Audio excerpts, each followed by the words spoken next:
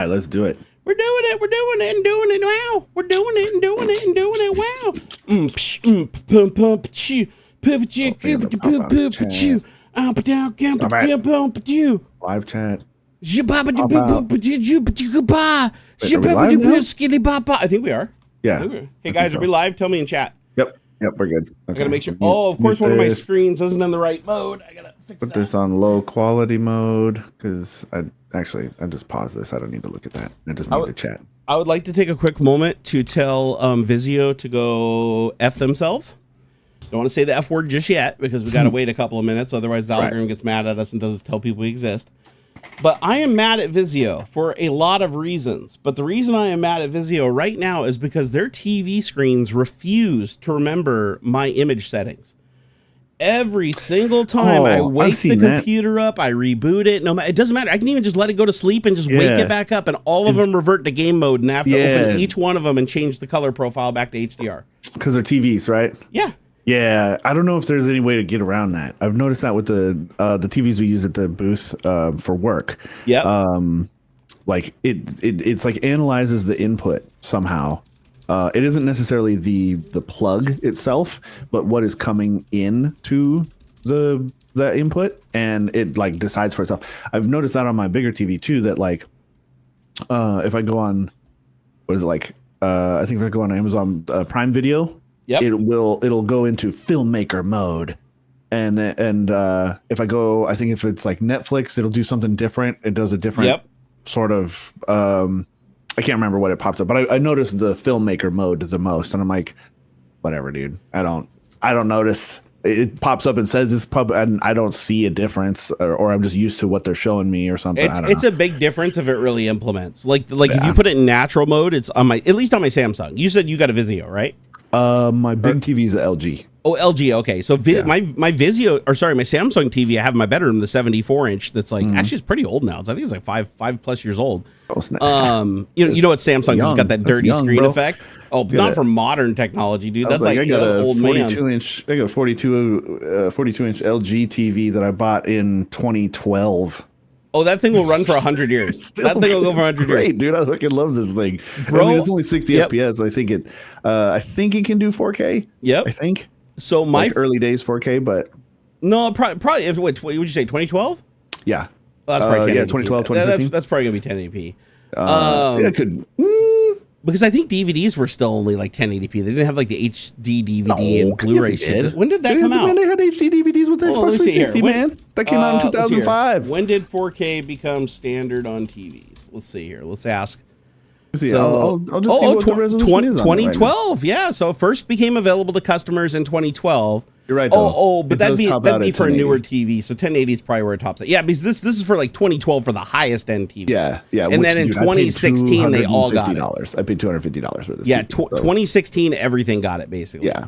However, it does say that there was some early introduced Ultra 4K screens in 2010s, but they weren't standardized. Like there was some weird shit with them. Would you get a Samsung model instead for a higher price if you could have the same specs without issue? I do think Samsung overall makes like top two is Samsung and LG make the best displays. So LG whether makes it's TV monitors. My opinion is LG makes the best panels. A Samsung makes the brightest panels. Okay. So like if you want yourself a 2500 or 3000 nit panel, Samsung's got you, right? If you want the deepest color saturation possible, LG all the way. And LG's actually got a new thing that they're doing on their laptop screens. They haven't brought it to the big screens yet, but I just saw it for the first time on Adam's new fancy laptop he bought that has it. Yeah. Dude, it's a double stacked OLED. It's an OLED on top of an OLED. So they take the two panels and step them over each other so that the pixels are perfectly in alignment. And it basically it doesn't quite double the brightness, but it brings the brightness up by 50%. And you get like flawless color. Like it's like 100% of the Adobe RGB.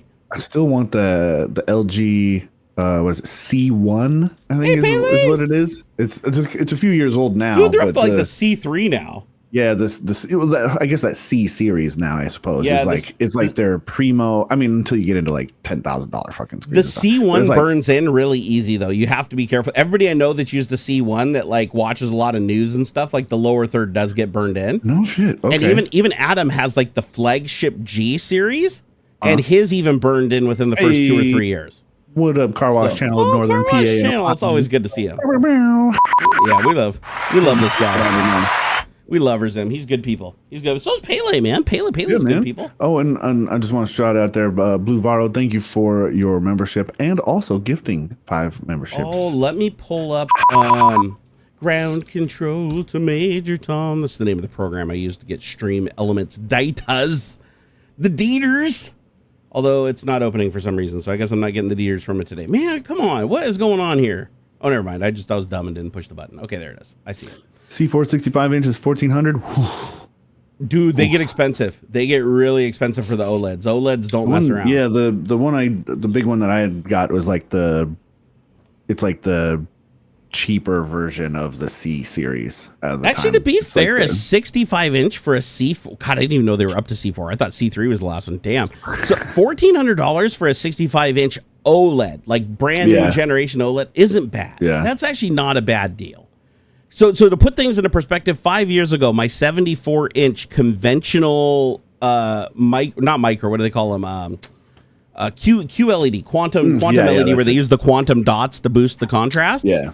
It's got dirty screen effect, but it's got beautiful color saturation. Like the quantum dots really are a game changer when it comes to saturation on a conventional LCD. But I want to say that TV on sale was over $3,000 when I bought it. Oh, that was on sale. Like normally it was like $4,000. It was a massive sale. Yeah. And the 65-inch version of that same screen was only like $800 cheaper. So it still was up there. So the fact that you can get a 65-inch modern generation OLED for $1,400 at a box store is pretty damn amazing.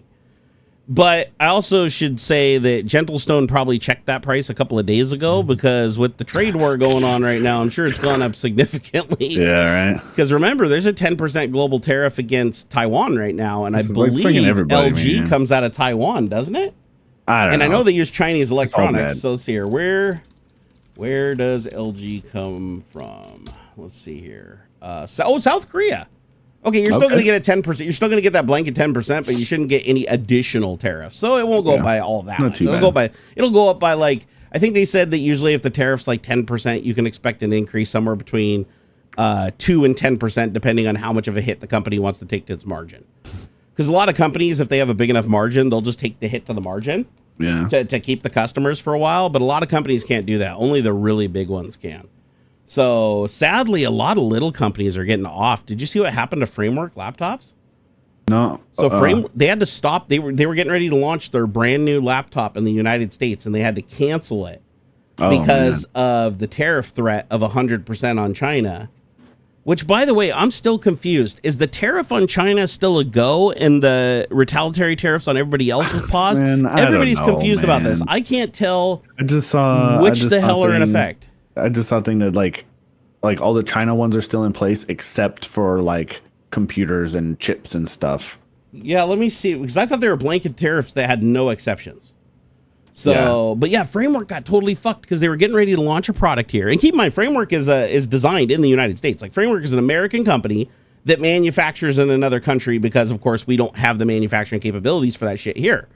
So Framework was getting ready to launch their new laptop, and they said that the new tariff is so far above their margin that they would lose money on every sale. And so they chose to pause their launch in the United States. So they're going to launch the rest of the world, just not the United States. Yeah. So here you won't be able to get their new laptop until this gets worked out. Oh my gosh. And the problem is, guys, oh shit, Pele just gave us 500 sexes? Wow, man. Yeah, just thought about going to the dark side from Intel since we're going to order AMD 9950X 3D. Good for you. Crosshair, all that stuff. Yeah, dude, that's the way to go, especially if you're into gaming and honestly content creation and stuff too. So the Ryzen 9950, I believe, isn't that like the toppest end, like consumer? Yep. Is that the one that has like 16 cores or?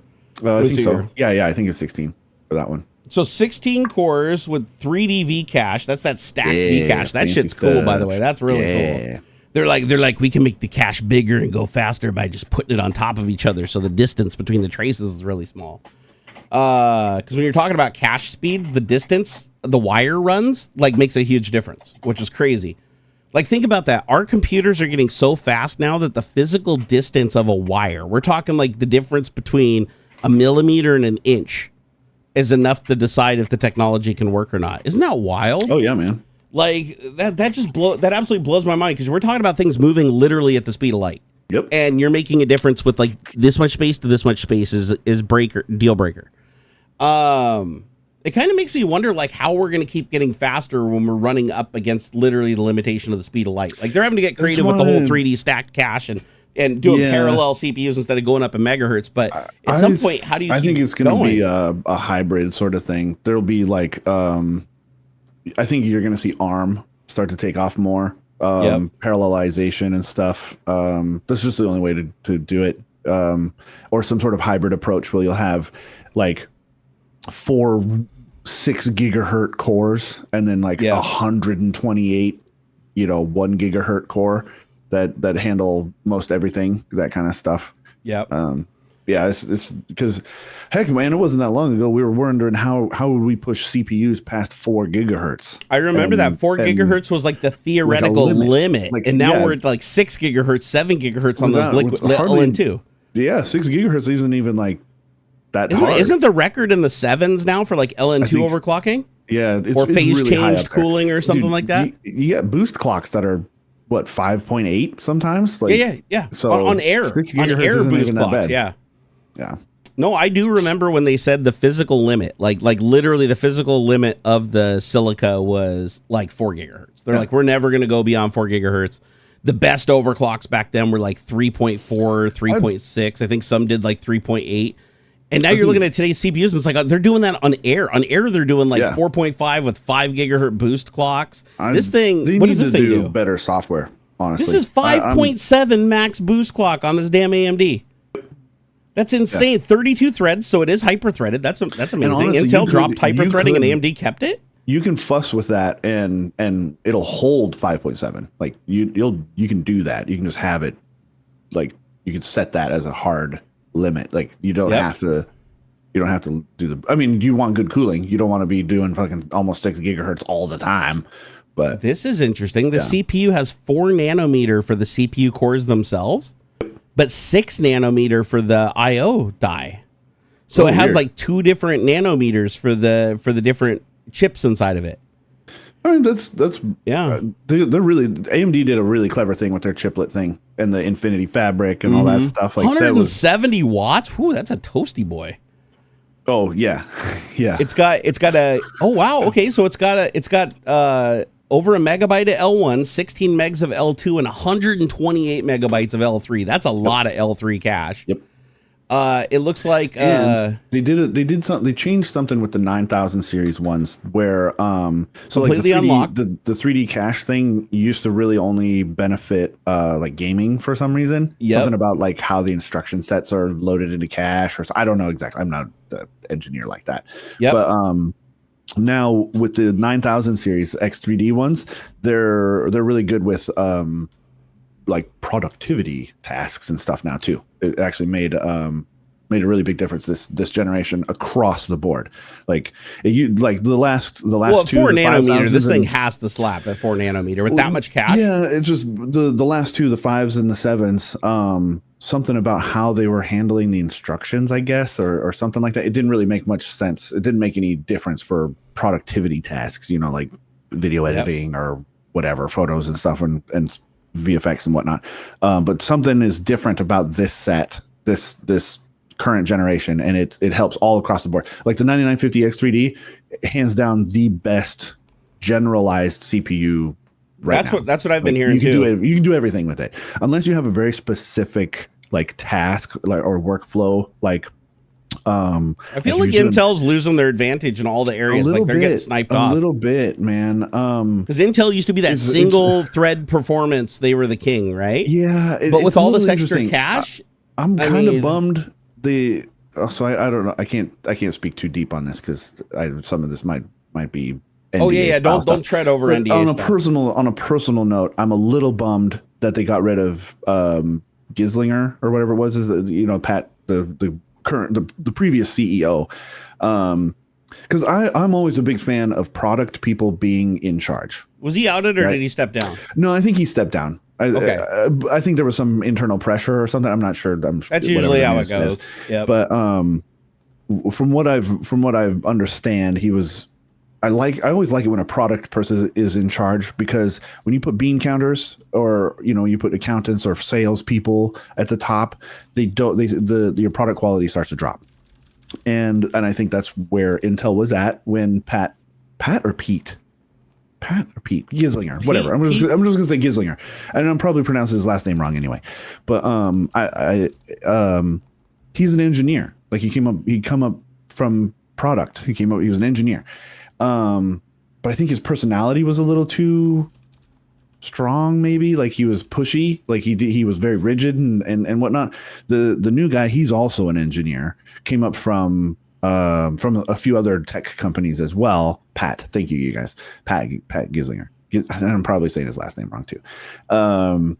Because now it's Lisa. Lisa's the new CEO. Yeah, new guy's the engineer too, but he seems more like personable, I think. And so like he's basically the same. This is basically the same guy as Pat, but maybe a little more easy to work with, I think.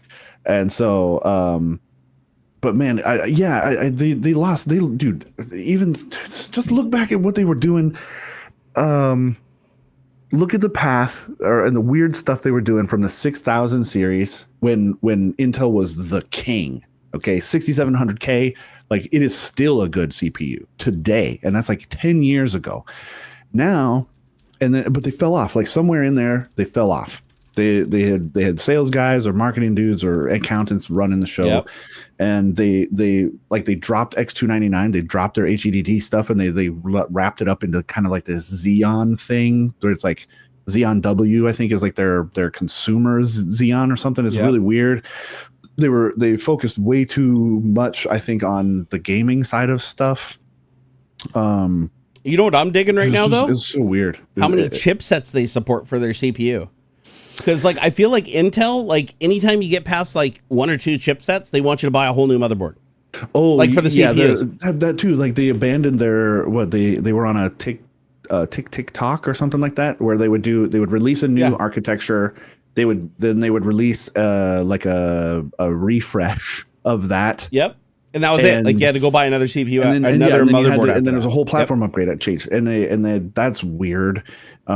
Check this out. This is how many chipsets it supports. You can still get AM4 motherboards. Yep. Still get AM4 CPUs. Like it's like an 8-year-old socket and chipset. Icarus.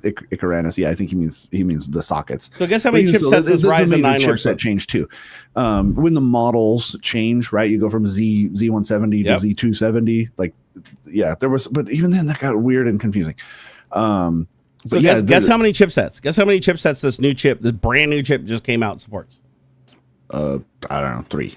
Okay, A620, X670E. X670, B650E, B650, X870E, X870, B840, and B850.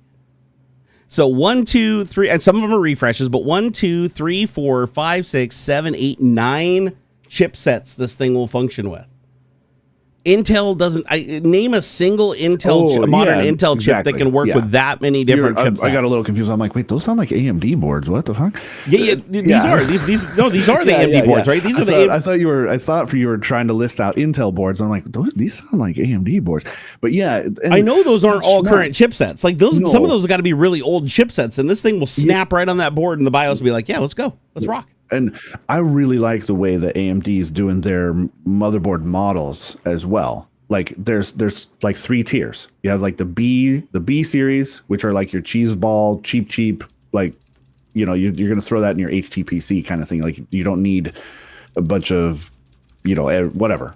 And then you have the, I think this X's. Hold on, let me look. I forget. I'm definitely just so people know, I'm going AMD next time. Like the only reason I'm doing Intel right now is because Wendell hooked me up with a 13900K and Houston, which is still good. or not Houston, sorry, Hobbs hooked me up with a case and a bunch of other stuff. If I didn't have all that stuff like gifted to me to build my new computer, I would have, once I had the money, I'd buy AMD. Like I am done with Intel. Anyways, go ahead. Sorry, didn't mean to interrupt. I got a little mixed up. I was thinking, no worries. I got it mixed up. I like how it is Intel and has 3 basic series now, and this has been for a little while. It's the H, which is super cheap and cheesy. The B, which is most everybody should be your average, even gamers. Well, you said this is Intel doing this? Yeah. Okay. There's, so they have classes of motherboards for each chipset? Yeah, the H is cheap. The B is like in the middle, which most people, in my opinion, should be just buying those ones. They're reasonably priced. They have most of the features and stuff that you're going to need. And we're talking about Intel brand motherboard, right? Like an Intel branded motherboard? Or are we talking about like Intel chipset on OEM's different motherboards? This will be whoever manufactures it will have these categories. Oh, really? I didn't know that. I had no idea. Yeah, whether it's MSI or Asus or whatever, there'll be H, B, and then Z. Z is like your big overclocking ones. You got all the extra doodads and fussy stuff and all this. Because I know Intel branded motherboards are stupid expensive. Like the only people that buy them are professionals, like for data centers and shit. Like straight from Intel. Yeah, I'm talking like Intel branded motherboard. Those things are crazy. I've never seen it. Yeah, and then where's the AMD ones? The AMD ones get a little more. So the CPU has no efficiency cores. They're all 4.3 gigahertz. They're all capable of boosting to 5.7. Apparently, as long as you're on liquid cooling, it can do it. Like you can have every core at 5.7. This is on the Ryzen 9. Yeah, they don't. So yeah, AMD doesn't do the whole efficiency core shit. No, they're all the same. From what I understand, because I kind of feel like Intel took a step backwards by doing the efficiency core thing. In my opinion. No more hyper-threading. Interesting. Why did they dump hyper-threading? Because it's not really necessary anymore. It's literally built into the operating system, though. Like it's still multi-threadable. But what happens is they're basically not calling it hyper-threading because they don't. They took away multi-threading on the higher performance cores. So what happens is when you do multi-threading, it kicks off the like lower level instructions to the efficiency cores. Okay. Where you'll have 4, you'll have like 4 or 8 or 6 performance cores. Those are handling the heavy duty stuff, and then they'll kick the background processes down to the efficiency cores. It's still multi-threaded in terms of like software development. Yeah, it's just how they're handling the scheduling. This starts getting into weird stuff I don't really understand. Windows 11 and like all Windows operating systems have something called a thread scheduler. Yeah, and it's how they divvy out the tasks. Exactly. And stuff They look at the process, what it's doing, and they figure out if it's doing stuff that's cache heavy, it'll kick it off the hyper-threaded core because the hyper-threaded core can share the cache with the primary CPU. But if it's a process that isn't heavily cache dependent, meaning it keeps doing new operations that it's not going back and referencing, then it'll put it on a full-blown core. Yeah, and I know that there's other stuff that it does too. Like they've optimized the shit out of it over the years to really take advantage of everything. That's why you can get 100% on like every single core now doing some things. That's why you get weird issues. What was it with the 10 or 11 series? Windows didn't catch up. The Windows thread scheduler was all out of whack, and Intel performance was getting shit on for whatever reason. Like somebody at Intel didn't give like engineering samples to Microsoft or something so that they could update their thread scheduler, or I don't know what the fuck happened. But, is this when AMD was running like shit on Windows? Or when Intel first started doing the P and E core thing, Windows wigged out and their thread scheduler, and they had to push out an emergency or like a fast hot fix update to Windows to fix the thread scheduler. It was right around that same time as the that meltdown stuff. All that weird, Spectre and Meltdown. Yeah, that is right around that same time. The thread scheduler's fucked up, and then all that. If the thread scheduler only supported hyper-threading and they pulled that out and replaced it with this other shit, it wouldn't know what to do. It just treat every core like it was just a regular core, and then it's gonna just randomly land on shit. Cores it shouldn't, and all. Let me guess, people were playing games and it would just randomly. You'd have like a 40 frame per second drop, and then you'd reset the game, and then it'd be back to full speed again, just based on Russian roulette. Yep. Because it didn't know, and that still is an issue when you get into really high core count CPUs too. Like the way that it does logical CPUs and stuff like that is still a little weird. If you get into really high, I think it's like over 32 cores or something like that, it wigs out a little bit. You get some weird, funny business with how it handles. Because what happens is you'll end up with like one logical CPU or virtual CPU that has like 2 cores on it. Yeah. And then all the rest are like full, and it's like and then it just gets weird. It's almost like having like a dual CPU setup. Like it doesn't know where to send the instructions to the right logical CPU or whatever, and it just wigs out, and it's yeah. Hey, do you guys want a cool tech tip while we're talking about this subject? So don't buy a static wristband. No. In Windows 11, if you open up Task Manager, by the way, Task Manager has gotten some phenomenal updates in Windows 11. Task Manager is now fully searchable, which I love. Like that's the best feature. You can go in there and just type in shit, and it'll just narrow everything down on all. It works on every page. But a really cool feature that you can use regardless of what CPU you have, especially if you have ones that have like performance cores and none other. Open up Task Manager, go into details, search for the process. Like for instance, let's say OBS is having a problem and it doesn't have enough cycles and it's chugging and shit. Yep. I can just type in go to details, type in OBS up at the top of the screen. Boom, it narrows it down to the one process that's running, like says OBS 64XE, or in your case, whatever process you're looking for. You right click on it and you can go to set priority. By default, the process priority is normal, meaning that it gets a normal chunk of time each time it gets a turn with the CPU. Because that's how multi-threading works. So multi-thread, just because you have 32 cores, you have a lot more than 32 processes running on your system, just idling from boot. And the way it's able to run more processes than you have physical threads or cores on your CPU is by giving them time slices. It basically says, here, it's your turn to do this for a couple of microseconds, and then I'm going to hand it to the next guy, the next time, and it just goes in a circle, right? Each guy gets time, and it basically unfreezes the process, does its thing, and then freezes it, but it does it so fast it's imperceivable. If you want to get a little more performance from like your CPU score and your benchmark or whatever, go in there and change the priority from normal to high. There is a real time, like you just right click on the process and you go down to priority and you can change it to high. I don't recommend real time. If you do real time, it will actually, if your process is using 100%, it will lock the thread and your mouse won't even move and you can't even type on your keyboard. It will literally give 100% of the resources to that one process until it dies. And if you are incapable of killing that process directly, you're screwed and you're going to be rebooting your computer. So just do high unless you really know what you're doing. But then there's another really cool feature that even less people know about, and that's affinity. If you look under set priority, there's a thing called set affinity. Okay. If you click on set affinity, it pops up a cool little dialog that shows each and every CPU. And there's a check mark at the top that says all processors, and it's checked. And if you uncheck that, all the processors unchecked. And those are the cores, like CPU 0, CPU 1, CPU 2. Those are the cores on your CPU. You can physically assign a process 2 cores. So if you want to, you can go through all the processes on your computer. You can do it with a script. You can even do it in Task Manager if you got enough time. Go through all your processes and move them off to like 2 cores or 3 cores, and then have your fastest core on your CPU, like core 0 or whatever, just give that to your game or the thing that you're doing, and it'll solve micro-stutter completely. Nice. Because it'll take every other process off of that core. So the other cores will be doing the time slicing and everything to figure out and give each thread its time, but that one core will be dedicated to that process. And what you'll notice is if it's a multi-threaded game, it'll slow down if you only give it 1 core. You might have to give it 2 or 3 or 4, depending on what game it is. But if it's a program that's very CPU dependent and it's very single threaded, meaning that, it really just runs 1 core at 100%, change the affinity to 0, move every other process off of that core off to the other cores. And if you do that, you're going to notice a much smoother experience. And you can also, like I used to back in the day, I don't do it now because I'm like stupid fucking lazy and I haven't rewrote it. But I used to have a script back in the day when I was hardcore and I worked at Microsoft. I used to have a problem with Adobe Premiere, had this weird micro-stutter when you were scrolling the timeline.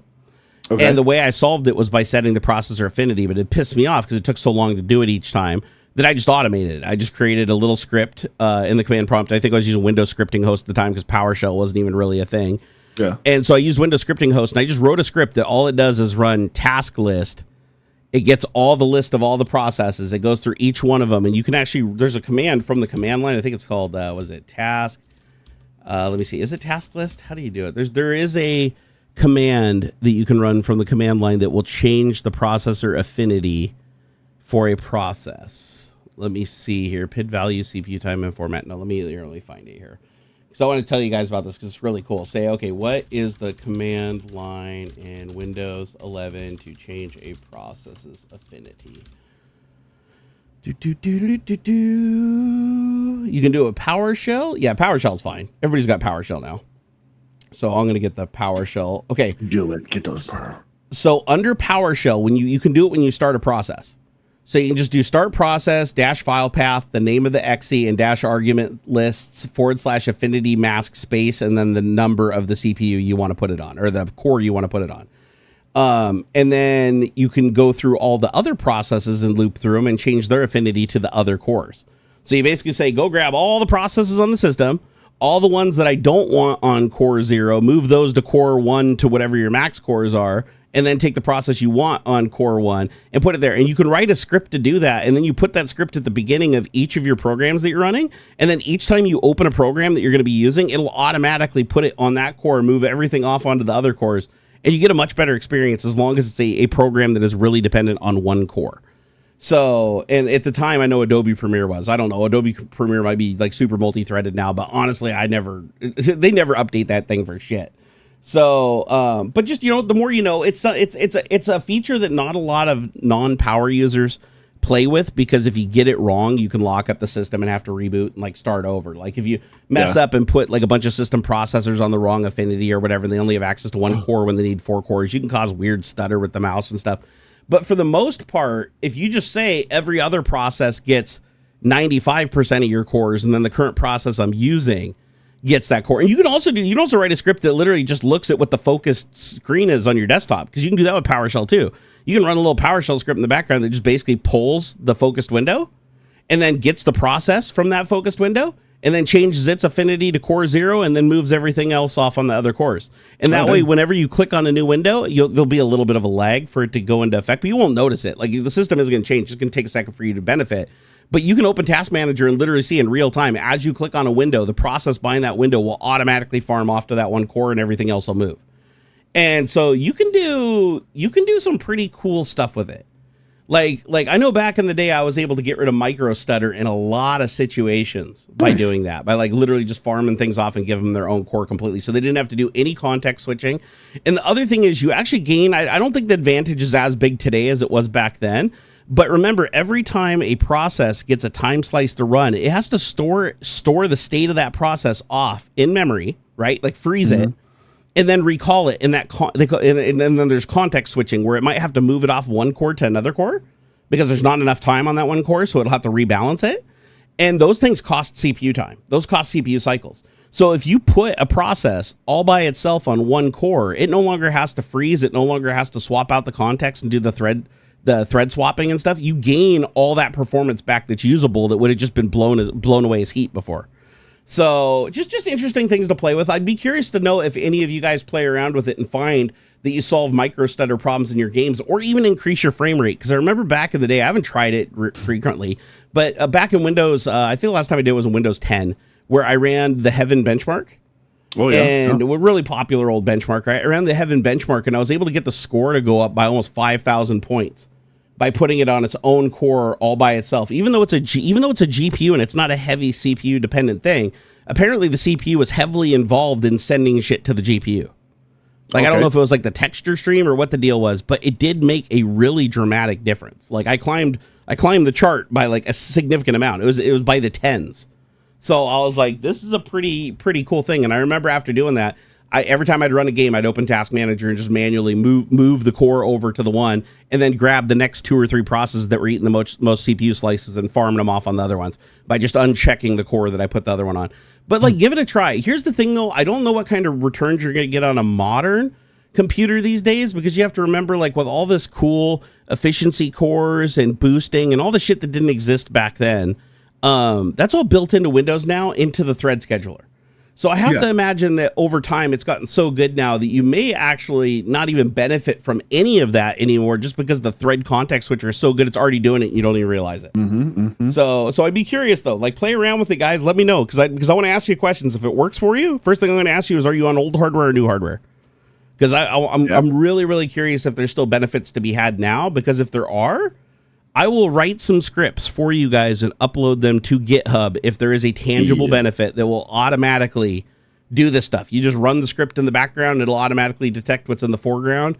It'll automatically detect a process list, or if you want, like Notepad, you just put in the list of the XEs that you want it to do the boost to, and it'll just scan for those. And if it finds one, it'll automatically do it. And then when it shuts down, it'll revert it. Every time the process starts, though, you have to reapply it. That's the thing. There's like no memory in Windows. It's not like when you move it to a core, it's going to automatically stay there.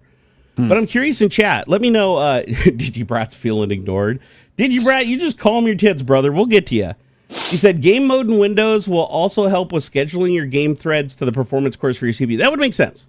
Yeah, that would actually make sense because game mode has to do something, right? I mean, there's a reason game mode exists in Windows 10 and in Windows 11. I know Windows 11, it does a lot more than it did in Windows 10. And I also know that, what was the thing? There's one thing you don't want to enable game mode for. I don't remember what it is off the top of my head, but there is a certain thing that if you use on your system, you're not supposed to enable game mode because it will completely screw it. Let me look here. What should I make sure game mode is disabled for when working on Windows 11? I wonder if they fixed this. And by the way, this is under, I believe you can do it from Windows key G, which is the game bar. I think somewhere in there you can do it, but you can also turn it on in settings. Just do a search for gaming. So it's in the gaming sidebar, I believe. So settings. And then under settings, I think it's game. Yep. Under settings, there's a whole thing called gaming. And then under there, you got game bar, captures, and game mode. And it says optimize your PC for playing by turning things off in the background. Okay, so that's exactly what it's doing. It's not doing thread affinity or priority. It's just going and freezing all the unnecessary processes so that you get more for your game.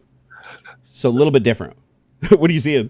DeWolf's Den says, is Jerry asking us to play with it while we watch Tech Talk?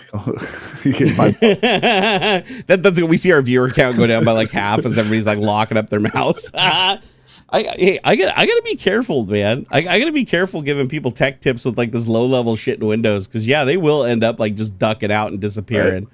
And I'm gonna be like, oh crap, we lost half our viewers. What did I do wrong? It's like I told them about the shutdown command. Like in old games when you'd be like, oh, press Alt F4 for a million gold coins, and people just wink out. Dude, how many years did it take before everybody pretty much figured it out? Like, seriously, I swear to God, it still worked. Like, I swear it still works. Get people with that shit. It's so funny.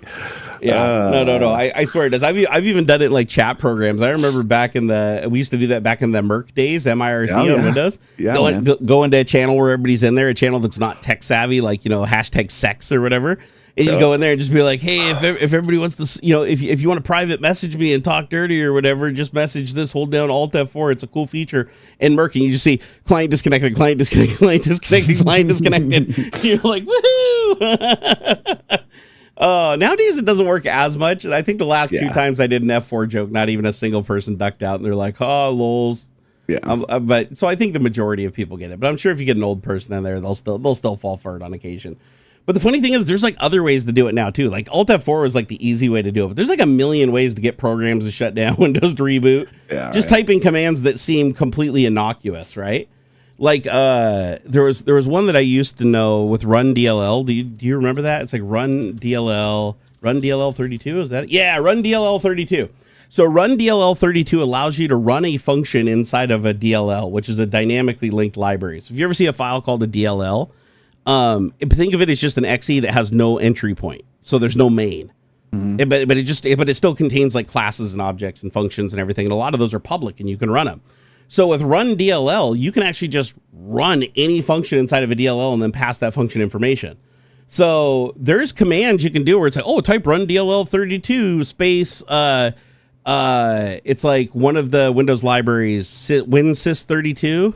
Mm-hmm. And then you basically, after you do the WinSys32 DLL, then you just give it a couple random numbers afterwards. And it'll actually go and like shut the computer down. Like actually just turn it off.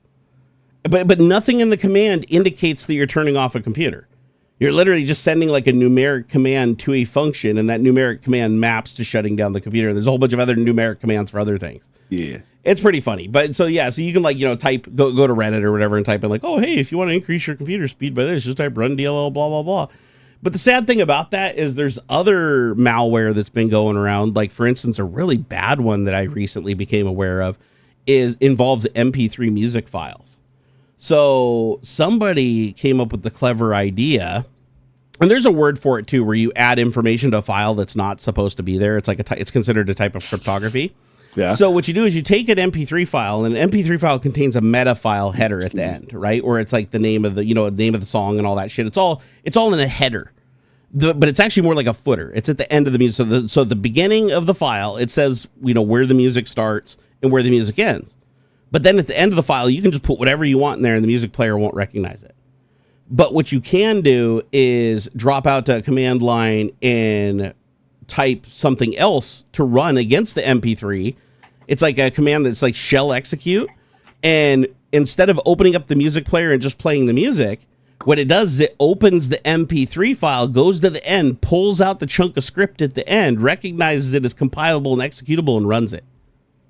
So you can actually put your entire malware payload in an MP3, and then you just have to tell anybody who downloads it, like, oh, in order to play this file the best, open up a run dialog and type this in. And it doesn't look like anything bad. It looks like you're just typing the name of an exe that's already in the computer. It's not one you have to download. Space in the name of the MP3 file, and that's it, and you hit enter. And when you hit enter, it opens and starts playing, but in the background, it's running an entire malware payload. Oh, that's it. Yeah. Steganography. That's what it is. Oh, yeah. Gamers Unite got it. Into the pictures and stuff. Yeah. Yep. So just beware, tell your friends and family and stuff, like if they download an MP3, because the thing is, it shows up as an MP3. It completely passes all virus checks. It's not detected as virus by Windows Defender or anything, because it's literally just script text at the end of an MP3 file. And when you double click the MP3 file, it doesn't run any malware. It'll just open up your default media player and start playing it, and it will play, and it will sound right, and it'll have the right metadata and everything. Nothing will look corrupt. Mm-hmm. But if you run it using this inbox exe, that its job is to open a binary and just look for executable script inside of that binary, parse it out and run it, it fucks you over royally. And I'm really surprised that Microsoft hasn't removed it yet, because this exe looks like it has no other good purpose. Like, nobody uses it for anything else. Yeah. Now, let me see here. What is the name of the exe in Windows that allows you to parse script out of other files and execute it? Let me see if AI is so good at finding these things. Nope, not batch script, not PowerShell. Let's see here. No. Okay, what is the program that can parse script out of the end MP3 file and run it in Windows? It's often used by malware. Come on, don't let me down. Don't let me down. It's scriptlets, which are programs embedded into other files, allowing for code misuse. Okay, it's got the process right, but it won't tell me the name of the exe. Does anybody in chat know the exe? There's a couple YouTube videos on this recently, so I'm wondering if somebody knows it, because I want to tell people to avoid it. Like, the name of this exe, just do not ever run this exe. Unless you know exactly what you're doing, never, ever run this exe. And it's built in. And it's kind of like, remember, what was the name of the cryptography exe that they pulled out of Windows that all the malware guys, all the ransomware guys were using to encrypt all the files on the hard drive? It was like syskey, right? I think it was syskey. I think that's what it was. SYSKEY. So syskey used to be inbox. It's no longer inbox, because you could literally just type syskey, pass it a couple of arguments, and it would in a hash, and it would encrypt the entire hard drive. And if you did not have that key, you could not decrypt your data.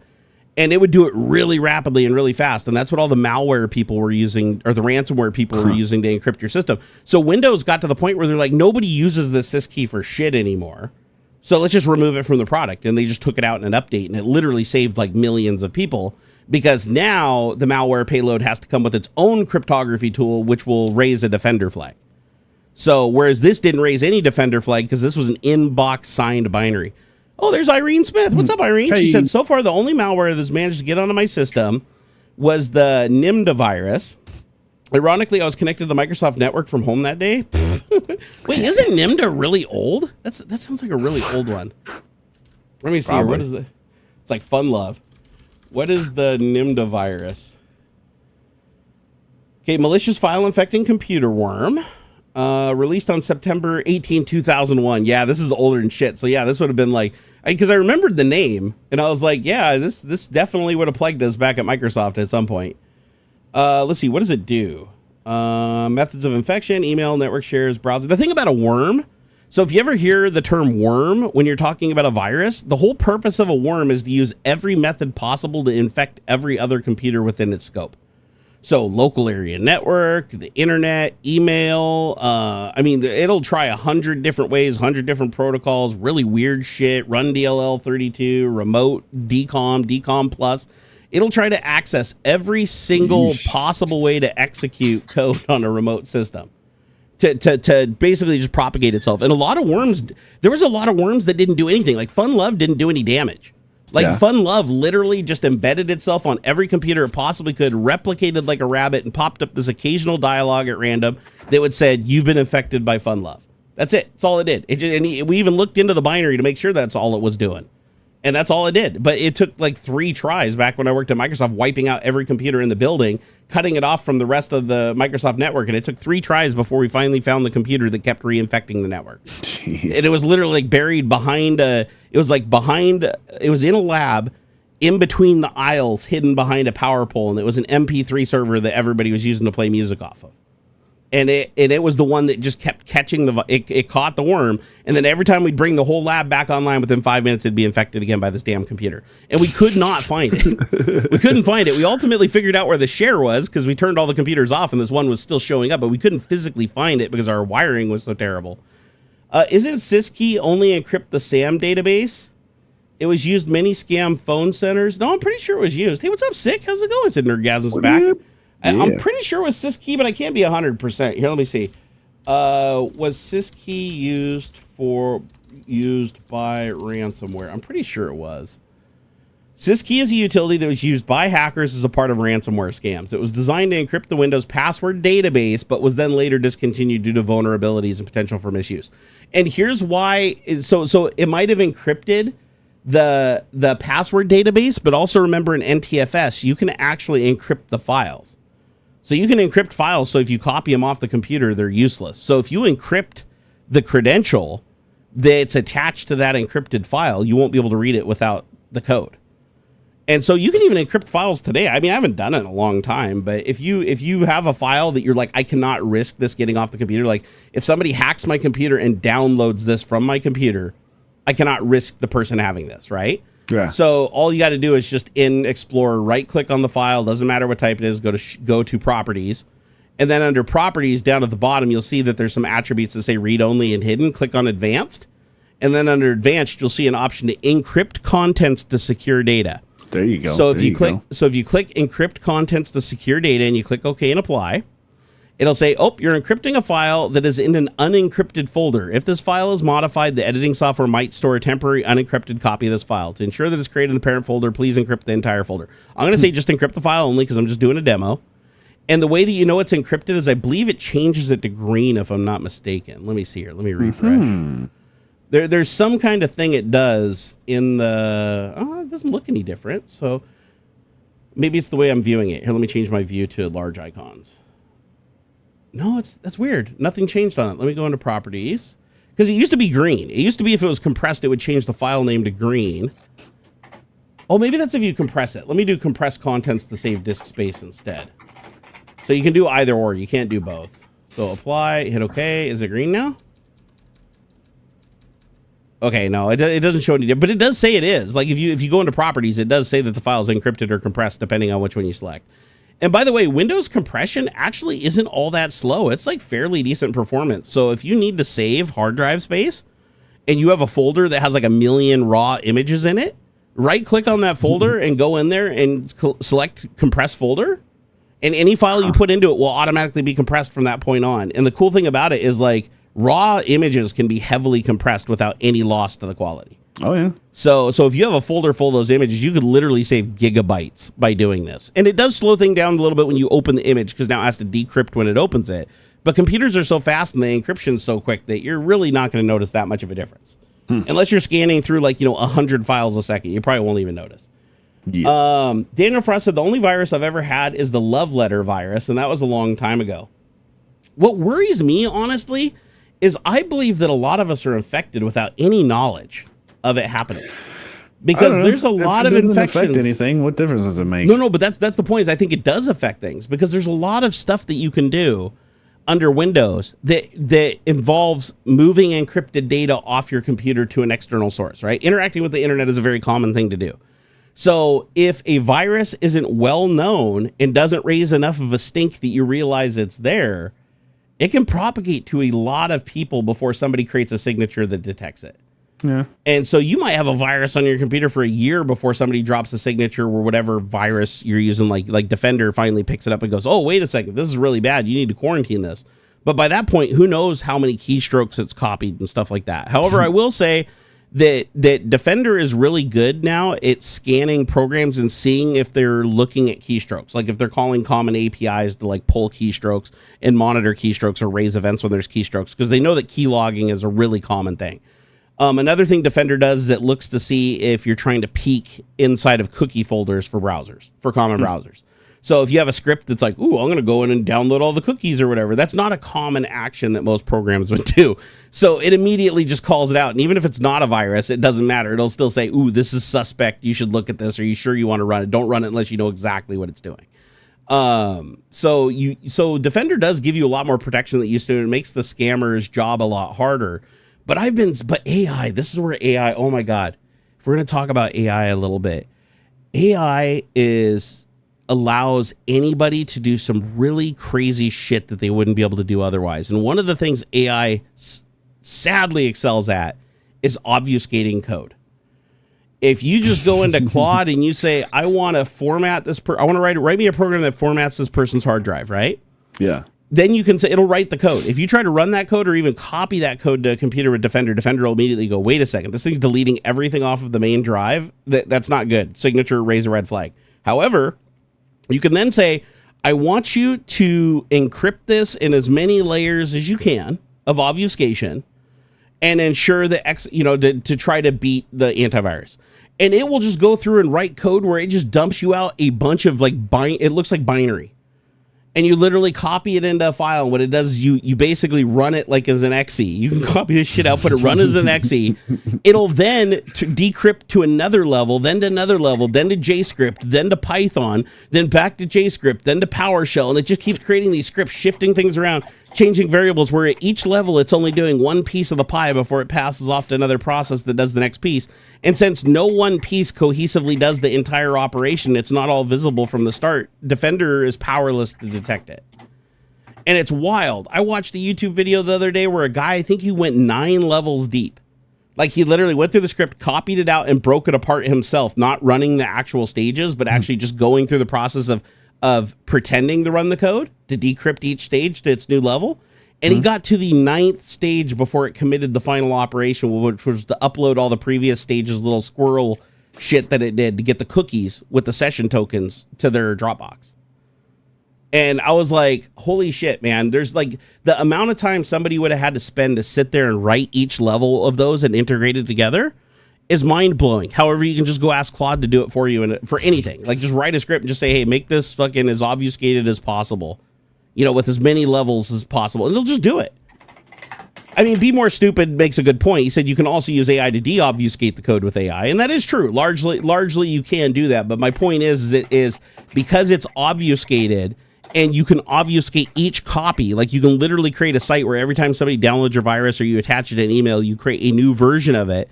So none of them look the same. They all look completely different with completely different names and completely different contents. But at the end of the day, they all run exactly the same code in exactly the same order.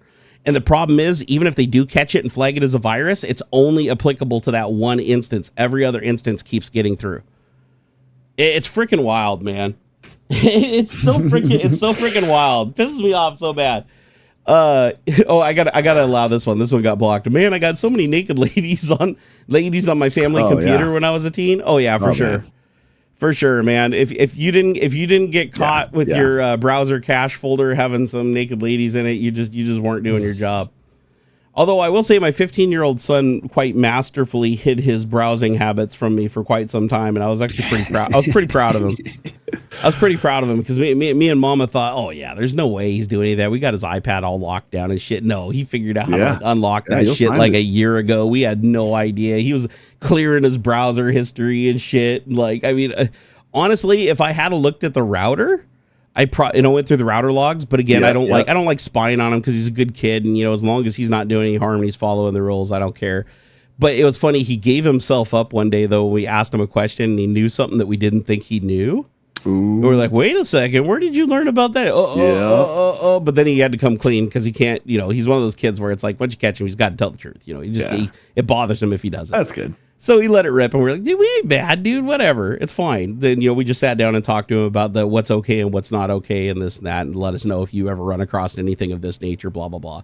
The use. But I thought it was cool because I was like, it's weird. You wouldn't think you'd be proud of your kid figuring something like that out, but at the same time, it's like, my kid's on the spectrum, and anytime he does something that's like neurotypical, that's a good thing, right? It's like it's pretty neat to see that he's manipulating us. That's actually an important part of his development. Like when he was in therapy when he was younger, the goal of going through all that was to transition him from the special school to the public school, which he did phenomenally and he did really well, and then also to try to make it easier for him to participate in like the normie stuff.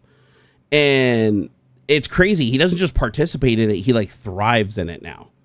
Like he's like running the shit. Like when he's in VR and he's in Rec Room, he's got such a meticulous record for getting people banned from Rec Room for like saying the N-word and bullying kids that like if he flags anybody, they immediately get banned within like a minute. Like his account has such a high trustworthy stat that they just know that if he reports anybody, they are obviously breaking the TOS. Because he knows the whole TOS and has it committed to memory. And if they break it, he knows what to do. And so I hear him out there playing his game all the time or whatever. And he's like, well, I gave you a chance and you didn't do it. So sorry, I got to ban you now. And it's like, boom, back to their dorm. Nice. And I'm like, and I just secretly like, yes, good kid. Just keep an ear on him, make sure he's not doing anything bad. But no, he's been incredibly trustworthy. I know he's 15 years old. I still can't believe I have a 15-year-old running around my house. Hey. Oh, Daniel, thank you, bro. Woo! Said, here's some sexes for you beautiful people. I appreciate it, man. Thank you, Daniel. Thank you. Every little bit helps. Ian said, I meant like adware viruses with naked girls you couldn't close. First, my cousin fixed the PC and gave my XP install disk. That started me on my way of the life. Dude, so I wonder if anybody else can relate to this. Last time I saw my dad was a couple of years ago. We're not very close. Like it's like we talk maybe like once a year on our birthdays or whatever. It's not... long story, but had a little bit of a rough childhood. But anyways, I go down to his house a couple of years back down in California, and he said his laptop wasn't working. That was his one computer. He's like, oh, my laptop's not working, I can't use it. So I go and open up the thing and boot it up, and when I boot it up, like 1,000 virus malware screens just start popping up everywhere. Yikes. And I was like, oh my God, Dad. And I looked at my dad and I said, Dad, you have to stop clicking on those links with like local girls want you, blah, blah, blah. They keep up. You got to stop. He's like, oh no, I don't look at that. I don't even go to any porn sites. So I opened up the browser and went into the history. He didn't know how to clear the history. And I was like, you want to try again, Dad? And I'm like going down through the list. It's like P-Hub, 28, P-Hub. And so I'm like, Dad, I said, listen. I was like, no shame. My dad's like, oh God, no, I didn't do that. It must have been when I loaned my laptop. No, Dad, it's you. I know it's you, bro. You can't bullshit a bullshitter.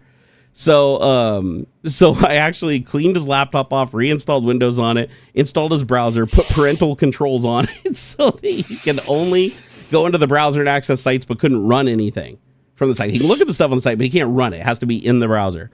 And so I turned up all the security settings on everything, and then I created a text file on his desktop that said safe sites, and it was all the sites that I know that don't have viruses, that just have like videos and pictures. And I installed software that would not allow it to run malicious like JScript and stuff like that, so he wouldn't get bombarded with these ads that tempt him. But I had never seen, before that day, I had never seen that many viruses, even in a VM contaminated with viruses on purpose.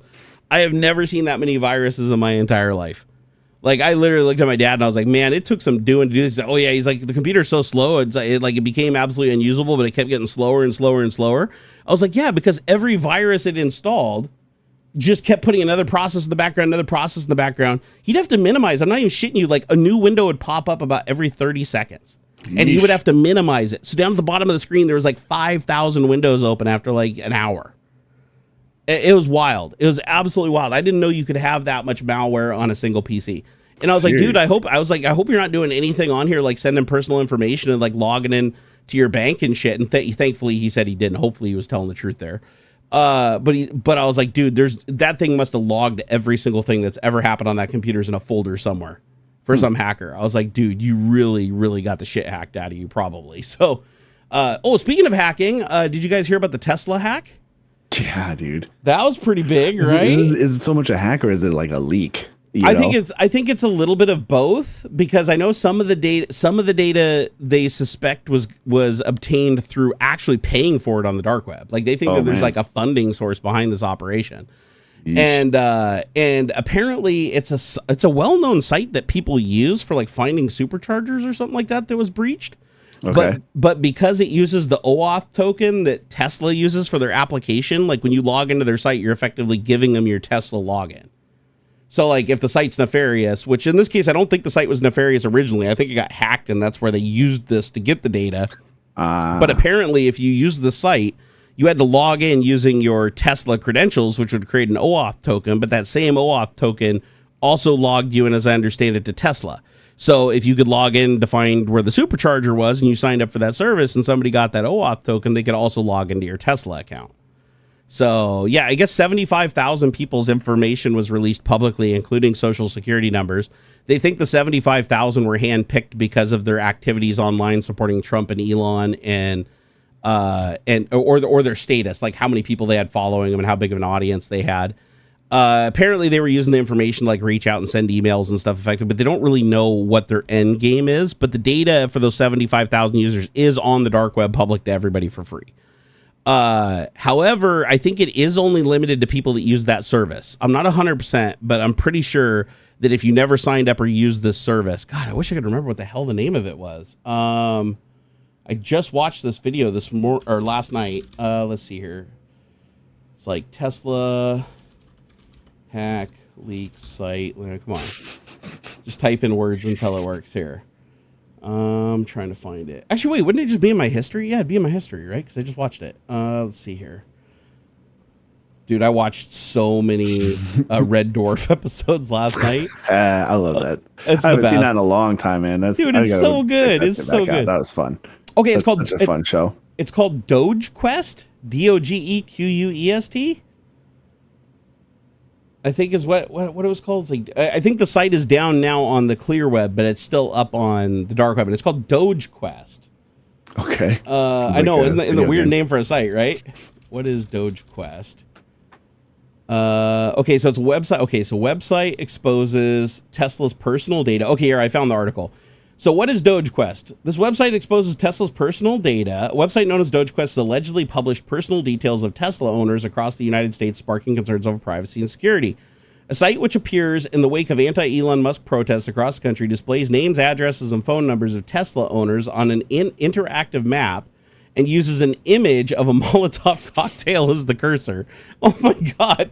The website operators claim that they will only remove Tesla owners' information if they provide proof that they have sold their vehicles. I didn't see that in the video. Jeez. Okay, so these guys are like holding them hostage. The emergence of Doge Quest coincides with serious attacks on Tesla properties, including arson incidents at Tesla service centers and showrooms.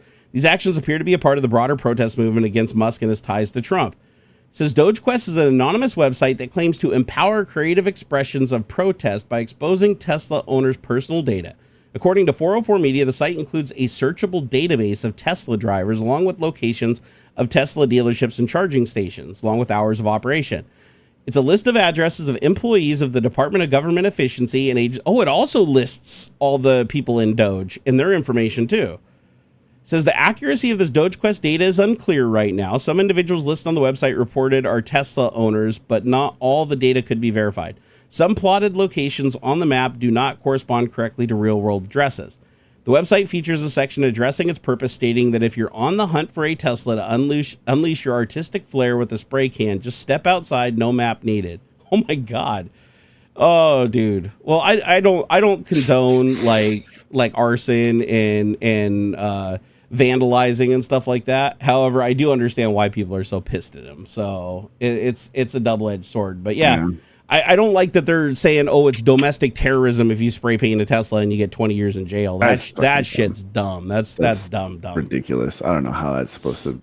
Yeah. It shouldn't be possible, right? It's like literally we have a system in place to prevent shit like that from happening. But no, that's the day and times we live in, guys. But here's the thing. Only 75, I think they said 74 or 75,000 people's information, which is like only a tiny amount of Tesla owners, was actually released. So it's not like every Tesla owner was compromised. And I talked to my neighbor and he said that his information wasn't there. And he has a Tesla and had a Tesla for a long time. But he said whatever site was breached that they think was breached with like the supercharger location that uses this OAuth token, apparently he doesn't use that app and his information wasn't there. So there may be a connection there, like you had to use whatever this app was called. Not the Doge Quest app, but it's like an app for finding superchargers. Apparently, and they think that might be where some of the data came from.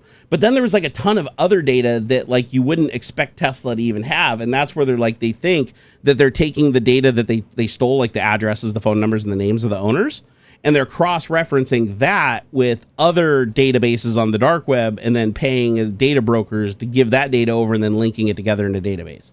So there's some serious money behind this operation. Like whoever is coordinating this hack and arranging the data, everything, this isn't like something they're doing for free. This is like there's money involved with acquiring this, which is pretty crazy, honestly.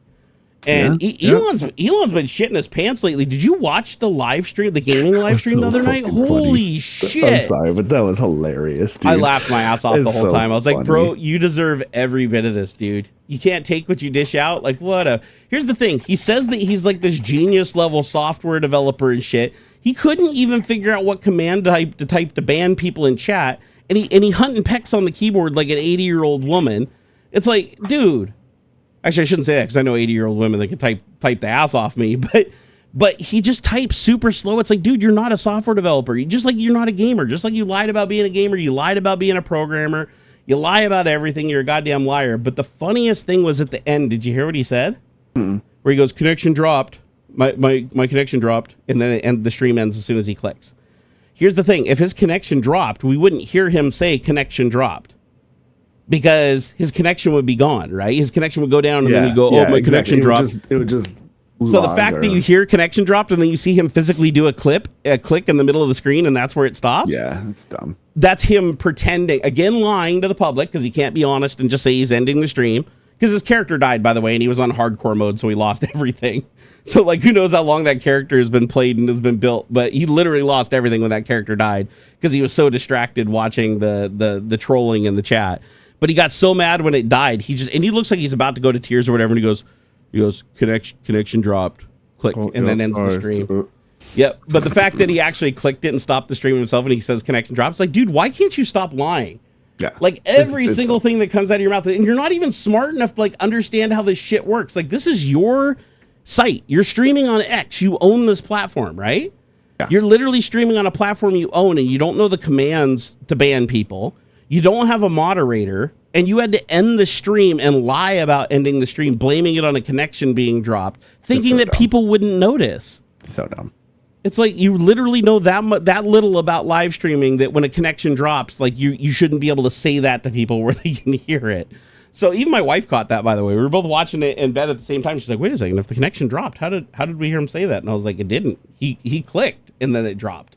Like the second he clicked it. He has killed my appetite for a Tesla, even if he divests from it. Yeah, I wouldn't touch a Tesla with a 10-foot pole right now. Don't get me wrong either. I do like Teslas. Like, I like the cars. Yeah. But I wouldn't touch one right now with the heat of the moment of what's going on right now. It's going to be years for them to build back their reputation. And frankly, there's just better cars out there now. Like, they might as well just like start over. Like, honestly, it's been like 12 years, and they're still basically building the same cars. Not only that, they're using the same 400-volt system when everybody else has moved on to 800-volt systems, which is a big deal, right? That's like a really big deal. But the biggest problem they have is they weren't that profitable to begin with. The only reason they were making any profit was because of the huge EV subsidy from people that was making people buy these cars, right? This huge like $7,000 or $10,000 subsidy you got when you bought a Tesla. Trump killed that. Trump killed all the EV subsidies. Now, on top of that, he increased the price of the car a minimum of 10% because a lot of the parts are manufactured and come in from other countries. But the ones that come in from China, even higher. And when the 100% tariff goes into effect, Tesla's gone. They can't do business anymore. They would have to sell a Model S for like $120,000 because there's just certain shit they cannot manufacture here. They physically can't bring it here. Like Musk has even said that he can't bring it here.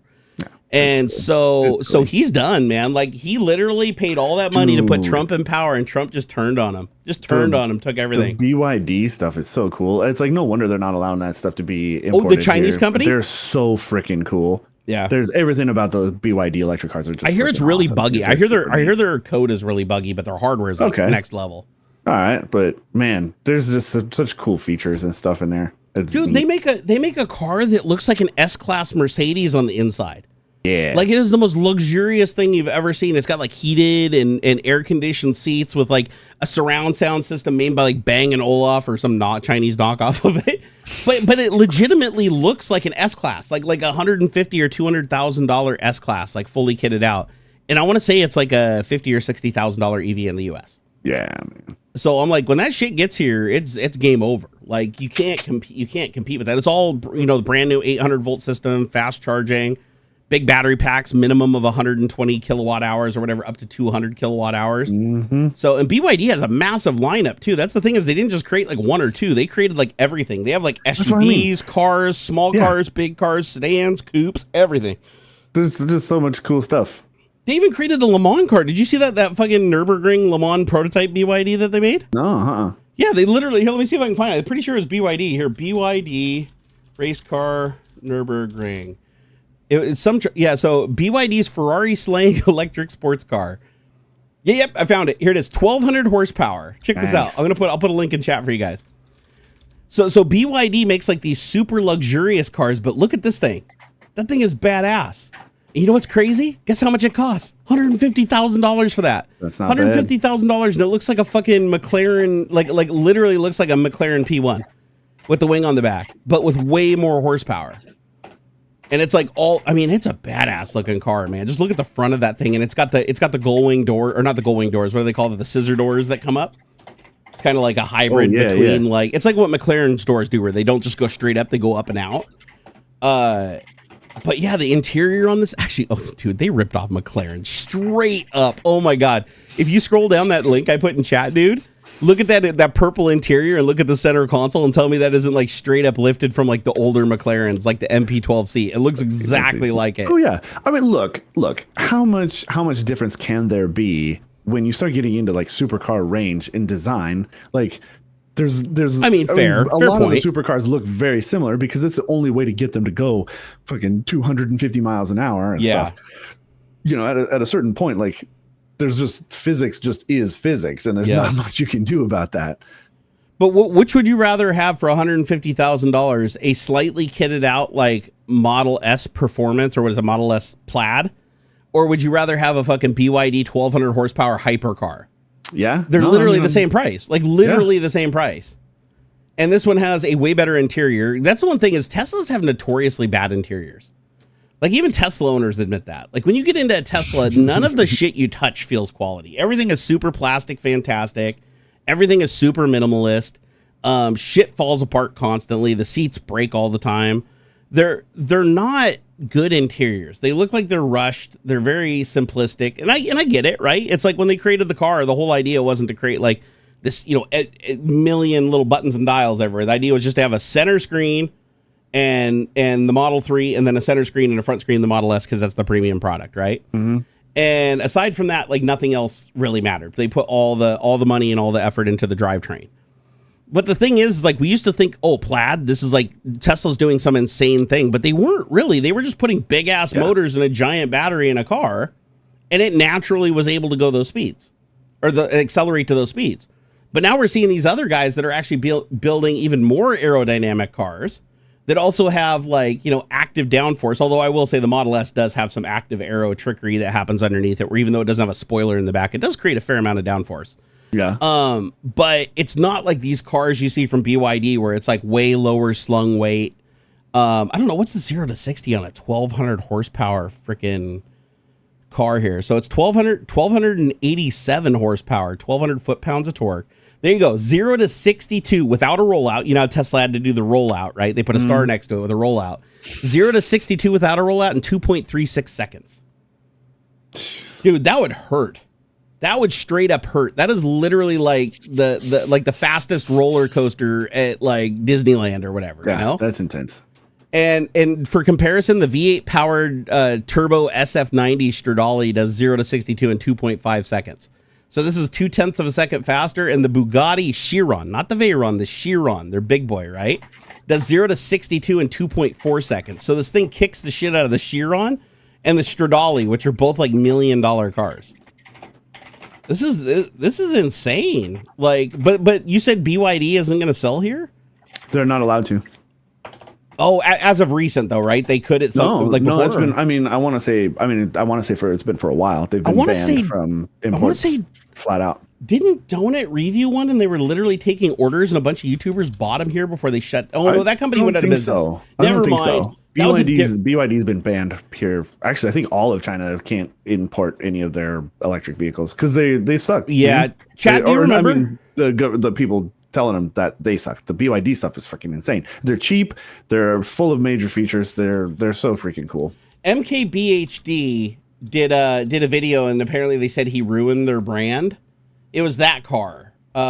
It wasn't. It was Edison or something. That was someone else. Something like that. They went out of business though, and they like blamed him, and it was a whole big thing. Hold on. But I know Donut reviewed the same car and said it was a piece of shit. Like Donut Media also got a car to review. The worst car I've ever reviewed. Yep, there it is. Fisker Ocean. It was Fisker. Well, and that's the thing is those guys were way behind on their stuff too. Like they weren't ever coming out with that. There was like, Star Citizen kind of stuff. So check this out. They actually sold the car to the public, and a couple of people actually got it. Oh, and you know what really sucked about it? The people that bought it paid like $60,000 or $70,000, and then they sold them for $30,000 when the company went under. So like, if you bought one of those cars for like $80,000, the next day it went down by like 60% overnight. One day, your car deprecated, and there's no way to take it back. The business was completely defunct. There was no way to get parts, no way to get service. Your warranty was voided immediately, which a lot of people paid for like this extended warranty that was like $10,000, and they didn't get nothing for it. Yeah. So I would say that MKBHD actually did a huge service to people by making them run away from that vehicle.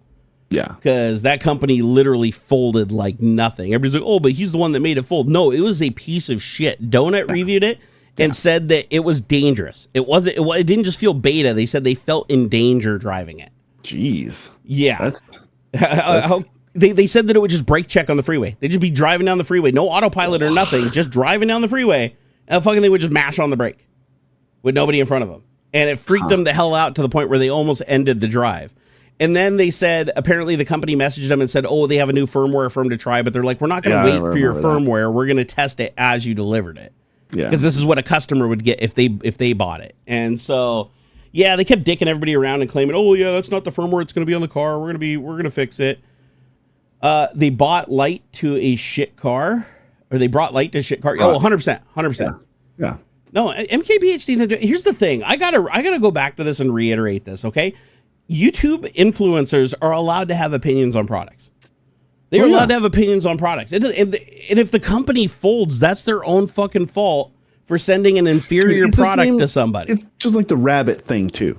Or whatever, right? The pin, it was like the pin. Yeah, that stupid pin, the fucking AI wrap. Yeah, pin thing was dumb. That thing was garbage. Stupid. That big square thing with the orange with the little bitty screen on it. That thing was fucking dumb. They burned through like a battery every 2 hours. It was stupid. Yeah, you can't blame the reviewers for your shitty product.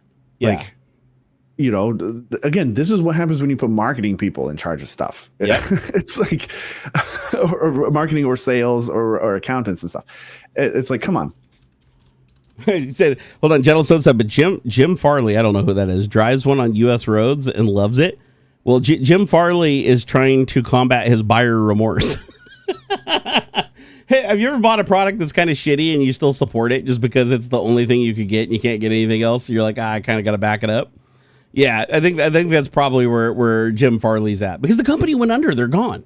They're literally gone. He's never going to get another firmware update for that car. He's never going to be able to buy parts for it. If an engine fails or the battery pack goes out, I mean, it's going to take some doing to fix that shit. And if you think Fisker didn't lock that shit down like Tesla does, where every part's fucking coded at the factory, like, I'd be shocked. Like, even the Fisker Karma had coded parts, and look how old that thing was. Dude, have you seen how bad the coded part problem is right now? Dude, what now? that, you know, where they code parts, like where you have, when you plug a part into a car, you have to code it to the car. Like the dealership has to say this belongs to the car, or it won't work. So check this out. I watch a guy on YouTube who just rebuilds cars. Again, can't remember his name to save my life right now because he's like an old BMX rider. Fucking my brain just doesn't work anymore because I slept an hour last night. But anyways, he rebuilds cars. His entire channel is he buys wrecked cars and he like rebuilds them in a short period of time and then he drives them or flips them. Well, he got one of the very first wrecked Lamborghini, the brand new Lamborghini hybrid that came out to replace the Aventador. It's called the Lamborghini. I can't even remember the fucking name of this thing. What is it called, guys? The Lamborghini hybrid. It's like their new super fast top of the line car. It's like $700,000 or something like that. Anyways, he buys this thing wrecked for like $450,000, and he's like, okay, well, I'm going to rebuild it. And every single Matt Armstrong, that's the guy. I love that channel, by the way. Give him a follow. Matt Armstrong is awesome. I love his videos. He's got a great personality, and it's just fun watching him like rebuild these cars with him and his friends and his family with like no and he brings in experts every once in a while, but for the most part he does it all. Like he rebuilt like a brand new like 911 GT2 or whatever engine by himself and like fucked it up and had to take it apart like twice and rebuild it. But he did get it working and fired up and running, and I was like, that was pretty impressive considering how tight and those engines are and like, you know, what conditions they're built in Germany. But this car, this fucking Lamborghini that everybody's having problems with, by the way, everybody that's bought this Lamborghini because it's a first generation product, every single one of them has problems. Like they break down constantly, the electronics go wrong, you have to like get out and unlock it and lock it and get back in so the sensors register something so that you can start the car again if it dies. It's really, the Revuelto. Thank you. The Revuelto. So Revuelto, the Revuelto. I think that's how it's pronounced, Revuelto. So everybody that has them has problems with them. Like there's not a single person that bought one of these that's like, oh, this thing's reliable and works great. No, it is a fucking nightmare right now. And I guess Lamborghini hasn't even finished writing the software for it. Like when people have been like, hey, there's this huge problem we need to fix it, they're like, oh, sorry, we can't even like give you the software for dealerships to even fix your car because it hasn't been written yet. Like it pops up on the dealership screen and says the code is in the process of being written. We can't do it right now. So he buys this fucking car and he rebuilds everything. He buys all the parts. He spends way over budget because it's hard to find direct parts for a car that just came out, right? So he's buying the parts from Lamborghini. Lamborghini doesn't even sell half the parts alone, so he's having to buy like the whole piece instead of the little piece he needs. Anyways, he gets the whole thing together. It's done. The engine, everything's right. Suspension's all right. Everything's put together 100%. Everything's plugged in. Car has 1 million fucking error codes. He goes through and clears as many as he can, but there's like one error code left that prevents the car from starting or moving, and it has to do with this. When this car gets in an accident and the airbags deploy, it blows this central fuse. It's a master fuse that basically cuts the power from the high voltage pack underneath to the rest of the car. So he went in and replaced that fuse. He bought a new fuse from Lamborghini. He took out the power thing. He took it apart. He stuck the new fuse in there. He put it back there, just like he's done on a Urus before. He's done it on other Lamborghinis, right? Mm-hmm. He sticks it in there, clears the code. The code just comes back immediately. Clears the code. Code just comes back immediately. He calls in an expert that has the programmer that's like a Lamborghini certified guy who's got the code on his laptop, and he plugs it in. He goes to clear the code, and it pops up and says Lamborghini hasn't written the code yet.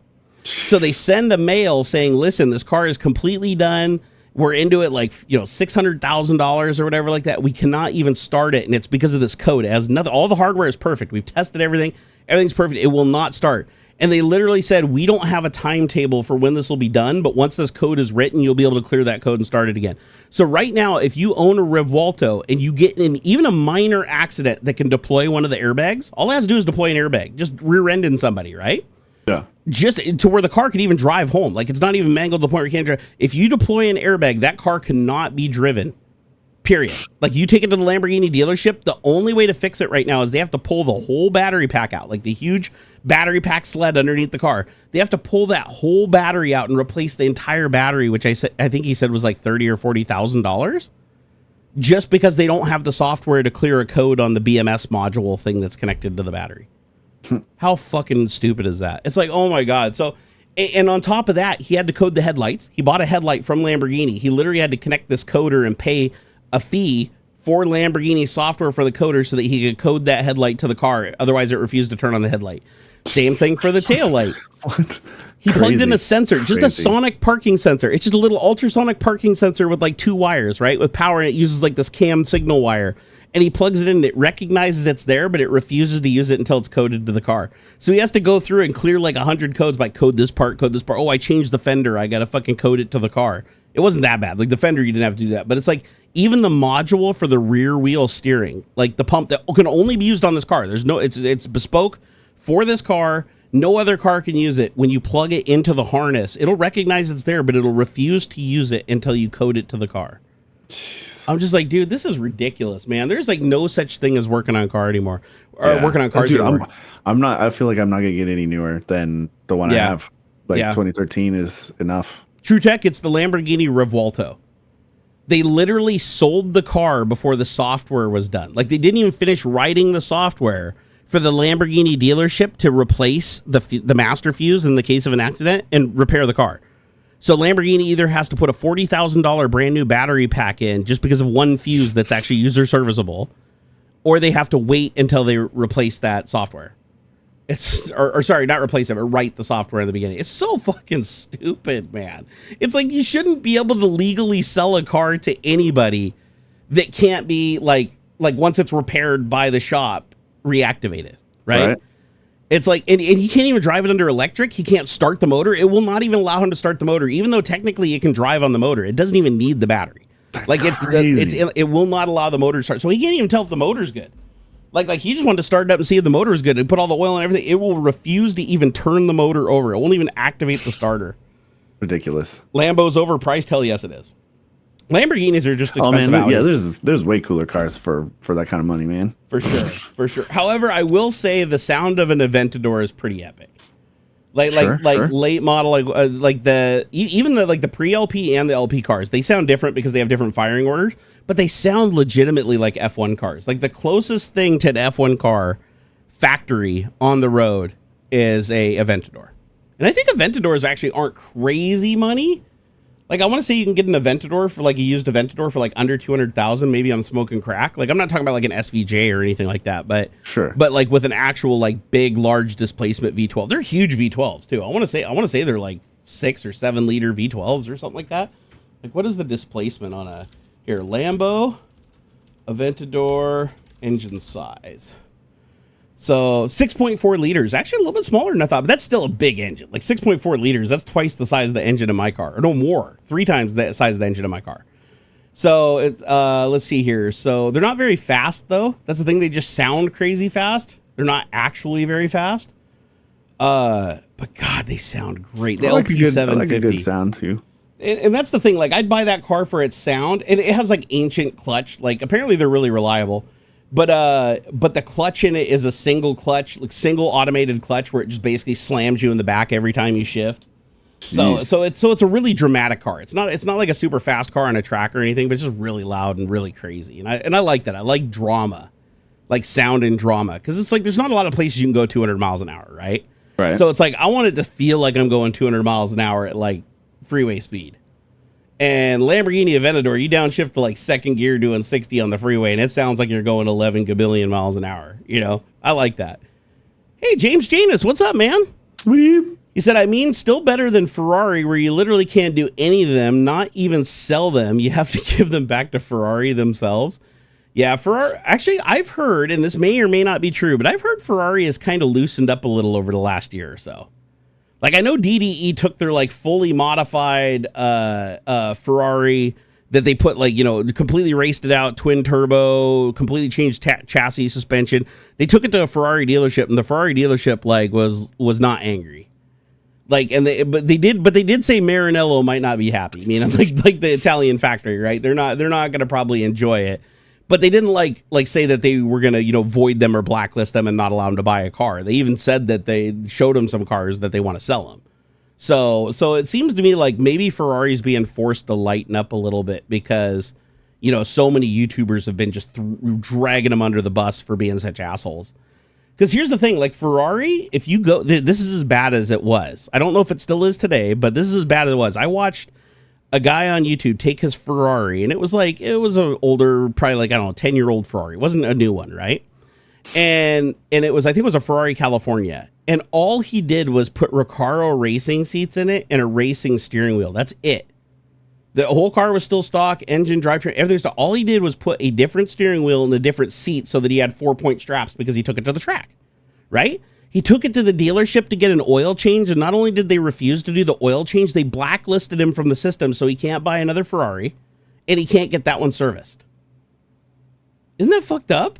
Yeah. Like, imagine taking your car to get the oil changed because you just changed a steering wheel and a seat. That's it. That is so, like, when I saw that, I was like, are you shitting me? So now all the YouTubers constantly joke about it. It's like, oh, if I take my car to the dealership, am I going to get blacklisted? Am I going to get blacklisted? So I could see that hurting their brand. And to be honest, I don't think Ferrari's all that anymore. I feel like Ferrari went from being a rare brand to just trying to pretend to be a rare brand, but mass producing cars. I feel like they have like legacy and stuff. Like it's still it's still kind of like a cool symbol, and they look neat and stuff. But there's a lot of cool looking cars now. I mean, bro, I would almost want to drop 100,000, 150K on like a newer Supra or like the newer GTRs or something. You know, the Skylines essentially. Oh, for sure, sure. I mean, and obviously that's like low level, entry level Lambo or Ferrari or whatever at 100K, 150K. But like, that's where I would want to spend my money is like on the newer Supra. Yep. Or GTR or, I'm sure there's others just that are even domestically available. Like, I like the new GTR. Porsche, the Carrera GTs. Yeah. Right. For sure. Yeah. Like a Porsche or something. Yeah. Heck, Carrera GT is a good sounding car. That is a good sounding V10. I don't think it's the R8 anymore, but the Audi, the one that they had Tony Stark driving. Yeah, it's still the R8. Electric one. Okay, still the R8. Like, yeah, dude, like that's so fucking cool looking. The new one is a V8. They switched to a V8, but the old ones have the Lamborghini, the same motor as the Huracan. So if you find an R8 that's a couple years old with the V10 Huracan engine in it, I think those go for quite a bit more money, but nothing near the Huracan price. And it's funny, it's the same drivetrain. It's literally like same wheelbase, same drivetrain, same transmission, same engine, similar tuning, but you can change the tuning if you want to match the Huracan or exceed it. But the R8, a lot of people claim is a better car overall, and it's cheaper. Huh. So yeah, if you see an R8, it's literally just a rebodied Huracan, like with a slightly different interior. And I want to say they're not crazy money either. I want to say you can get an R8 for like around $100,000. Like, it's funny I say that's not crazy money because it's like 20 years ago that would have been like, what the fuck? But nowadays with the price of cars, it's like that's 2 Camrys, right? Two Toyota Camrys and you got yourself a fucking V8, right? So, I mean, shit, there's a lot of cars that are like 70, 80 grand. Fuck a truck. You can spend 80 or 100 grand on just a truck.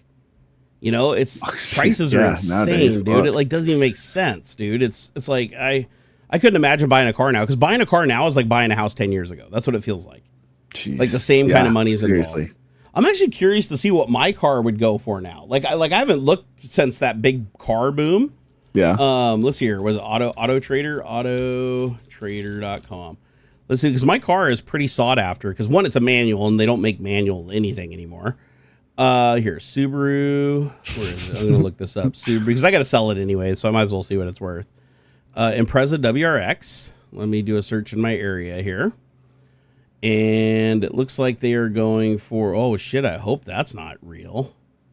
The first one that pops up is a 2011 Subaru WRX STI Limited with 84,000 miles for 15 grand. Oh, please tell me that is not true. Oh man, this should be like a $30,000 car. What the fuck is wrong with this one?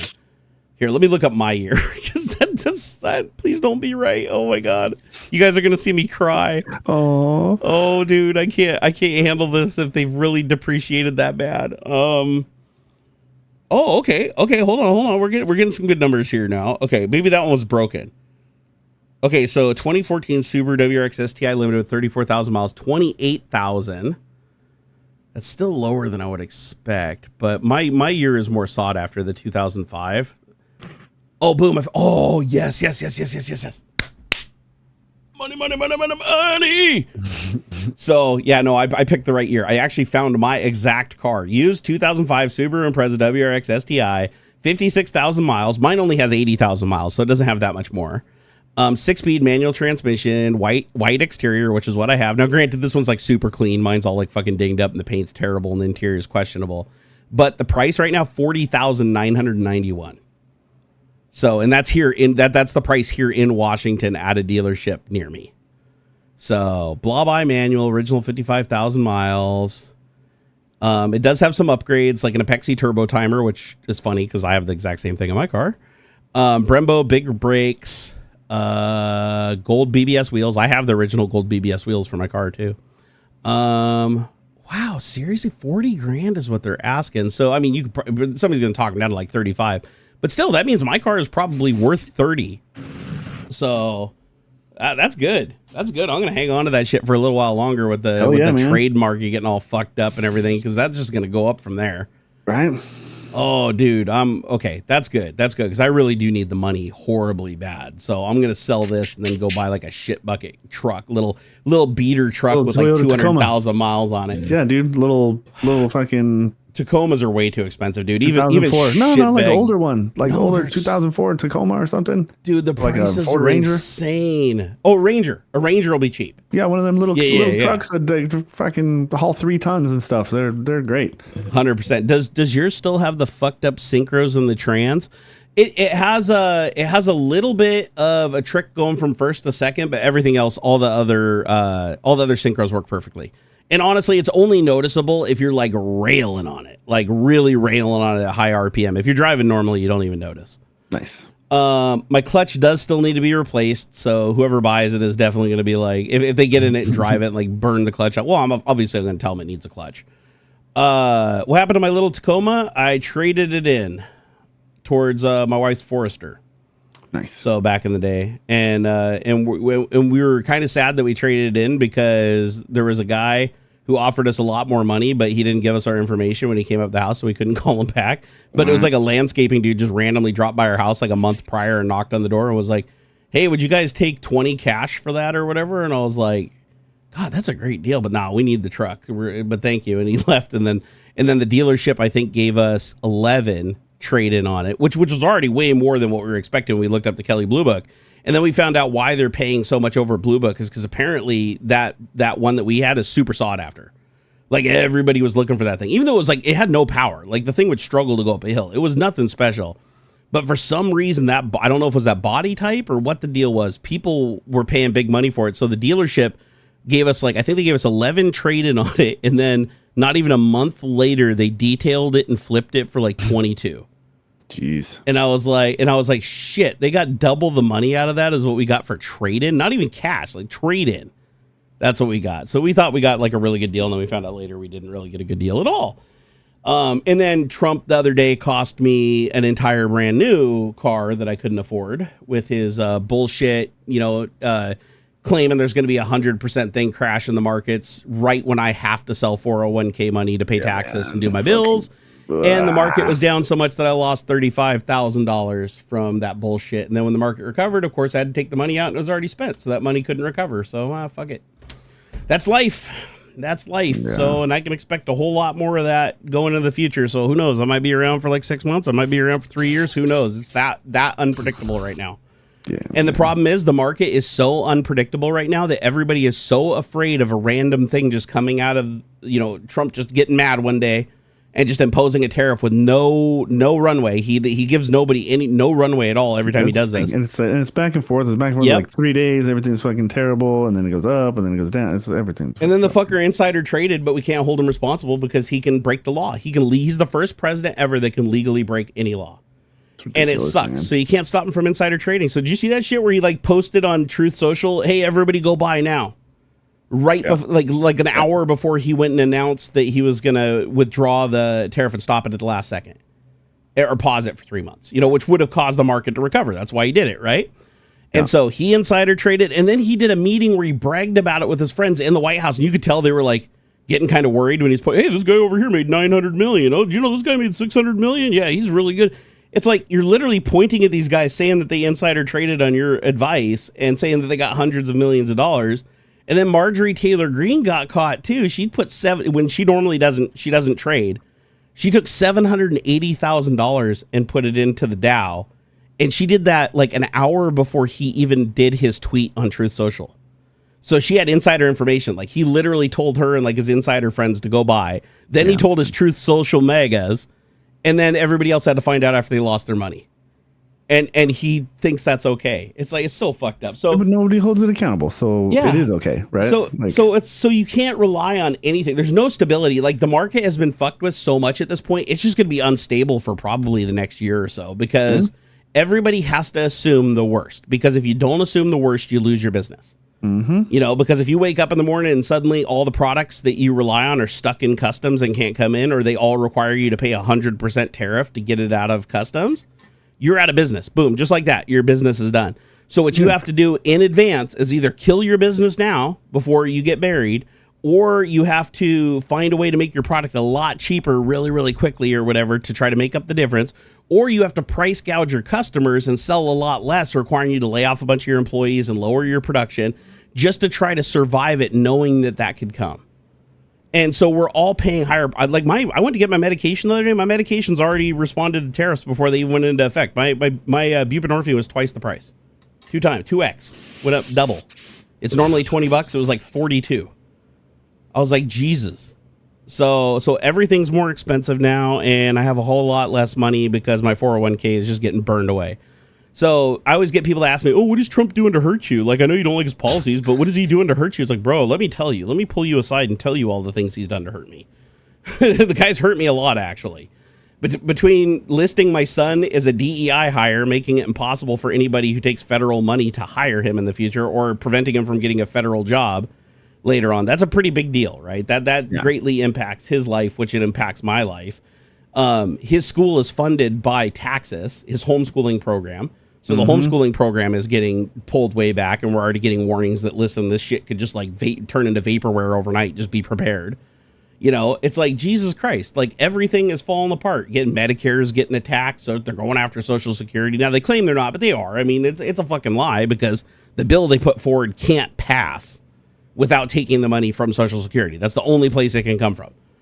So, and then you got dipshit, you know, apparently it leaked from the White House that he's planning a $91 million birthday present to himself, doing a military parade. The one he tried to do during his first term but got shot down. Now he's in a position where they can't shoot him down, so he wants to do that. Not only that, he's been golfing at Mar-a-Lago every single weekend. And everybody's like, well, why does he just go to Mar-a-Lago? Why doesn't he golf at other golf courses? Because he golfs at all kinds of golf courses and clubs. He gets the money. And the media never talks about it either. It's like, it costs $3.2 million every weekend we fly him there. And it costs twice as much to get him to his resort as any of the local resorts around them. Like, more, it's like 3 times as much.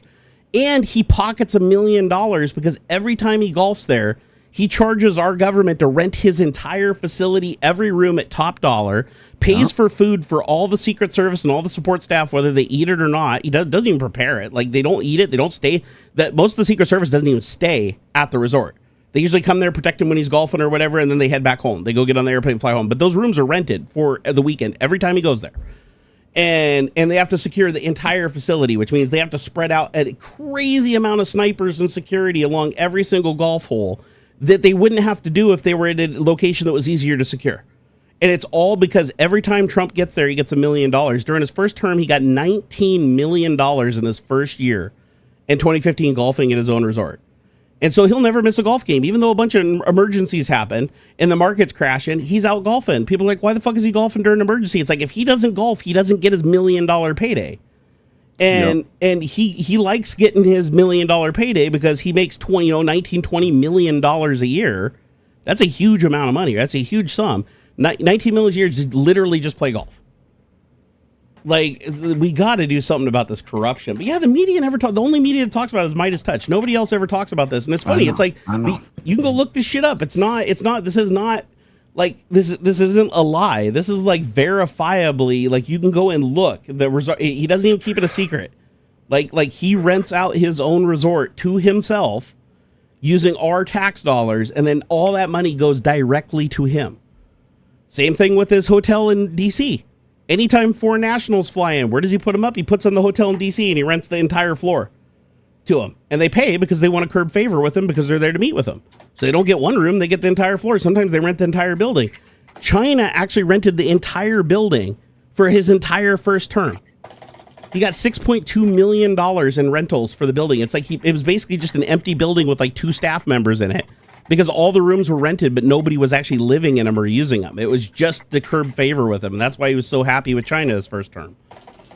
It's like, Jesus Christ, this personal enrichment shit needs to stop. Seriously, this isn't even a political, like a partisan issue. This is just fucking corruption. This just robs us all. Yeah. I mean, you know, it's just dumb. It's so weird. Pele said, "Is Trump a dictator?" He's trying as hard as he can. I mean, look, in all practicality, yeah. Like, because nobody, look, people say, oh, he can't do that because of the Constitution. Oh, he can't do that, you know, checks and balances, blah, blah, blah. But if the people, it all comes back to the people. If the people who are entrusted with the responsibility of upholding these rules don't, look, is it illegal to speed? Yeah. You break the speed limit, it's illegal. But is it really illegal if nobody ever pulls you over for it? It's more like, is it legal if you own the police station and you pay the chief's payroll and you decide if he has a job or not and he's indebted to you? Or is he going to write you a ticket and make you pay? Yeah, probably not. It's only illegal if you get caught. It's only illegal if you get like charged and convicted. Like, really? Because otherwise, like, I mean, look, we all do illegal shit every day. Like, of course, nobody follows all of the rules all of the time. That's just the fact of life. Okay. Everybody tries to get away with stuff when they can. And that's what's happening is he's getting away with it because the people who are in the positions that are supposed to be holding them responsible aren't doing their jobs. And after a certain point, it's the people, like literally, and I mean, capital T, capital P, the people have to hold the others in charge or in these positions accountable. And oftentimes that looks like violence, physical violence. I mean, that sucks, Bradley. He said an autistic children's toy developer where she has over $100,000 in custom made toys that she made stuck in China because of the trade war.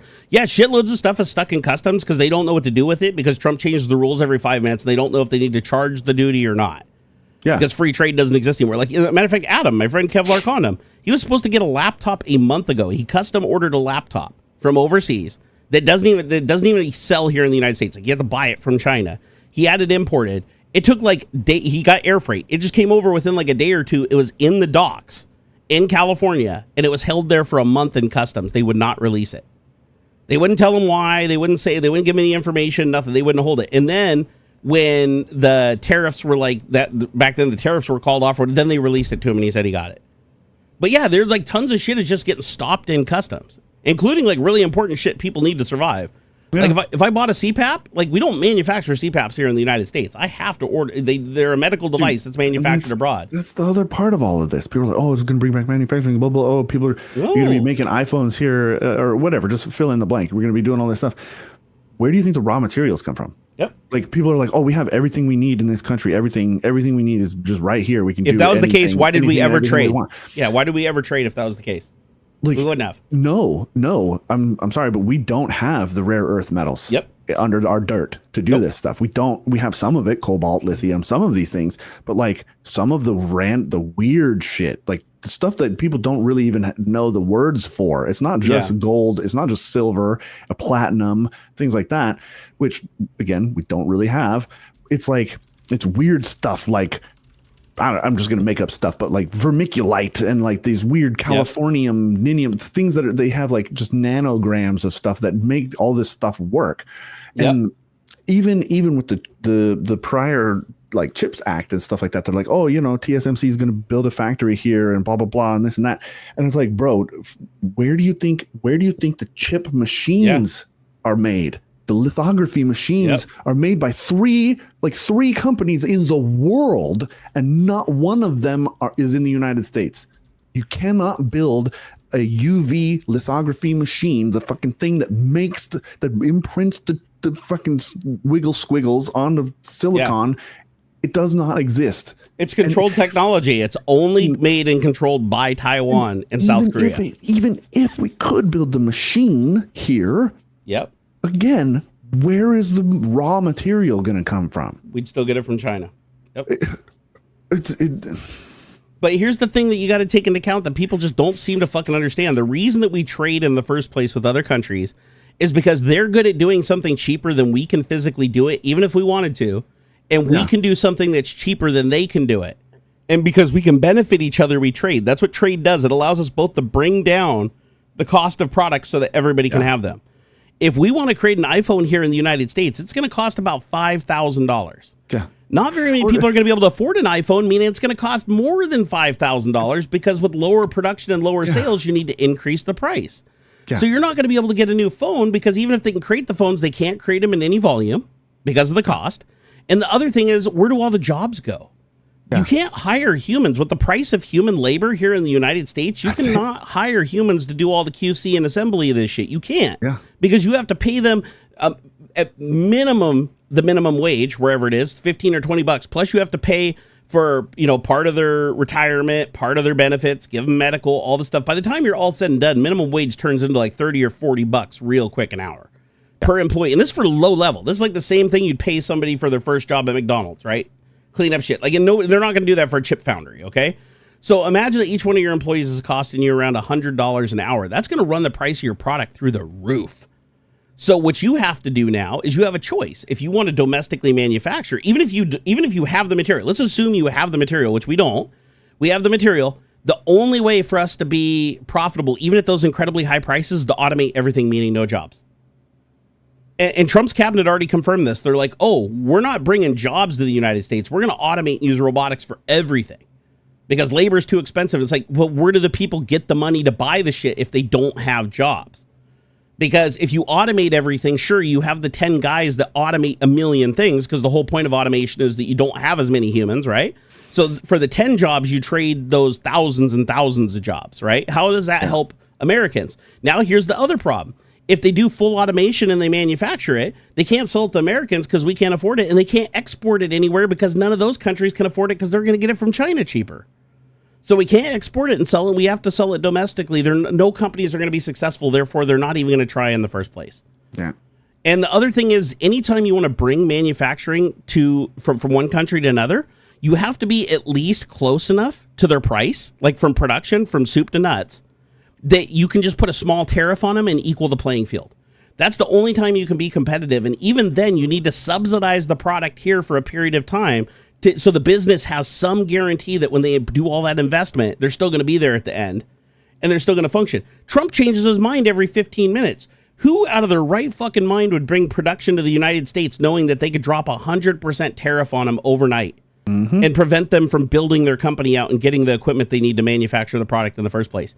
Yeah. Nobody's going to make that risk. You can't, because he's too unstable. The market's too unstable and he's too unstable, so nobody can trust. There is not a single person that can ask Trump, listen, will you subsidize my product and allow me to build up this factory and bring over this manufacturing for 2 to 4 years so that I can be profitable and ensure that this tariff or whatever that levels the playing field stays against that country, even if they promise to give you $30 million for your next campaign? Can you promise me that? And the thing is, no, he can't promise that because he's in his last term and he only has 4 years, even though he says now he's running for a third term. And I believe he will actually get a third term and a fourth, and as long as he lives, because he can never, ever leave the White House without going to jail. That is established. Even he believes that too. He's like, if I'm out of here, I'm going to jail. I'm never leaving the White House. He's like, that's why he's running for a third term.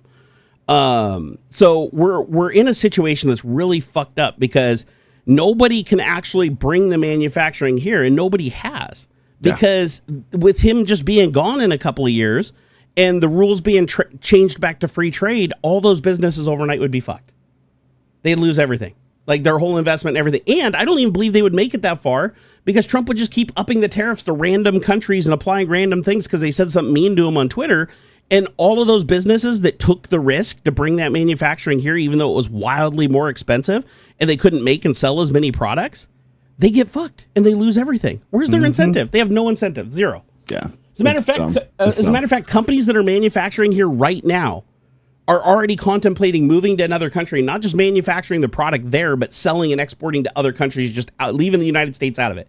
Just being a business owner overseas because it is much more stable and much more profitable. Yeah, this just in a broader sense, not just from like the United States and the craziness that's going on here, but like I've always, anytime they've mentioned like, oh, globalization, oh, that's so bad, globalization.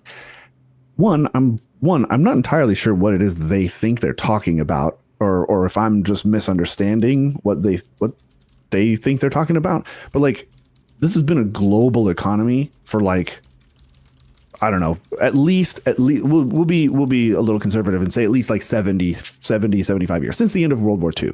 Okay. When the United States was the only manufacturing powerhouse in the planet because everybody else got bombed to fucking shit. And then in like the 60s or 70s stuff, I want to say probably around the 70s is when a lot of like that heavy manufacturing started getting moved offshore, right? They're moving that to other countries and stuff where it's cheaper. The oil crisis and stuff in the 70s and whatnot started pushing more toward Asian countries. Like we started importing more fuel efficient Japanese cars and things like that. All this stuff pushed more of that out of the country. We started, and then the tech boom, right? Tech stuff in like the 80s and whatnot. The U.S. economy started turning more toward a service economy. Like we started doing things for other countries instead of making things for other countries. Exactly. And the idea, there's actually a really good rant by and agriculture too. Don't forget that we services and agriculture are two big powerhouses. Yeah, pretty much. Yeah, right. I mean, some of that, like corn and soybeans and wheat and stuff. Exactly. But there's a really good rant by this comedian recently that's going on, where he has this long. He goes really fast about it, but we traded the manufacturing for basically making the U.S. dollar the main trade currency. Everybody needs US dollars in order to trade. And the idea was that generally the US population was supposed to upskill, right? Everybody, you're supposed to go to college and get all these skills and do these things. Yep. And again, as a service economy. And look how that turned out. And I mean, it went great. Okay. For a little while, but now, nobody wants to, you need a 5-year degree or whatever just to get an entry-level job at some places and things like that. And the price of education is going up too. Yeah. That's the other thing. Yeah. And I mean, we can argue about why that is. And that's partly because of government subsidy in terms of, student loans, guaranteed student loans and things like that. And then didn't regulate the other side of it because, schools are allowed to raise their tuition prices and stuff because they know that they're going to get a fat chunk from the government regardless, right? Student loans and all this stuff. And it's just a horrible misunderstanding of how I don't know if it's really a misunderstanding, but this is the globalization. The globalization has already happened. Like, I don't understand why there's like this fear or this sort of like trumped up idea. And it's literally trumped up, no pun intended. But even before Trump and stuff, they've talked about like that globalization or like this world government or this global economy is like a bad thing, and I don't understand that because we've been there for decades. Like, it's benefited everybody. It has. And people try and I see these arguments now, but you're okay with the continued exploitation of like child slave labor and blah blah. No, I'm not. That's why you put pressure. Like, that's why we put pressure on Apple to put pressure on Foxconn to improve the conditions and stuff. And like, yes, we literally will ban a company from importing if we know that they're doing that shit. Yeah, right. Like, look, I understand that. In comparison, the worst, the lowest of the low in the United States is better off than the lowest of the low in Vietnam or the Philippines, for sure. And that's terrible. And yeah, part of that is because of my choices in part and the choices that the country makes in terms of consumption and things like that. But like, you have to take into account cost of living too, because there's some places where $1 a month, like there's places literally where $1 a month is what they need to eat and survive. Yeah. Like, it's not the greatest life, obviously, but if they lost just that, a matter of perception anyway. That's like, if they lost that job, they'd be doomed. They'd be doomed if they didn't have that little bit of income. It's like, for them, it's important. We can't produce weapons needed for national defense due to offshoring supply chains without rocket science. That's part of it, sure. But like, I don't know, man. We can't build some of that stuff here, period, because it's been decades, nearly 100 years of not doing that here. You can't just flip a switch and expect it takes it. Look, look, It takes with 10 the years Chips- just with to the build a Chips chip Act- foundry. 10 years to build a chip foundry. That's exactly what I was going to go say. Is the Chips Act, Intel's going to build this big thing. TSMC is supposed to be building a big factory here too. But yeah, it takes 10 years at least. And like a big chunk of that is like, and how do they know they'll be profitable at the end when everything's changing every 5 seconds? And then, okay, that's 10 years to build. That's just 10 years to build the factory. And then it's going to be at least a year before it even starts putting anything out. They got to run tests and stuff. They're going to make a bunch of shit that's not going to work at first. They got to figure it all out because this stuff is touchy. And like, it's just so weird, man. We can't, it's so weird. And they keep bringing up these like, oh, we were doing so good in 1870. I'm like, dude, that's 150 years ago. Like, you want us to go back to that? Is it, like, really? That's when America was great in the 1913. Okay. Well, keep in mind, to Trump, those are the golden eras because he was the one at the top that was benefiting from all the slave labor under him, right? Makes sense. We can't. But why do you think he signed all the executive orders canceling all consumer protections? All of his executive orders canceled consumer protections. Why do you think he did that? He's like, I want to bring slave labor back. That's what he wants. Yeah. At the end of the day, in his head, he's thinking we could be a better China. Look at what we had to do back then. To like, okay, you're going to bring back company towns. You're going to bring back union busting. You're going to bring back the old school Pinkertons. Look what happened. Look, like the people fought back. Like the reason you have a 40-hour work week, the reason you have weekends, the reason you have a minimum wage, the reason you have like, the things that make your job pretty easy compared to 100 years ago is because we used to drag shitty bosses out of their houses and hang them in front of their children because they were bad bosses, or we would block up the mines and stuff. Like, what are you going to do? Like, eventually you get to a point where people have nothing left to lose but their lives, and they will absolutely put them on the line because what else is there? Yeah. It's. Yeah, I just wish more people would also factor in, like, just the cost of living where people are. Like, for instance, I was just talking to somebody here. It's like, here where I live right now, if I was by myself, I couldn't even live on $40K a year unless I lived in a trailer. Like, I'd have to live in a trailer and eat and not eat out, like, really just eat really cheaply and really smartly. $40K a year. With my family, bare minimum, just to break even, at least $70K a year. Just to be able to just pay basic bills, not go on any trips, not go on any vacation, not buy any new vehicles, nothing. Just to pay my mortgage for my house and to like have food and to have things for my son and pay for like his education or medications and stuff.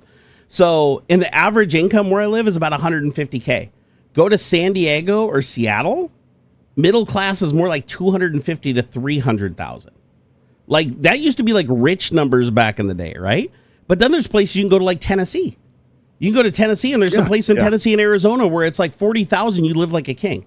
Yeah. Gas is cheap. Food is cheap. Public transportation is almost free. The houses are dirt cheap. Like I can buy my house. My house here that goes for, I think last I checked, it was like $700,000 for my little 1,600 square foot house sitting on almost no property.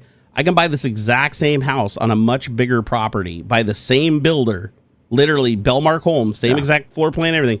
I went and looked. I can buy this for $119,000 in Tennessee on 5 acres. Think about that. I could buy 7 of these houses in Tennessee for the price of where I live right now. So it's all relative. And the thing is, when you're online, people don't see that relativity. People online just measure everything against where they're at. And that's why you'll get people to be like, oh my God, you're so rich. And then you got other people that are like, holy shit, how do you survive on that? And then you look at other countries and it's like, there's countries where like $5 a week or a month is like baller living. Like you're living in a nice place, you're, with your family, you're eating good food, clean water. Like it's wild. Yeah. Like you don't even know how that's possible. It's like, how do you even fathom that? But that is the conversion rate of the US dollar. Yeah. Like to their currency. Like in their dollars, that's what their cost of living is there. And the funny thing is like their petrol's like, they don't need a lot of it, right? Like they use like diesel and their diesel. Have you noticed some countries like the diesel is like less than $1 a gallon, but the gasoline's super expensive? Whereas here the diesel is more expensive than the gasoline.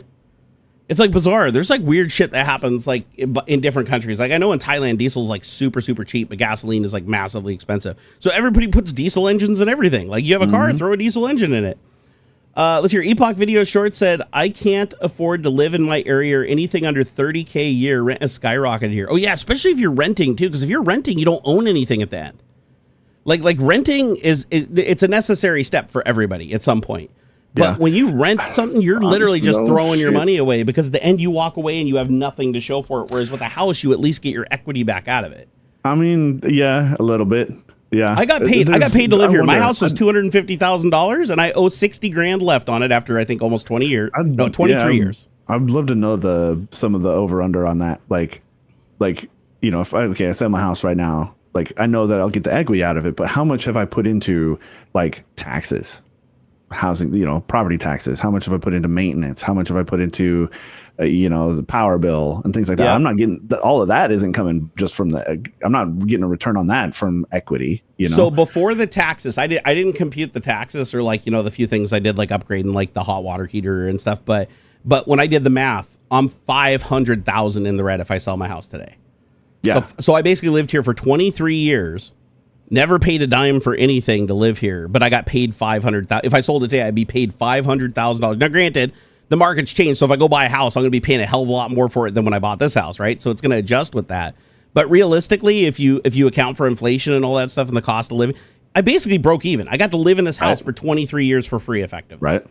Give or take a little depending on where the market goes. But that's the interesting thing about, you don't get your taxes back. No, Ben. Yeah.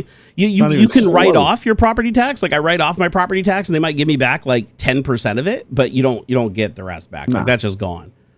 And this thing is, property tax sucks because that's how they ensure nobody owns anything.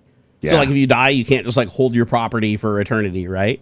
So the taxation goes up if they want to push you out of an area. So the more expensive, the more property value goes up, your taxes is a percentage of that property value. So since back when my house was $250,000 when I first bought it, the property taxes I think was $1,200 a year, and now it's at like $9,000 and something a year. Yeah, because my house went up to $700,000 because the area has become gentrified and there's so many more housing developments and less forest and more parks and stuff. They come out and reappraise my house every year, and when they reappraise my house, my taxes goes up. Mm-hmm. So I have to pay a hell of a lot more for taxes. And it really sucks. Like even just putting, like I built a shed, right? Nobody else did. I built it. I bought a shed kit and I built a shed in my yard. It was 3 feet away from my house, so I didn't have to report it or permit it because it's a freestanding structure and it met the guidelines or whatever. So I build this thing. What do? They come appraise my property and they literally include this like little $400 or $500 external structure. Yep. They basically include that and reappraise my house, and now my taxes goes up by like $500 a year. I have to pay $500 more a year just because I built a little $500 shed on my property. Yeah. Isn't that crazy? I'm about ready to just go knock it down with a fucking hammer and replace it with a tent or something non-permanent, because I'm like, this is ridiculous. Like we first moved in here, you pay, you buy the house and there's like a chunk or whatever.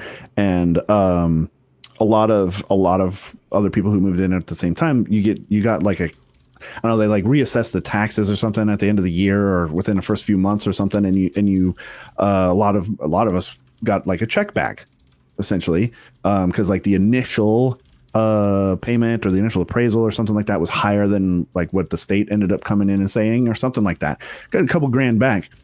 But what people didn't realize was that the property taxes are going up because the value of the house in like 6 months, the value of the house goes up like $100,000, and now your property tax.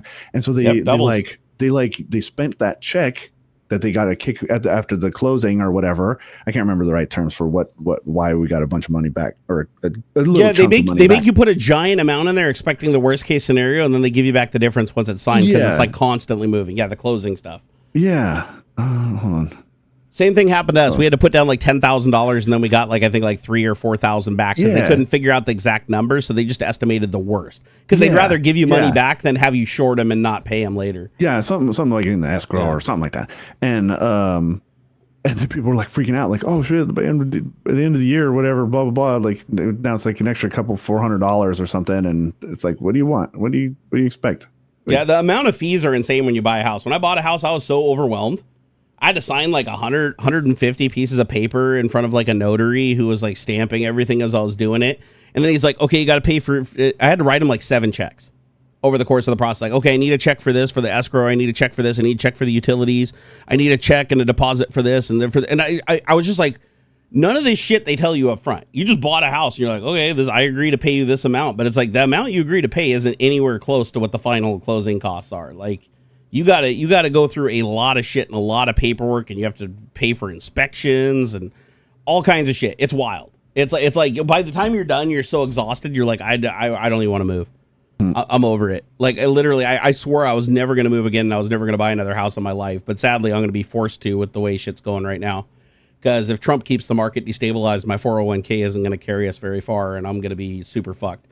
And the jobs market's hard. Like, everybody's losing jobs like crazy right now. It's actually really scary to me as an online personality and a content creator, even if I was going full blast, because all my peers that I've been talking to lately have been shitting bricks because the CPMs are going down.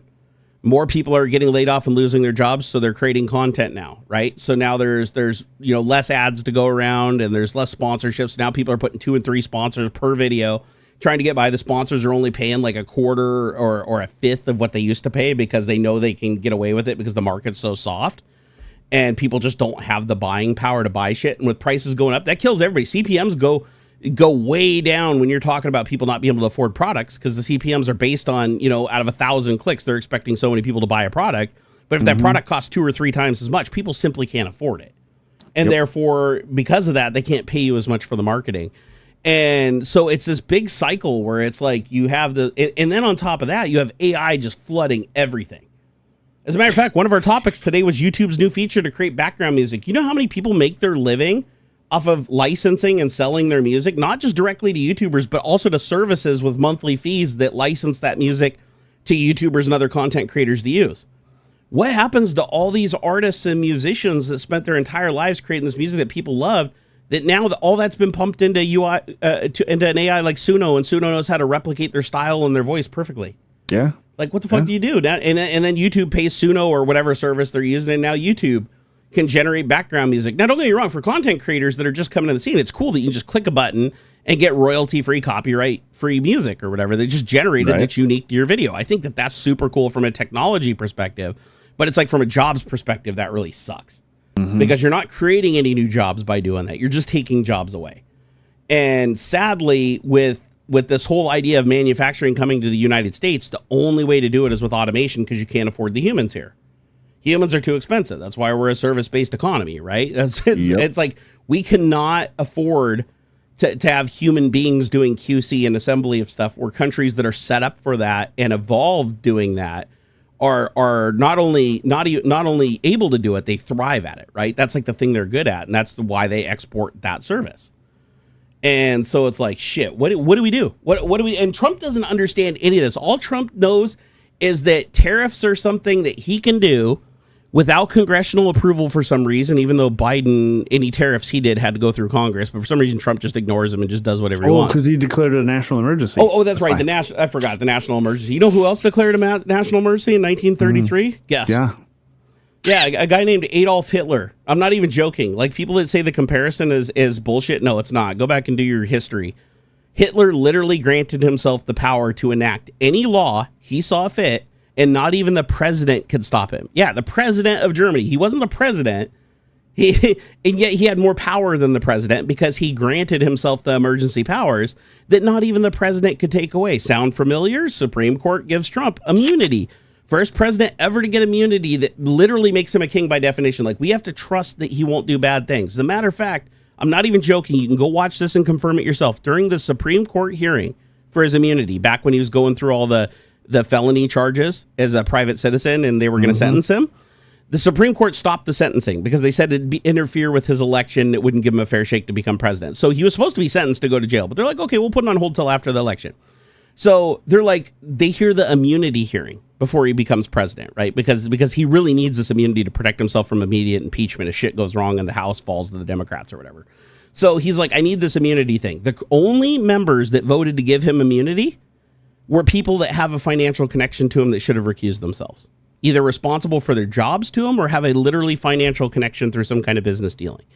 Here's the interesting thing. Not only did they not recuse themselves, which granted him this power, when it was brought up during the speech that what is to stop him from using this power to literally murder his opponents during an election, Like, what's to stop him from just literally, like, even publicly, just calling for the murder of those opponents, whether he has the military do it, whether he has a civilian do it, doesn't matter. What's stopping him from ordering them to kill his opponents and then claiming that was an official action as the president? Because that's all he has to do. Literally, the wording of the law doesn't say somebody else decides that.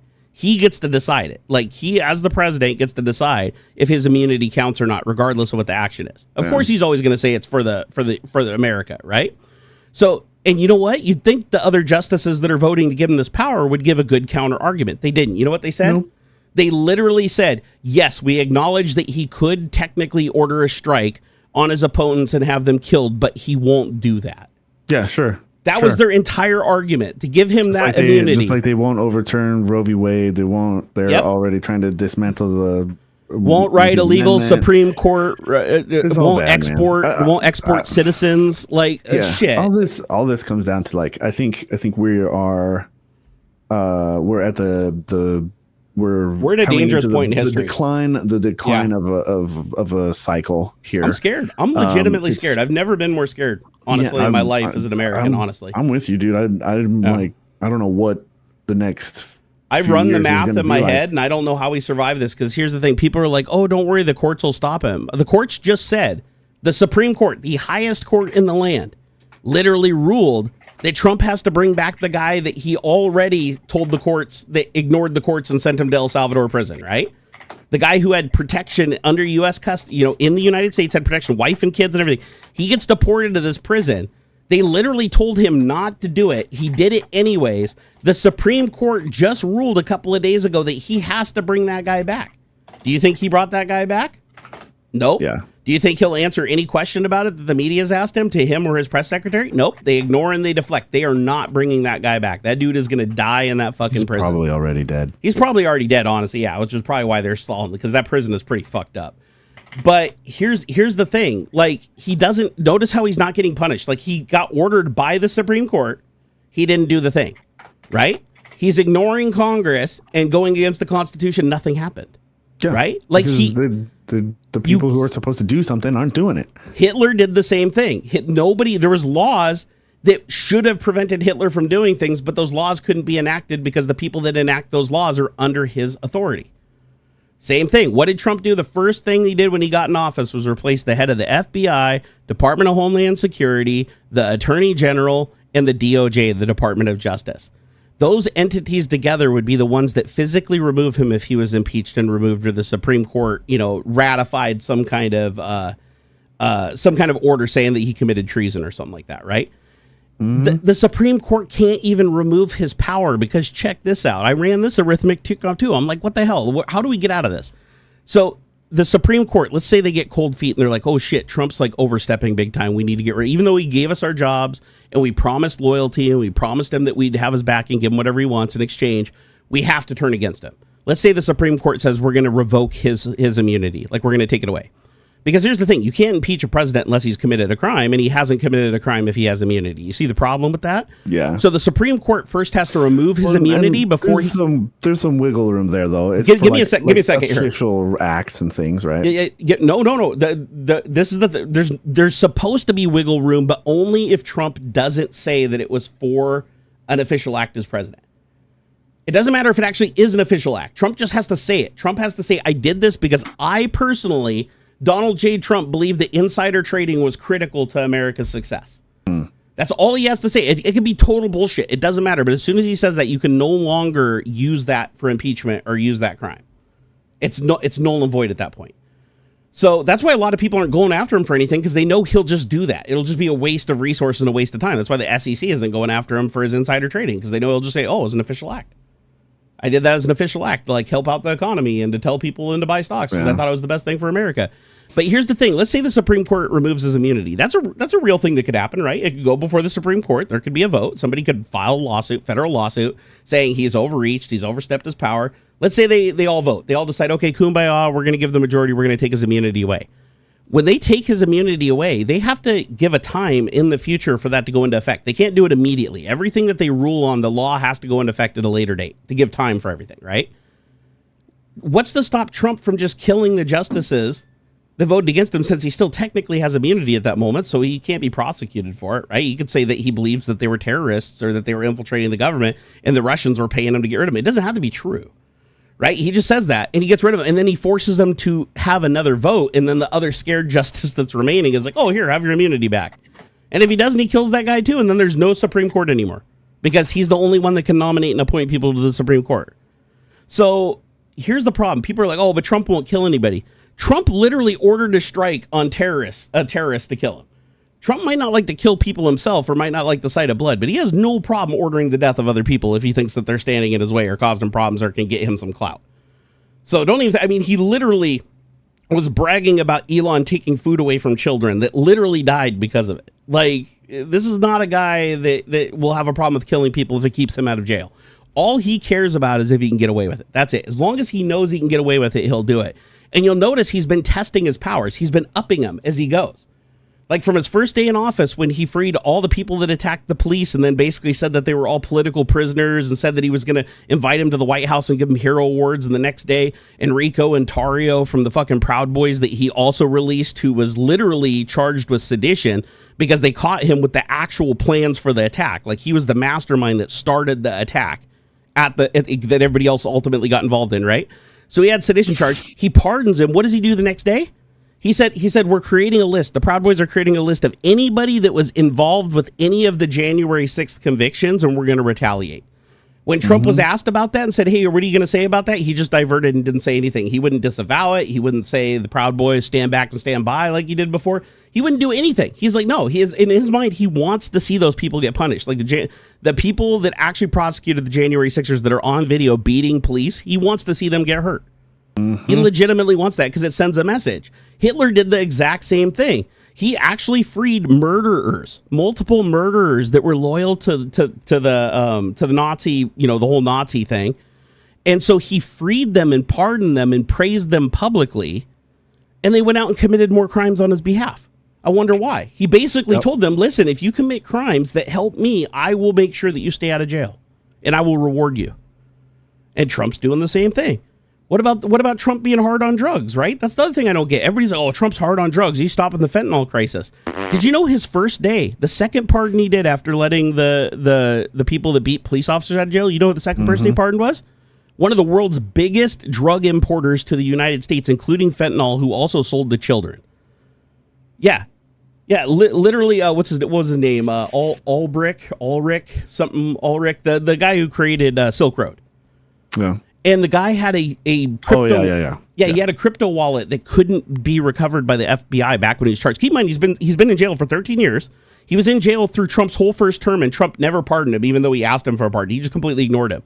Now that Trump's into cryptocurrency and him and Elon are crypto bros, and they want to do this whole crypto thing with Doge, all of a sudden this guy gets freed on the very first day in office. He frees this guy. What does the guy do when he comes out of prison? Keep in mind, this guy imported enough drugs to the United States and around the world that his cut from a percentage of each sale, was $1 billion in crypto. He had a wallet with almost $1 billion of crypto in it that was frozen for the 13 years he was in jail. 24 hours after he was released, that wallet got cracked open and tens of millions of dollars transferred out of it. Where do you think that money went to? Exactly. And the only reason Trump even knew the guy exists was because Elon was like, hey, there's a huge crypto bro. It's got $1 billion that wasn't recovered sitting in prison right now. If you pardon him, I bet he could help out with our whole Bitcoin thing in some way or another, right? And when Trump was asked why he freed him, he's like, oh, I owed a favor to this one group that supported me. No, it turns out it was like one or two people that asked him to free this guy, and he's like trying to put it on that. It's like lots of people ask him to free all kinds of people. Why did he free this guy? Trump has one tell. Actually, he has a lot of tells, but his biggest tell is every time he pardons somebody, there is a financial connection to it. Yeah, of course. Not a single pardon he did during his first presidency or pardon he did now did not have some connection to him where he gained from pardoning him. Like he personally gained from pardon. He doesn't pardon anybody because he thinks it's the right thing to do. He only pardons people if it benefits him in some way, either directly, financially, by favor, or through a third party that he owes something to pay a debt. That's the only... Every one of his pardons follows that line. As a matter of fact, he dissolved the pardon committee. Every president uses a committee to look at pardon requests and see which people are most worthy of getting pardons, and then presents those to the president. And if the president wants to pardon somebody, it goes through that committee, and the committee tells him if it's a good idea or not. Yeah. He dissolved that. He did all of his pardons directly, and his paperwork for why he pardoned him all had the same generic message, just with the names changed. Like, I pardon this person because I don't believe that they deserve the sentence that they got. I pardon this person because I don't believe they did what they did. Yeah. I mean, he literally pardoned a dude that had like CSAM material on his phone, like child abuse material on his phone when they arrest him at the Capitol after beating police and yelling, "Kill him with his own gun." So this is the thing that bugs me, is that there's so many people that don't know any of the shit because the media really just doesn't talk about it enough. And the only media that does talk about it are like the small independent journalists that are funded externally, so they're not forced to stay away from these stories. And so I truly believe there's a lot of Trump supporters out there that really genuinely don't know the bad shit he's doing, because the only thing they hear is from state media that's controlled by him and him himself or his allies. It's like, dude, we're never gonna get our country back. And the sad thing is, this all happened before. If you go back, I swear to you, if you go back and in earnest spend some time studying 1925 to 1939 in Germany. Like, go through because Germany used to have a democracy similar to ours. They had their own constitution, they had their own federal laws, they had their own power structure and division of decision makers. They even had representatives that were literally elected by the people. Just, it's very similar to our democracy. That all changed in 1 year when Hitler gave himself that unlimited power that's similar to Trump's immunity he got from the Supreme Court. So, and if you look, they've both done the same things. They both attacked education. They both increased the cost of living dramatically. They both incentivized joining the Nazi or MAGA movement, right? Basically like allowing insider trading and giving preferential treatment, everything to people that keep spreading the propaganda and keep doing the thing, right? And then anytime something bad happened and there was more pressure on the people, like the cost of living going up, higher taxes, because Hitler used to raise the taxes a lot, because like Trump, he was eccentric. He had his own Mar-a-Lago. Hitler built his own Mar-a-Lago using tax dollars from the people when they were really stretched already badly. And so there's all these parallels, right?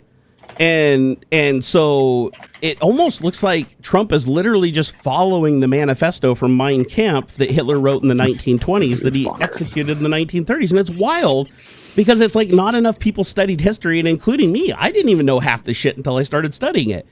But it's like this dude is literally just recycling something that almost destroyed the world like 80 years ago. And it's happening again. This time though, it's gonna be a civil thing. Like the rest of the world doesn't need the United States. Like they're gonna just work out deals around this country. And you know what worries me though? You know what really worries me is that Trump wants to put a lot of tax dollars in the military to grow the military. Like that's what he's working on, and he's pulling up people. He wants to bulk the military beyond belief.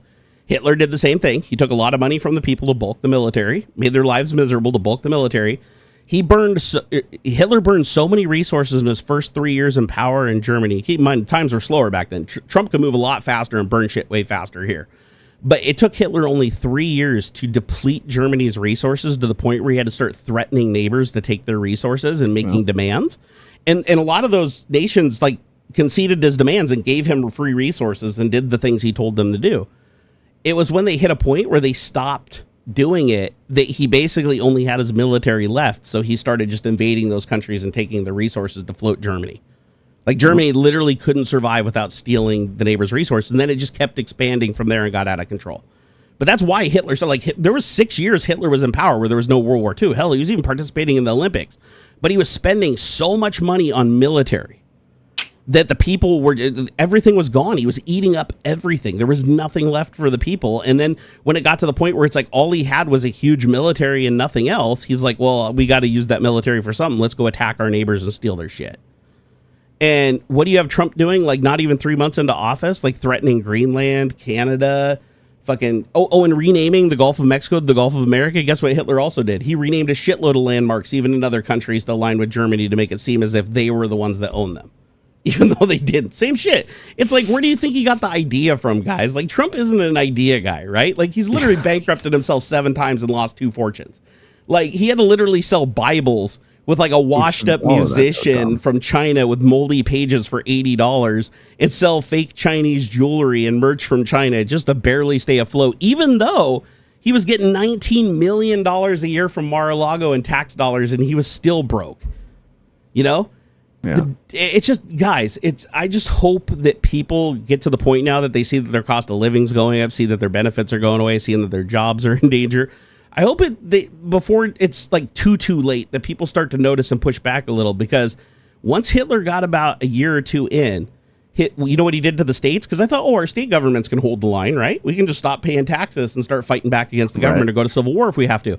Well, Hitler thought about that one too, so I'm sure Trump's also going to try that. And that was, Hitler just created a law out of the blue that said that state governments had to be headed, like at the top of each state government, and that top position had to be headed by one of his Nazi loyal people at the federal level. So Hitler went in and forced them to resign and replace them with his people. And if they refused to resign, he had the Nazis arrest them and escort them out, and they got disappeared. So there's going to come a point, since he's already followed a lot of what Hitler's already done, when he realizes he needs the blue states to cooperate because they generate most of the federal taxes and can starve him out. Once he gets to that point, he's absolutely going to use the military if he has to go in and replace heads of state in all the blue states so that it can trickle down and they can start firing everybody else underneath them and replacing them.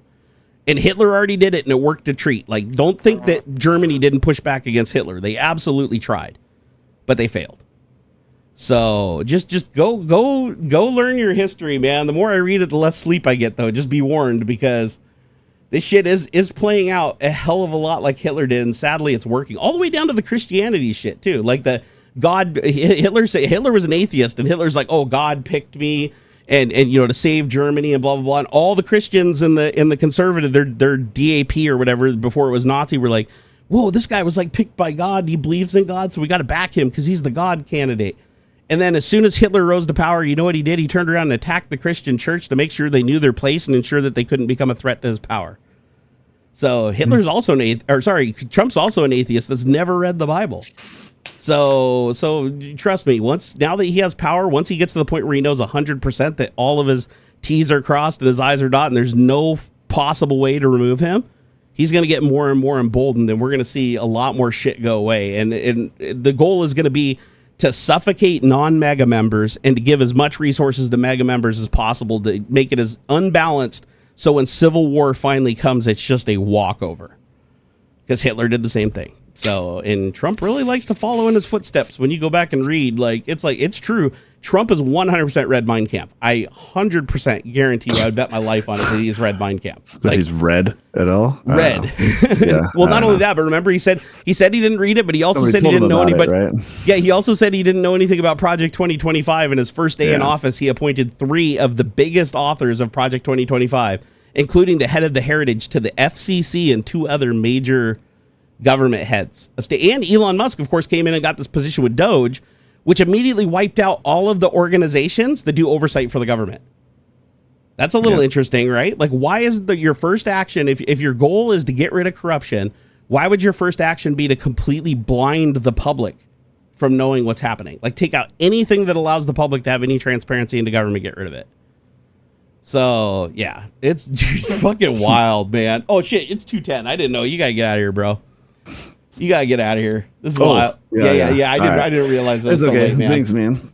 Yeah, you get out of here. I'll talk to the troops a little while longer. I'm AuxxZillary everywhere, of course. Find me and follow me and stuff and be cool. So It's good to see you back, brother. Be good to yourselves. Take care of people that are close to you. Like, we're all going to have to kind of... We're going to have to take care of each other. We're going to have to come together and help each other out as best we can, close as you can. Try not to be selfish and try to do what you can. It's not all money either. It's like just support people. Like let them know that you're in this together and be ready to fight by their side and offer them some protection if they're doing the right thing. Yep. Because otherwise we're gonna lose. All right, guys. Bye. Oh man, I love that man. He's amazing. I missed him. Yeah, he had a rough last 2 weeks. He had to go to NAB show in Vegas for work the week after having to attend his mom's funeral. So he's still struggling. So I was really happy that he was able to come and hang out today and take his mind off things for a little while. But yeah, me and him talked before the show a little bit also. It's like this is very scary times. This is no longer a partisan issue at all. There is no partisan here. Like the partisanship train has left the building. At this point, it's like the same things that are happening to Democrats are also happening to MAGAs. You know, it's like they just don't know it, right? Because they're just listening to him. Like Trump literally told them when they started panicking and saying prices of goods are going up, our 401k is down, like what the fuck is happening? Nothing you promised is coming true. There's still tax on tips. There's no tax relief on our taxes that you promised. There's no $5,000 check that you promised from Doge's savings. Like, what the fuck are you doing?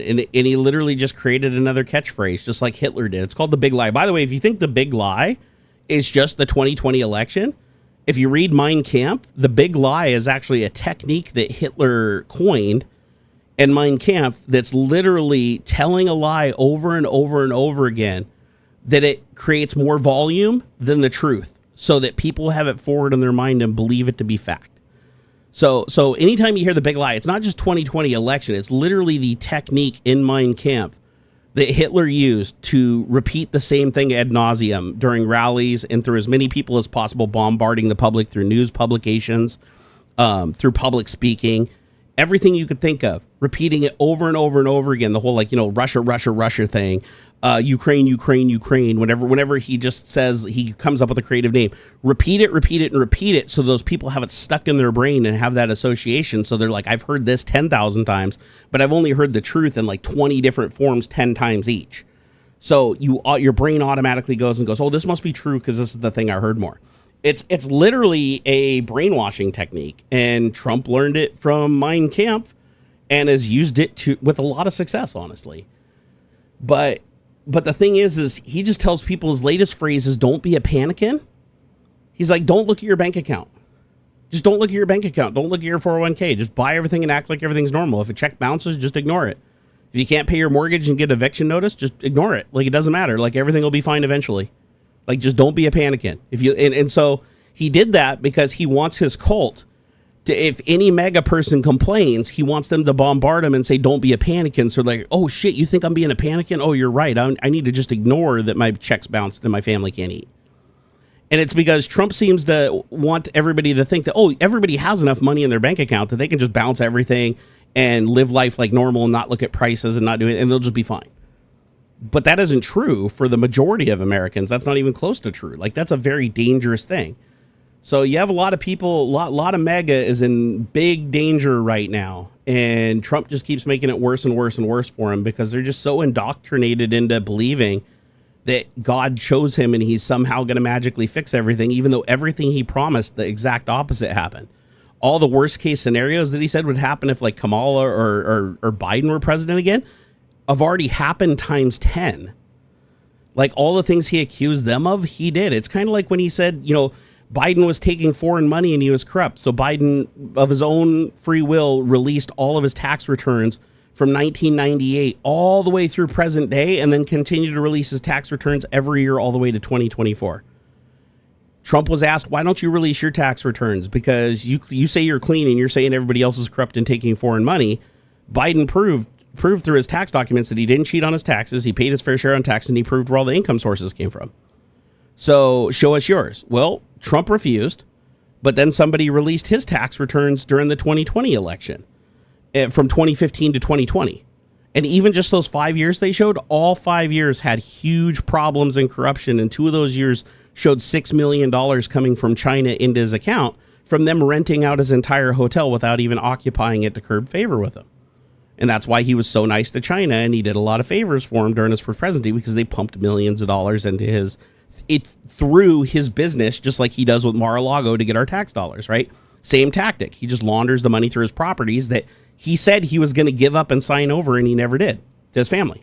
He never did. So he took millions and millions of dollars in foreign money. So again, where did he get the idea to accuse Biden of that? Again, it was projection. He ended up being the one doing it. So they asked him, release the rest of your tax returns. Release 21 through 24 when you weren't president. Like, let's see your tax returns. He refuses to. He already lied the first time, and he ended up being the corrupt one, and he ended up having the things. And by the way, he didn't pay taxes. The 5 years he didn't pay taxes. He paid $750 in taxes, right? And he claimed losses of hundreds of millions of dollars when all of his real estate went up while he was president. He claimed losses every year so that he only had to pay exactly $750 in taxes. Just, he always had round numbers everywhere, and that's what triggered audits. He also, while he was president, all presidents are audited. I didn't even know this, but all presidencies are audited every year. Their finances are audited on purpose by hand by the IRS to ensure that they're not doing anything corrupt. Trump somehow managed to get the IRS not to audit his taxes for 2015 and 2016, right? And then they did eventually go back and do an audit and find a bunch of really bad things. And then 2016, 2017, 2018, 2019, he had, was it 2016, 17, 18, 19? He claimed like he lost $500,000, but he didn't list what was lost. And again, it was a very round number. And then he claimed, and then Melania got a $5 million return on her taxes, and the numbers don't line up. And Trump didn't have to pay anything back. The audits didn't require him to be punished in any way because he was president at the time and they couldn't. So you'd think they'd punish him after he lost in 2020? Nope. And I'm sure he continued to cheat every year afterwards. So, which is why he refuses to release his tax returns. So when Trump says another person is going to do something, what he's really saying is, I'm going to do it. He's deflecting. He's saying the best way to make sure that people don't know that I'm the one doing it is if before I do it, I tell them the other person's going to do it. Then they'll think I'm the good guy because he's done the opposite of everything. Like every single thing he said that Kamala would do, he's done times 10. Like, the economy is in the dirt. Our relationships with other countries are in the dirt. Our consumer protections are gone. Our benefits are melting away. Massive job loss. I mean, even AI is getting screwed, by the way. We're going to talk about that, too. I don't know if you guys heard about that, but you remember how when he won the election, all the IT guys that were against him all paid $1 million to attend his inauguration and be in the photo? Yeah, by the way, Trump presidents usually don't charge to attend their inauguration. Trump charged each of the IT guys that wanted to be a part of the whole Doge team, or what he called it. It wasn't Doge. It was the Stargate project. Yeah, Stargate AI project. He said, hey, if you want to be a part of this or whatever inauguration, you have to pay $1 million for your seat in the front row at my inauguration. They all gladly paid it. Apple paid it. Google paid it. Amazon paid it. Bezos was there. All the guys were there, right? They all paid their $1 million. They got their pictures so that they could join the program because there was $500 billion being pumped into this thing, right? And so they all jump on board, but they haven't gotten anything. There's a whole article on it called Big Tech Cozied Up to Trump, and it's not getting them anything in return. It said for a while, it looked like President Trump was going to have big tech's back. Now the tech industry is collateral damage in this global trade war. On Thursday, European Commission President Ursula von der Leyen floated the idea of placing a levy on the advertising revenue of digital services. If tariff negotiations with the U.S. go south, this would be the opposite outcome that the tech CEOs like Mark Zuckerberg were hoping for when they threw their support and money behind the new administration. To someone like Zuckerberg, Trump was supposed to be a strong-armed leader to bring the overbearing EU to heel. Instead, his rhetoric between the U.S. and the EU is ratcheting up just before the EU is already set to fine Meta and Apple for violating its Digital Markets Act. While certainly more of the let me move this over a little more so I'm not cricking my neck here. It said, while certainly more of the self-inflicted wound, Elon Musk's popularity in the U.S. has inverted. That's very, very true. As his support for President Trump has increased. Nate Silver wrote this week, the Tesla stock price, meanwhile, has lost over a third of its value this year alone. And thanks to tariffs, the company has removed the option to buy new U.S.-made vehicles in China. As I predicted last week, TikTok is particularly screwed by Trump's extra aggressive China tariffs, which the country has promised to fight to the end, even as it's still business as usual for TikTok's rank and file. The app's fate in the U.S. feels increasingly precarious. When asked this week about the extended deadline to reach a deal with TikTok in the U.S., a spokesperson for China's Commerce Ministry said that the government opposes practices that ignore the law of the market economy, plunder by force, and damage the legitimate rights and interests of enterprise. Keep in mind, Trump was the one that wanted to ban TikTok, but then TikTok's second largest investor gave him $30 million and funded a charity dinner during his campaign for re-election. And in exchange, he then championed the next day that TikTok, the kids would be mad if it was gone and we should bring it back. And when he was like fully 100% against it and said it was a national security risk because he got money and the events are directly connected to each other publicly. He didn't have any time between the events. He didn't try to obfuscate it, nothing. Like he just was like, fuck it, who cares if people know? So now it looks like the actions that he's taken have started to hurt TikTok again. So the guy who spent his $30 million, he's getting kicked in the nuts now, which I don't feel bad about at all. Like, it's like, honestly, Trump is so corrupt. The only way these people learn is by experiencing his corruption firsthand. It's like they think they're on the good side of corruption, but the thing is with Trump is he'll promise you something in exchange for money, just like he did with Elon Musk. But then the second somebody else comes along with new money, he just throws you out and then screws you for the other guy. And he just does this constant back and forth. He's like a war dog selling to both sides for his own benefit. He said there's not going to be much dialogue until this is resolved. One of the TikTok aspiring bidders, AppLovin CEO Adam Feroji, said this week of the tariffs, the situation is such a mess that the U.S. stock market tanking also drowned out the ability to infer feedback from shareholders about AppLovin's bid. If anything, this week is a reminder that the tech industry has grown so large and influential that its leading companies are tools for leverage between entire countries. In times of relative peace, that influence can be beneficial for big tech. When things get hostile, big tech is put in the crosshairs. So, and it says, okay, so elsewhere, more knives out for OpenAI. Well, OpenAI's countersuit against Elon Musk was expected. I took note of a growing coalition, which includes ex-OpenAI employees, pushing this week to block OpenAI's switch from a non-profit. Has OpenAI abused its legal status as a charity? Almost certainly. Is enough money and momentum at stake for it to not matter? Probably, but I'm still expecting this detaching from the government non-profit to be messier than most expect. Also, keep in mind that Trump is deep in bed with OpenAI, and a lot of money has changed hands, especially with him and Microsoft, who's also pro-OpenAI, although I've heard they've been exploring other options themselves, including their own AI that they've been developing. But something tells me that Trump will defend them. Like, regardless if the lawsuit goes through and they get completely screwed, all Trump has to do is say, Supreme Court, and Supreme Court will just overrule it. The Supreme Court has overruled the lower courts, like even multiple lower courts that have all ruled against Trump's interest. When he gets to the Supreme Court, the majority flips it around, and it's always a vote by the justices that should recuse themselves because of their connection to Trump.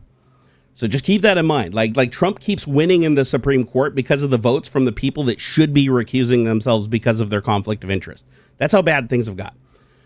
It says, let's hear more headline. Oh, Google's new layoffs. So layoffs have been expected in Google's platform and device division since employees were asked to take voluntary buyouts in January. The hundreds of people impacted this week got 60 days of garden leave and then 14 weeks of severance plus one additional week per year served. AI models are letting down their guard. ByteDance reportedly made $39 billion from TikTok last year, a 63% increase and about 25% of its total revenue. Waymo is coming to Market Street in downtown San Francisco. Google employees are now free to talk about the company's monopoly case against the Department of Justice. Microsoft fired 2 employees for protesting during its 50th anniversary event. And after denying the report for weeks, the company finally confirmed that it's slowing or pausing some early stage data center projects. Yeah, shit's going to get really messy, guys. Really, really messy. Yeah, we're definitely headed for dangerous waters. But again, I don't know how to stop it. We have to keep educating people. We have to keep, people are starting to become more receptive. Not everybody. Like, there's a lot of mega people that are just so deep in the cult and drinking the Kool-Aid that, like, even if they lost their house and lost everything, they'd still praise Trump and think that he's not responsible and he's going to save him at some point. But a lot of the people that really threw their power behind Trump just because they were selfish, racist assholes, now that it's affecting them, they're becoming more receptive to new data to understand why this is happening. So that's why it's good that, people are getting out there with information and trying to make it available in as many places as possible so that these people that are wronged, they're in a state where they're actually willing to look at other data. They're willing to look for the truth and find the answers. And if that data is presented in front of them and that data can help them understand what's going on and possibly, help defend themselves against it or change it, they're going to be way more receptive to look at it now. So that's why it's important to keep spreading information, even if people constantly try to silence you. And people will, just to let you know, like any time you do anything to try to rock Trump's boat, you will have entire bot armies funded by Russia and everything, just up your ass. Trust me. But ignore it. Ignore it and keep moving. Trust me, your kids will thank you. Ian said, wow, as like Andrew Tate told in the AuxxZillary video, just ignore every tax notice. Sooner or later, they will give up. That's not at all how the IRS works. So sorry, I literally know somebody who went to jail, like personally know somebody who went to jail for lying on their taxes. Irene Smith said, so it just occurred to me, I wonder how much of the work I did at Microsoft was used to train its AI. Probably a lot, Irene. You did a lot of writing, right? You were a technical writer? If you did technical writing and that writing was published on any shares, I guarantee it's been trained into the AI. As a matter of fact, it's probably been trained into their own internal private instance of OpenAI. So if you have any friends that work at Microsoft, you should tell them to run queries and give them like some specific keywords and phrases from your writings and topics and have them proxy the responses back to you. Because it won't be in the public versions, but it will be on the internal versions for sure. VR Gimp said, I just got a new machine with a 5090 and a 9800 X3D. Oh, I'm so jealous, bro. I have 128 gigs of RAM. I'm guessing that's DDR5 too, right? And I'm wondering what programs for AI you can recommend that have GUIs and are easy to install. LM Studio. LM Studio is by far the easiest to use, and it has API access for when you're ready to start writing like Python and PowerShell scripts and start fucking around with MCP and stuff like that. So yeah, LM Studio. Just look up LM Studio. It's actually what I use. There's other ones like Olama, but they don't really have that good of a graphical interface. If you want to use some cloud shit, you can do like Claude and stuff like that, or use Poe, or directly go to each site. But I would personally recommend to you, just use an LM Studio if you want to load up, because you've got a 5090. That's gonna have what, 32 gigs of RAM on it or something like that, 32 or 36 gigs. You can load some really big models. Like you can load some of the bigger llama models. Like, so you could really do some cool shit. Yeah, I'm super jealous because, man, I get that the 5090 launch didn't go how they wanted, and it's not that big of a performance increase from the 4090 that was really promised when you take away the extra frame generation. But the memory capacity alone for AI shit is a game changer. Like, going even from 24 to 32 gigs is a big deal. There's a lot of models that are at 24 gig or just over 24 gig that the only way I can load them is to partially load them into DDR5 RAM. And because DDR5 is so much slower, it really slows down the tokens per second. What CPU do I have in my current rig, Blake asked? It's a 13900K. So 13900K is what I'm running right now with a Founders Edition RTX 4090. So she's definitely no slouch. And the only reason I have this computer, honestly, is because Nvidia was gracious enough to provide the graphics card a couple of years ago when it came out, and Wendell provided the motherboard and the CPU, and Hobbs provided the case and the power supply and everything else I needed. So all I needed was the RAM. The DDR5 RAM was all I had to buy, and I got 96 gigs and 48 gig sticks so that we could maximize the performance. I couldn't afford the 128 gig at the time because DDR5 was ridiculously expensive when I bought it.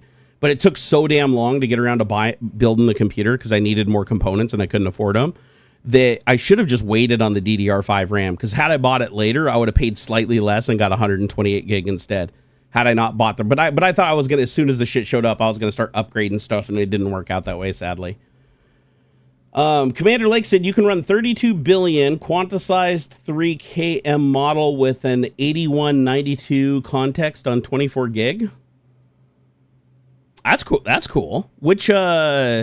Which model specifically, or does it doesn't even matter, right?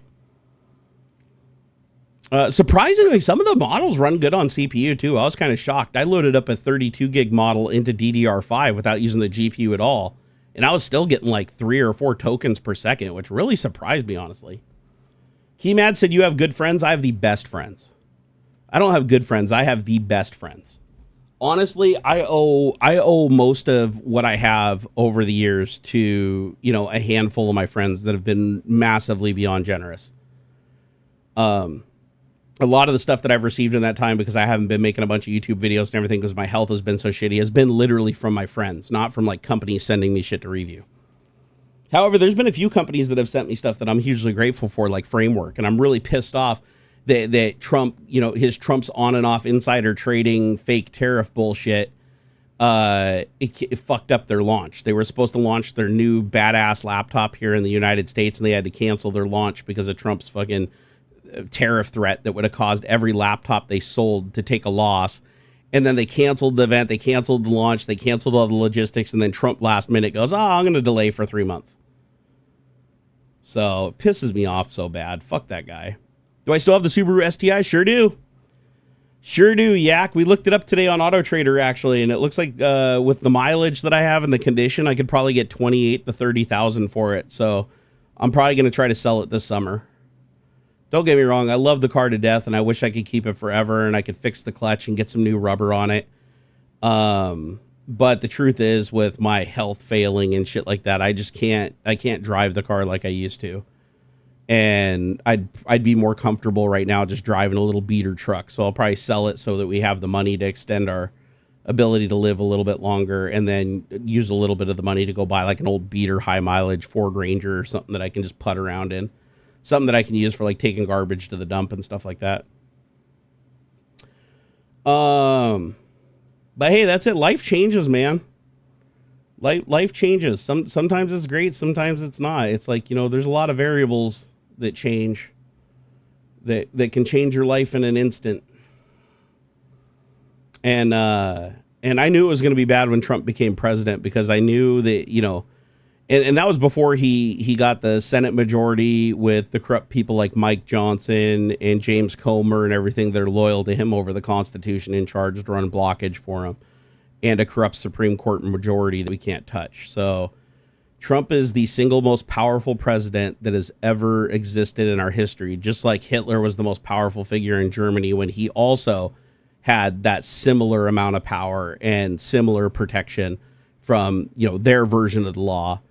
And it's scary. There's tons of parallels. It's just wild. The more you go back and study, and I'm not talking about World War II slaughter Hitler. I'm talking about the 6 years Hitler was in power before World War II and how he came to power. People think when you compare Trump to Hitler, you're comparing him, to Hitler's worst to Trump just getting started. No, if you look at their stages in their careers, it's like Trump is a little past 1933 for Hitler. So if you go back and study 1933 Hitler, when he granted himself the power to enact any law he wants without the president being able to stop him or anybody be able to stop him or push back. That was when he was in a similar position that Trump now has put himself in, where he's the most powerful president that's ever lived, that can't be impeached. He can't be removed because immunity allows him to literally kill people if he wants, as long as he claims he believes it's in the interest of the United States as his official duty as president. And when tested in the Supreme Court, they said he could literally kill the person who's running against him in an election, and he couldn't be impeached for it, because he just has to say that he believes if that person won the election, that he thinks America would be worse off. Therefore, he's the only one that should be president, and that's why he killed him. He could also just say that he believed the person to be a terrorist, and that's also enough that he can't be charged. So no other Supreme Court would have ever granted this if they were actually following the Constitution, if they actually recused themselves from cases for having the conflict of interest. But sadly, Trump found a loophole. He worked it for a long time during his first term. Thankfully, he didn't get elected again in 2020. Otherwise, we'd already be probably in World War III by now. But he still has all the power and all the pieces he needed in the end to get what he wanted. Now he's in the testing phase. Fucking scary, man. So scary. Jordan Miller said, I owe about $5,000 in taxes. As a self-employed person, I unfortunately underpaid. Should I ignore it? Why should I pay when the president doesn't? Oh, because he'll put you in jail.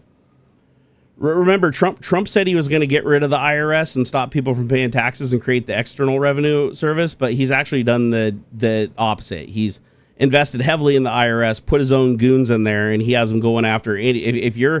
If you're not mega hardcore and doing him some favors, you're most likely going to get audited if there's even the slightest discrepancy. Also, I want to remind you that Trump has also deployed, the AI stuff from the Stargate project. A lot of AI is being used because when he brought Elon in, Elon just blindly started using Grok all over the place for everything. So I wouldn't be the least bit surprised because he went to the IRS and downloaded all their data and fucked with their code. I wouldn't be surprised if the IRS isn't also using Grok to seek out people to conduct audits. So they don't need humans to do it. So I would not bank on getting away with tax fraud. You might get away with it for a year or two, but it will catch up with you at some point, compound, and end up putting you in jail if you can't pay it, plus the fines. Plus the fines are going to be steeper than ever. Because remember, Trump, just like Hitler, wants to use the tax system to generate as much revenue as possible. That's why he's using tariffs.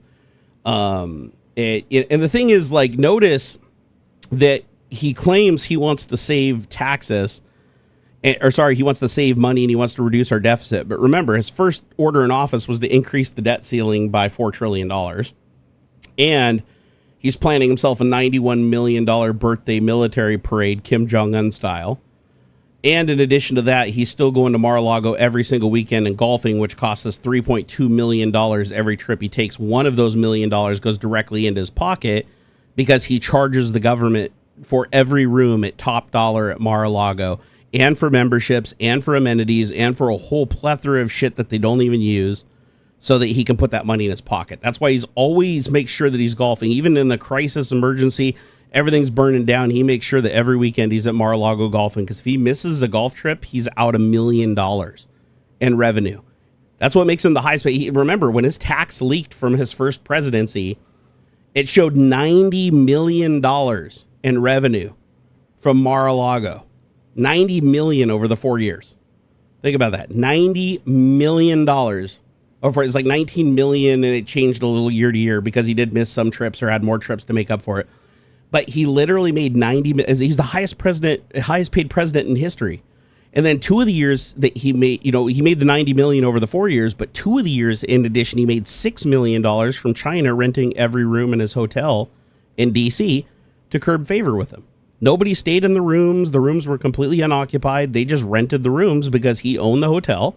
That revenue goes to him. It makes the property seem like it's a much higher value, so it makes his real estate value go up because it's so popular, even though nobody enters or exits the building, and he only has like 2 staff members in there, the one security guy and a front desk person.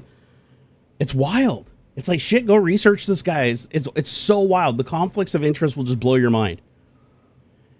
And the odd thing is every single bipartisan bill during his first presidency, and especially during his second presidency right now, every bill that's come to the floor to improve government transparency for the president and for Congress and for the Senate, across everybody, including the Democrats, to create transparency and to prevent corruption, every single thing has been shot down in side committees without even coming to the floor for a vote by James Comer and who is the other, Mike Johnson.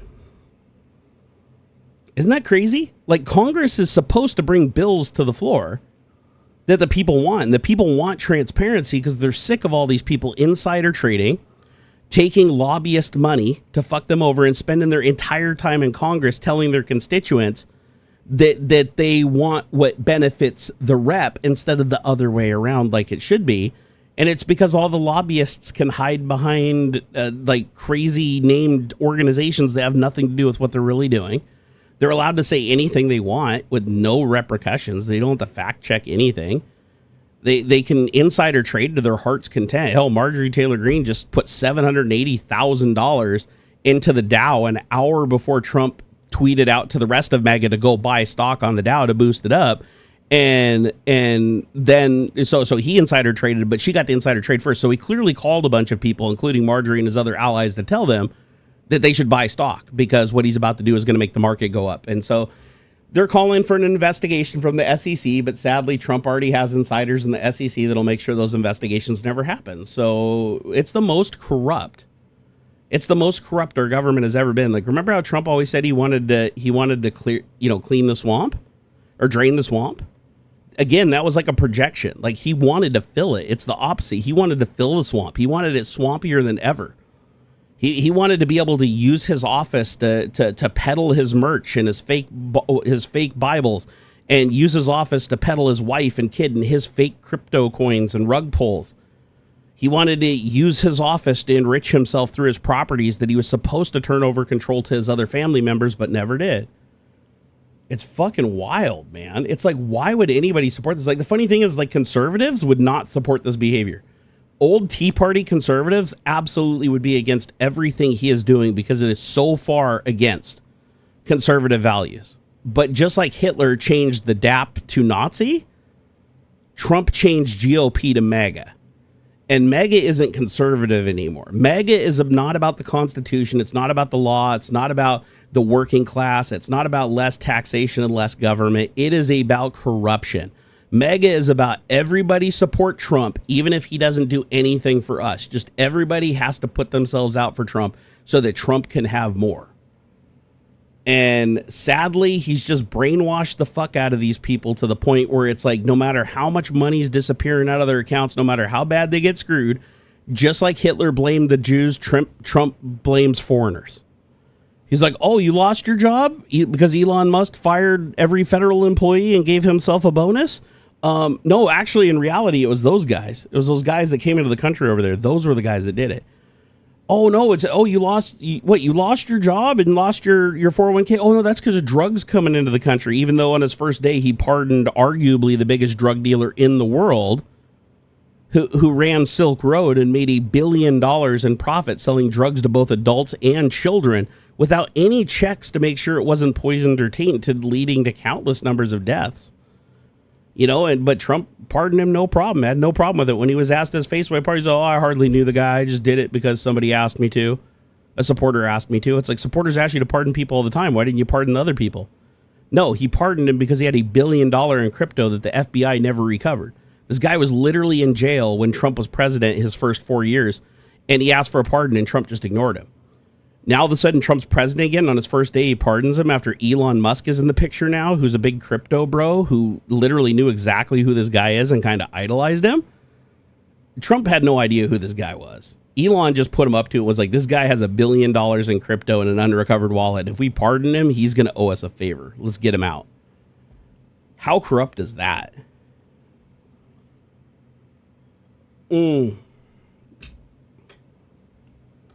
Dude, seriously.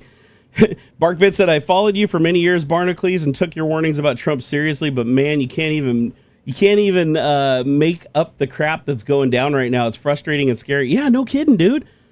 It's weird. I wish I wasn't right. I was right about so much, and I wish I wasn't. And honestly, a lot of worse shit happened than what I predicted, which really blew my mind because my predictions were already pretty dark considering the situation, but Trump has moved extra fast, doing a lot of shit that I really didn't expect. So, but the thing is he's targeting everybody. Like, remember, Trump doesn't care about MAGA. MAGA are just like Hitler, he used Christianity to indoctrinate MAGA to escalate himself into power, knowing that if he didn't get the presidency, he was going to jail for his many felonies and his upcoming trials and everything. At some point, he was going to jail for all of these felonies over his life, right? He is finally being called to task. He was going to be put behind bars, so he had to get the presidency. So he lied, cheated, stealed, did whatever Elon said to get his money and to get Elon to run illegal lotteries in the swing states, get Russia to phone in bomb threats to all the polling locations. That really did happen in all the Democratic regions. In the swing states, the polling locations all received simultaneous bomb threats from Russia, and it took 3 hours on average to clear each bomb threat from each polling location, at which time people had to go home because their lunch hour was over and they never got to vote, leading to hundreds of thousands of votes lost in a very close location. Actually, technically, it was millions of votes lost. Also, they canceled in mail-in voting. A lot of people didn't know that until last minute. They didn't have the ability to get the polls, therefore they weren't able to vote. So a lot fewer votes came in because of that. It's fucking scary, but he did. But Trump won the election, even though it wasn't fair by any stretch of the imagination. But he did indoctrinate and use Christianity to use people's indoctrinated faith to bypass their common sense. He got them to believe that he was chosen by God, even though he's never read the Bible ever in his entire life, and he doesn't go to church at all. The only time he's ever gone to church has been when he had to during his inaugurations, and even then he attacked the pastor, literally attacked the priest that literally just asked him to show mercy to his fellow humans. He found that deeply offensive that he was asked to show mercy to those who need it. How could he be Christian? One, he publicly said he's never asked for forgiveness. That's not very Christian. He publicly says he never prays because he's for forgiveness for anything because he's perfect. He said he's never committed a sin, even though he's literally on what wife number and cheated on which wives. And like, come on, dude. Like, you've never done anything wrong. He literally said that I've never done anything wrong that required me to pray for forgiveness. He also said he's never sinned. Well, if you're a Christian and you read the Bible, you know you were born with original sin. So he clearly hasn't read the damn thing. That's the weird thing that separates him from Hitler. Is one of the few things. Hitler actually read the Bible so that he could more effectively use it to control people and their conservative party. Trump didn't even have to read the Bible, and he was still capable of completely usurping control of the Christians and the conservative party and completely throwing them under the bus and lying to them and cheating and getting their votes simply by telling them to have faith in him because God picked him. Even though the only people that said that God picked him was himself and a mega church pastor who he paid a lot of money to also endorse him and speak in tongues while holding her hand on him with a bunch of people during a podcast to get everybody all riled up. Dude, it's wild, man. We live in wild times. Wild times. But I'm scared. I'm legitimately scared. Some people ask me, why are you scared? They're like, what are you scared? What has Trump done to you? Well, Trump's DEIA hunt, a lot of people leave the A off the end. My son is on the spectrum. That's the A, okay? So DEIA now labels my son for life as a DEI hire. If anybody that takes federal money on any level hires him, they risk their federal funding because they will be seen as somebody who hires DEIA and will be cut off from federal funding. That is a father makes me deeply sad, you know. And my medications have gone up by 2x, by 50%. That's a lot. That really hit us hard. I may even have to drop some medication. A lot of the services that I need have been anticipating the tariffs because they're so unstable and the economy is so stable. They just have to assume the worst. Even though Trump pulls back, they have to assume the worst, and then they can't. When he pulls back, they can't just change it, because then if he springs another one the next day because he gets a bad tweet or he is in a bad mood or whatever, they can't adjust fast enough for it. So they have to assume the worst. So the price of everything has gone up between 5 and 20% across the board. It's scary, and it doesn't just affect me; it affects all of us. It doesn't matter if you're MAGA. It doesn't matter if you're Tea Party Republican. It doesn't matter if you're Democrat. Doesn't matter if you're super liberal, partially liberal, centrist. It does not matter unless you are a multimillionaire that is completely in alignment with Trump, who Trump favors heavily. You are in trouble. You might think he likes you. You might think you're one of him, but he wouldn't let you step foot in his resort, and he thinks that you're trash.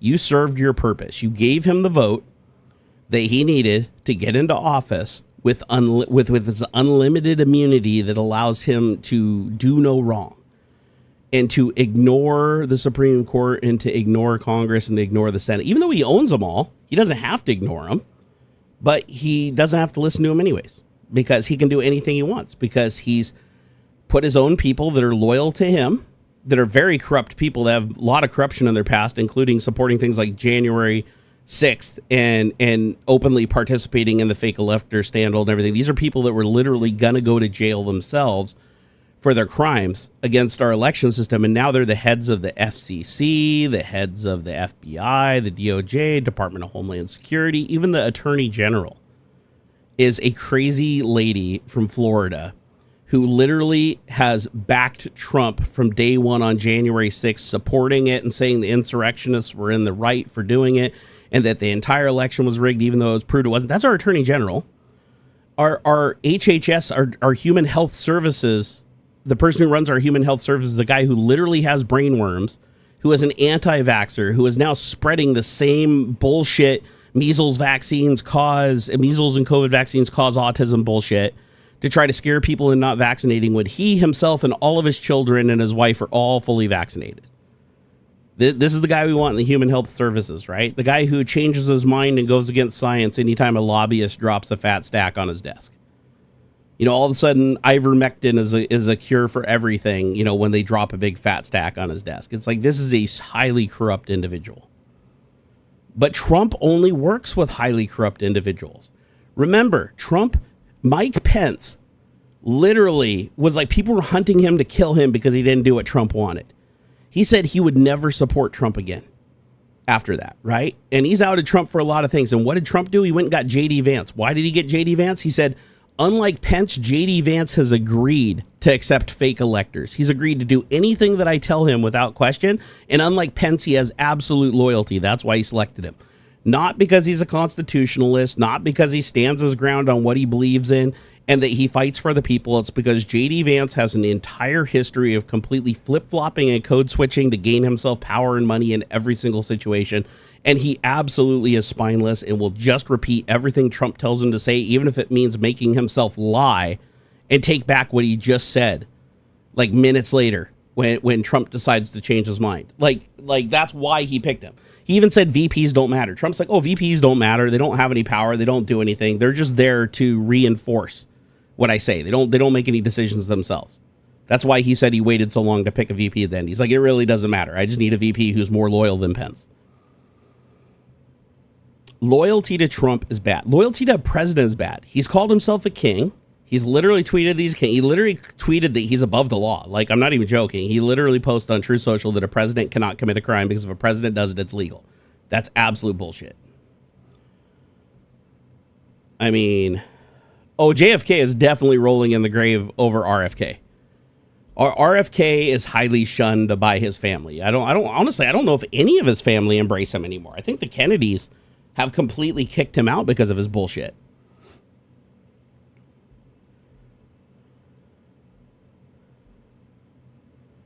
What does it say? Who says bad, illegal, and or immoral policy and politician have to hurt me personally to oppose it? I reject that premise wholesale. Oh, no. I'm just saying, Bear, I'm just saying that people have asked me how he's personally hurt me. Like, granted, I get where they're coming from. Like, their defense is, if he's not hurting you, even though you disagree with all of his policies, you shouldn't care. Like, because he just wants, he can do whatever he wants. No, I agree. That's total bullshit.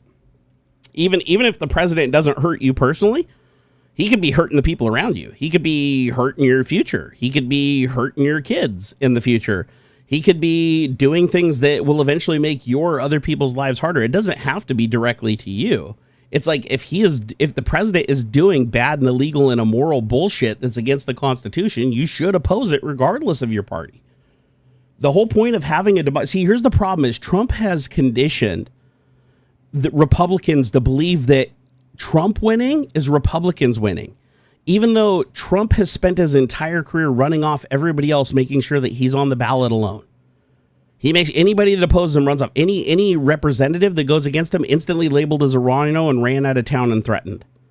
And now he's in a position to do even more harm and physically hurt or kill these people. So you're going to see a lot more people stepping down and retiring early as representatives.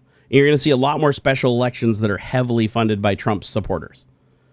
Like, and by supporters, I mean like big pharma and big corporations and shit like that fund these like super PACs and corporations that are committees that committee, like, well, there's one that was called like Patriots for America, and it's like completely paid for by Pfizer. like it's like, okay, so Patriots for America think that Americans are better off if we make them pay more for medications and take away their rights to sue if a medication harms them. It's weird, man. Nerdgasm, I was talking at that rhetorical question, not saying you were saying that it has to hurt you personally. Oh, no, fair enough. Fair enough, Bear. It's all good. I just saw it, so I responded to it. Irene Smith said, well, I'm going to have to leave in a few minutes. Matt's streaming on Twitch today. Oh, rock on. Irene, I'm glad to hear that. Shit, I got to get back to some Twitch streaming, too. I did stream this week, finally, but I need to stream more. I was supposed to stream last night, but then I knew Tech Talk was coming in the morning, and it was like 10:30 when I finished doing something. I was like, I don't want to just stream for like an hour or two. But it should be okay to stream for an hour or two. Honestly, if I stream for an hour or two, people would like that better than not stream it at all, right? Mo said religion has always been a powerful manipulation tool. Oh, 100%. 100%. And I've said that from the start. I'm like, there's a reason why Hitler targeted the Christians. And I mean, he even talks about it in his manifesto in Mein Kampf that he wrote in the 1920s, right? That he wrote his whole plan and carried it out in the 30s when he had his opportunity. Just like Trump had his whole plan, in 2015, but couldn't carry it out until he had the Supreme Court. He had to have the Supreme Court to give him that immunity that no president should be able to get for him to be able to circumvent and destroy democracy. So that's why that single thing is the changing event. So if Trump had to become president this time, even having the Senate, even having Congress, even having the Supreme Court, if he didn't have that immunity, he would still be subject to law on some level. He could still be impeached. He could still be removed. He could still be found to have committed treason. Like, that immunity allows him to brush all of that off. And if anybody challenges that and tries to take that away or proceed against it. He can just have them killed and say that he did it in his official capacity as president because he saw them as a threat to his leadership. And that's bad. And again, they already went through the exercises when this was ratified by his majority that should have recused themselves. Keep in mind, the votes that gave him this power strictly came from people that he either gave them their career or he supported their corruption and protected them from their corruption when they were caught. Things like Clarence Thomas and the Harlan Crow bullshit, right? Even though he didn't put Clarence Thomas on the court, he defended him and protected him in exchange for his loyalty so that he wouldn't be impeached and removed because he violated the rules of being a Supreme Court justice. Same thing goes with Alito.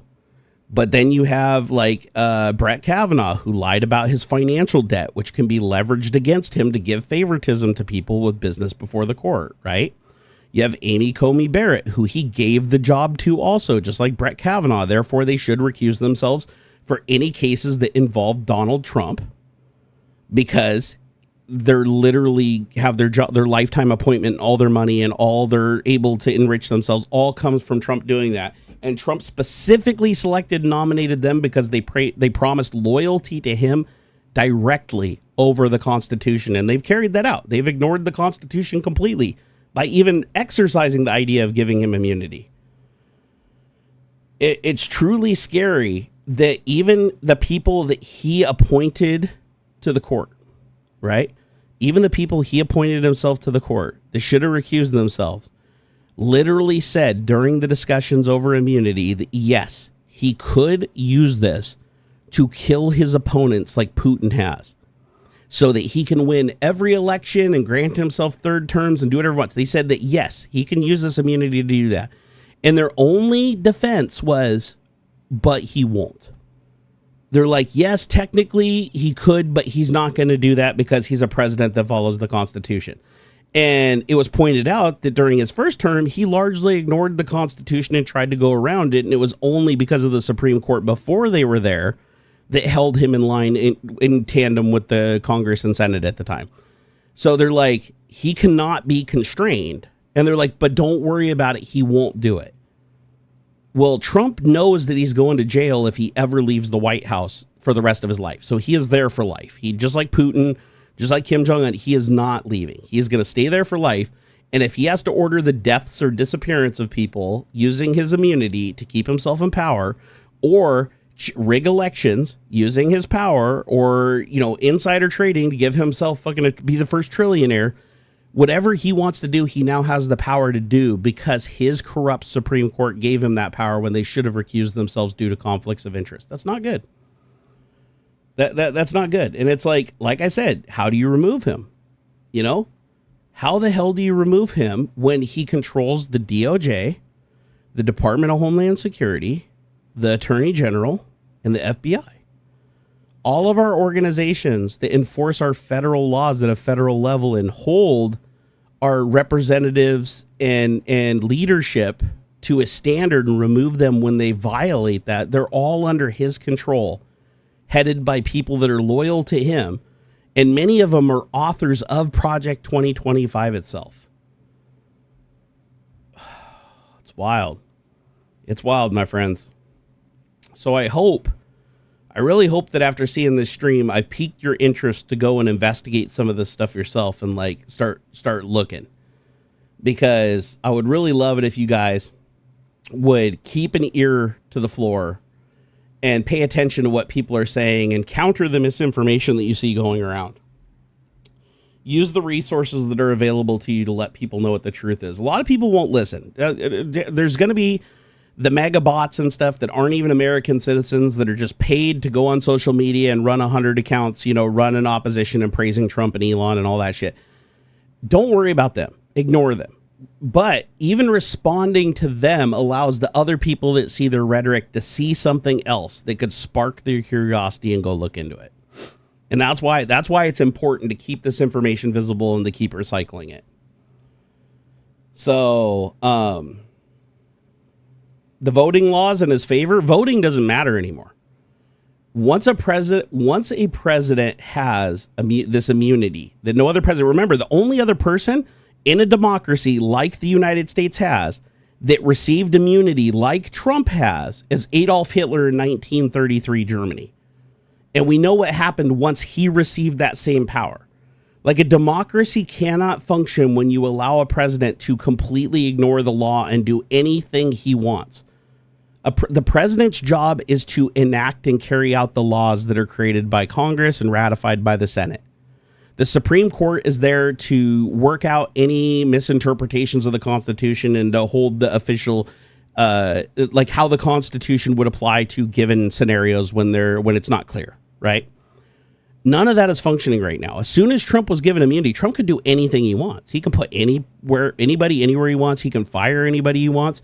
He can kill anybody he wants. He can refuse to leave the White House. He can run for a third term. He can have a mock election that doesn't work and make sure that anybody that runs against him is killed or disappeared.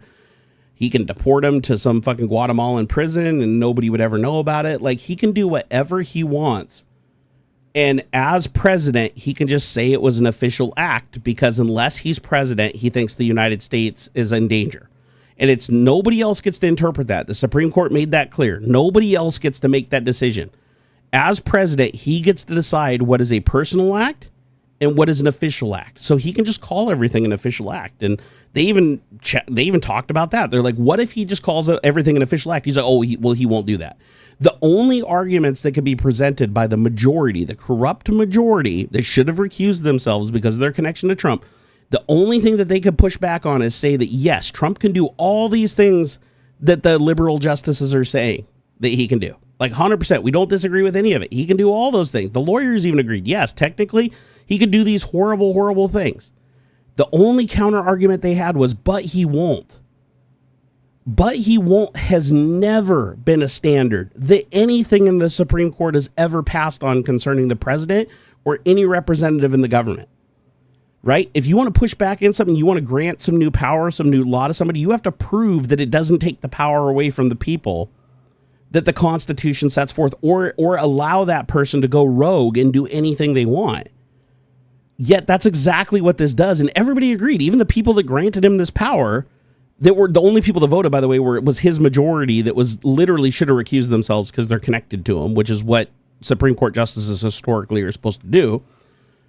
They grant him this power, and now he can do anything. But now that he has that power, there's nothing they can do about it, because if they try to take that power away, he still has that power for a period of time up until they vote and after they vote to win that power being taken away as ratified, giving him plenty of time to kill or intimidate or to do anything he wants to stop that vote from happening or reverse it, kill the people, and have a revote to give it back.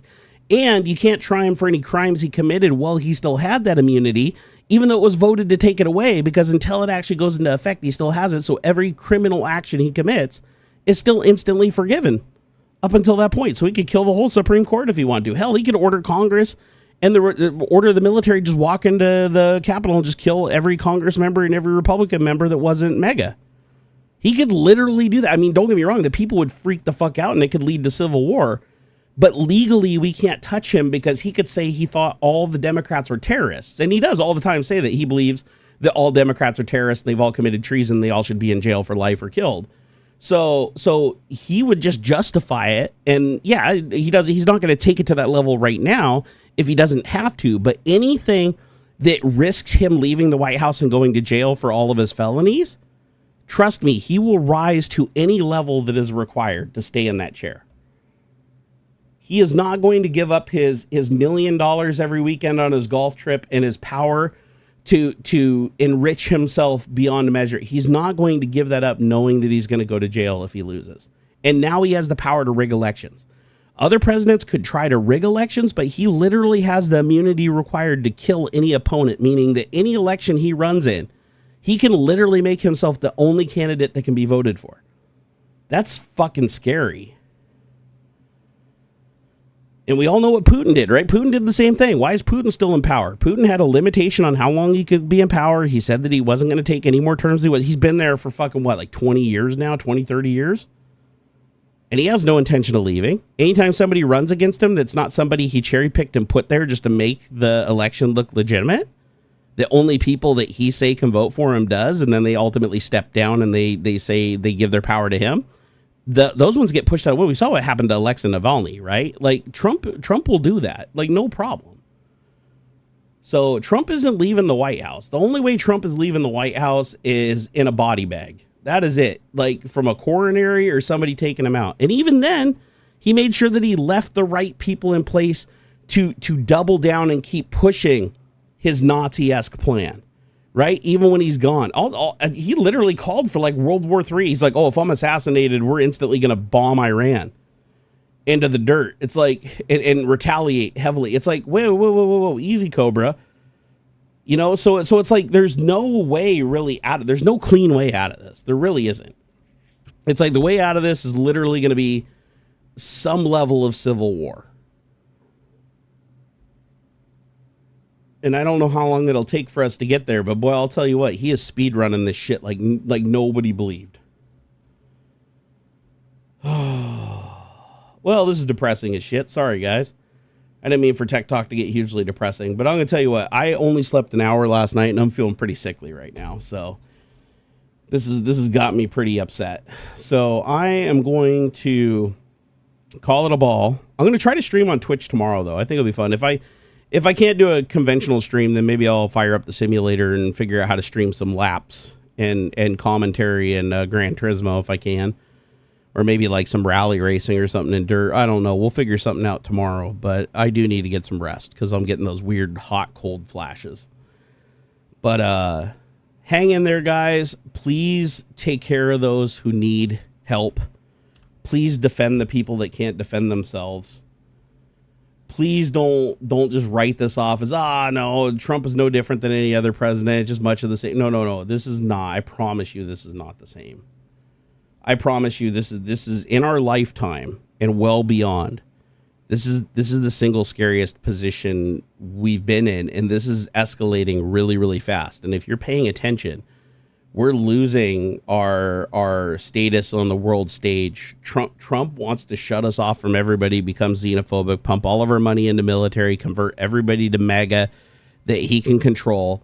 And because Hitler successfully did the same thing, and he knows it works. He's literally tested it. He knows it works, so he's going to continue down this road. Pimax Crystal Super is out. Oh, I'd love a Pimax Crystal Super. That'd be fucking awesome, but they're probably $1 billion now since they come from China. Old Broger said, well, I posted my 100K thank you video, and there's a huge shout out to you. Oh, I'll watch it later, Old Broger. Thank you. Everybody congratulate Old Broger. He literally got a silver play button recently. He's at 106. He might even be more than that, 106,000. When I checked the other day when we did our Twitch stream. It was so fucking cool. Congratulations, my friend. Hey, before I go, though, I want to thank everybody that showed their support today. I really do appreciate you guys because I am pretty well financially fucked right now. Hey, Balia Brand, thank you so much, man. It's life, though. You just got to deal with it as it comes. You got to deal with it as it comes. Old Broger, thank you for the $3 super chat. I appreciate it, brother. M. Vermirion, thank you for the $13.62 super chat. He said, let's resist. Hell yes, we're going to resist. Joe Taji, thank you for the 23 months sub to the channel. I appreciate, or I should say membership, 23-month membership to the channel. I appreciate it. Said, thanks for being awesome. I really do try sometimes. Jordan Miller, thank you for the $10. He said, join in late. I have no idea what you're talking about, but glad you're back, fellas. Appreciate it. Daniel Frost, thank you for the $20. He said, some sex, you beautiful people. We do like your sexes, bro. DeWolfstan, thank you for the $5. He said, is Jerry asking us to play with it while we watch Tech Talk? Oh my God, love you guys. Hey, you guys can take your pants off and diddle your wieners or vaginas or anything while I talk to your heart's content. I have no problem with that whatsoever. The Tech Chef 420, thank you for the $2. He said, wonder how many Trump Elon made in the stock fraud? Oh, a lot. A huge amount, because Trump definitely gave the heads up to a lot of people before he announced that he was pulling back the tariffs publicly, and we know that from Marjorie Taylor Greene. But you have to think one thing I do have to say is, do you notice that Elon Musk was almost brought to tears while he was streaming on his flight home after he said he had no intention of leaving DC and he was gonna kill a bunch more shit, and Doge was just getting started. And now he's on a jet back, and Trump is like, oh, he got at the end of his temporary period, and this was always the plan for him to go. No, if it was always the plan, he didn't know it because he was saying online he was there. What happened was Elon got in a fight with Peter Navarro and a bunch of Trump's enforcers, right? And you don't fuck with Trump's enforcers that are really close to him, because Trump considers those guys like friends and brothers and loyalty, because they've all committed so many crimes over the years together. And he just sees Elon as a guy that funded his presidency, that he feels like, you know, he can use, but once he's no longer useful, he threw him out. So Elon was put on a jet and sent the fuck home. And Elon's like live streaming about crying on stream, and then he lied about losing his connection. We know because we literally heard him say, "Oh, connection lost."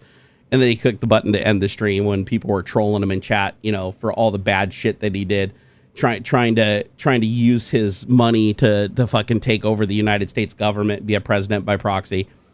So I told you guys, I said Elon Musk and Donald Trump cannot coexist together for a period of time, because they are both alphas, and they both think that they're the top dog and the smartest person in the world and blah, blah, blah, blah, blah, right?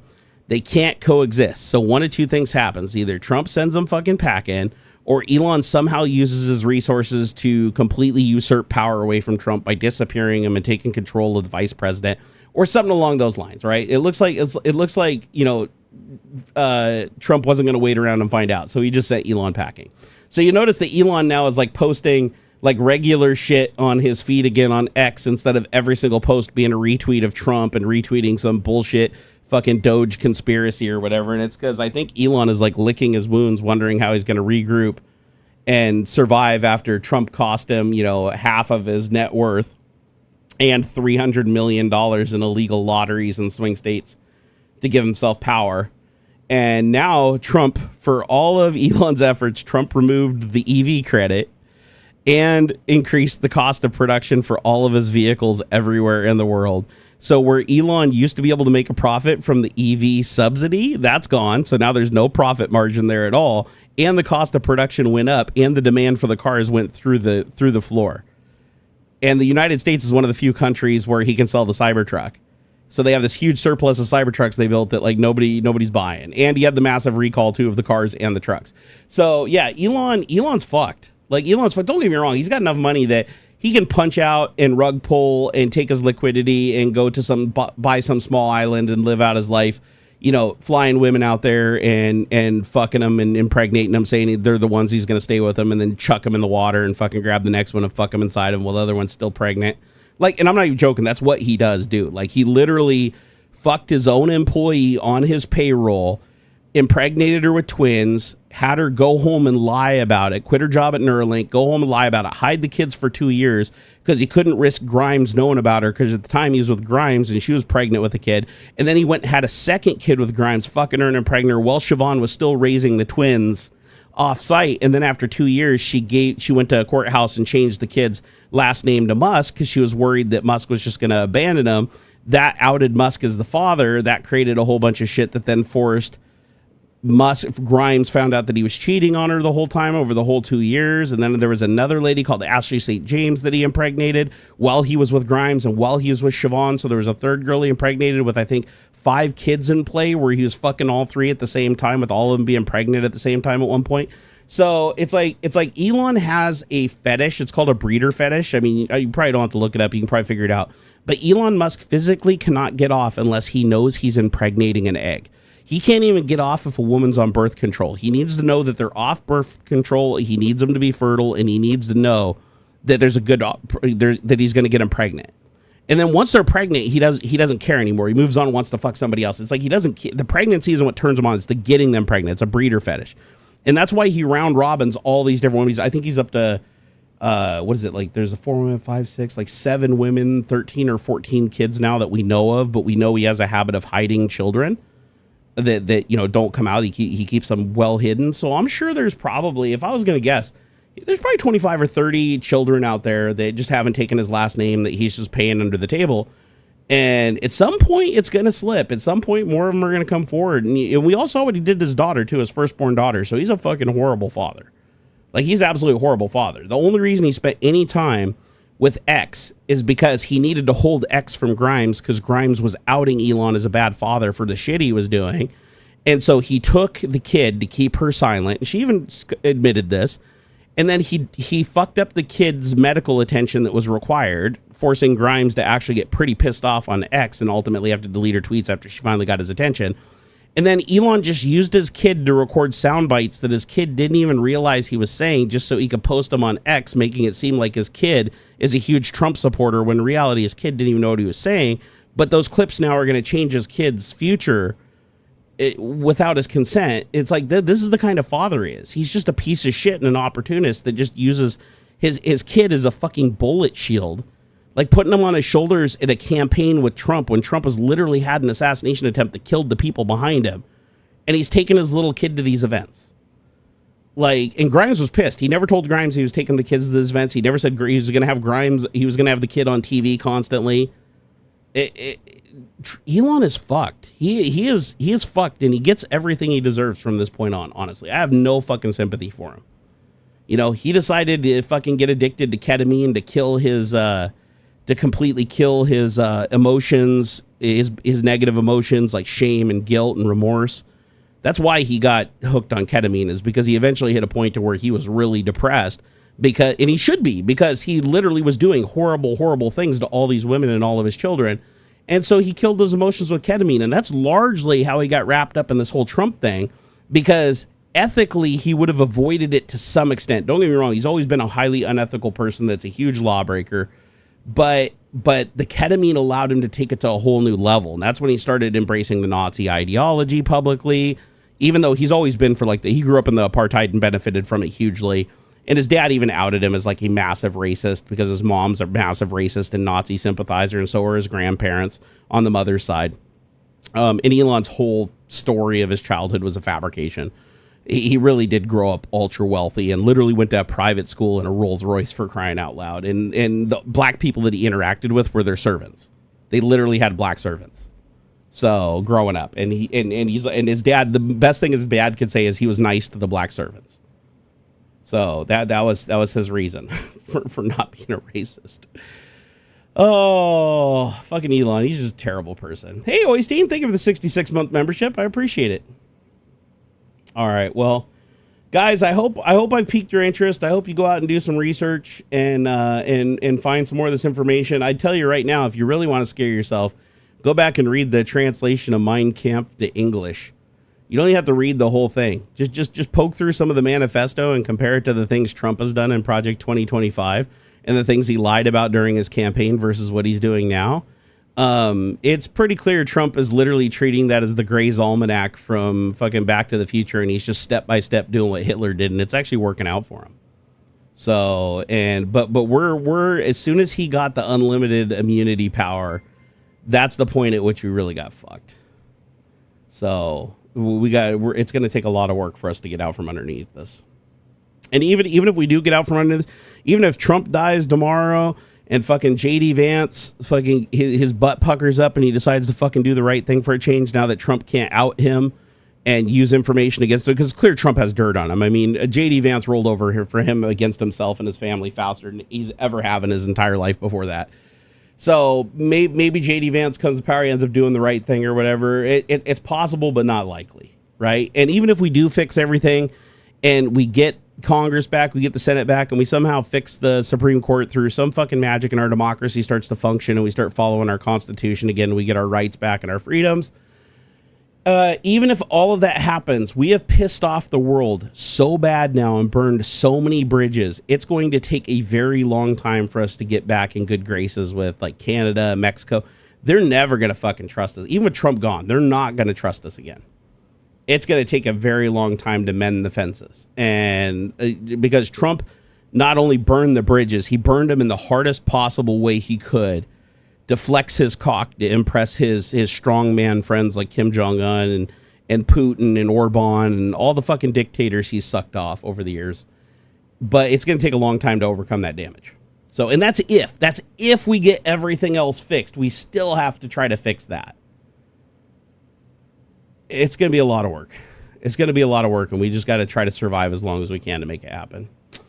Thank you to Wolf's Den. I appreciate it. Hey, Joe Taji said, do you still use a body pillow? Do you still have the trackball you reviewed? Yes, I still have the trackball. I haven't used it in a long time, but I do have it.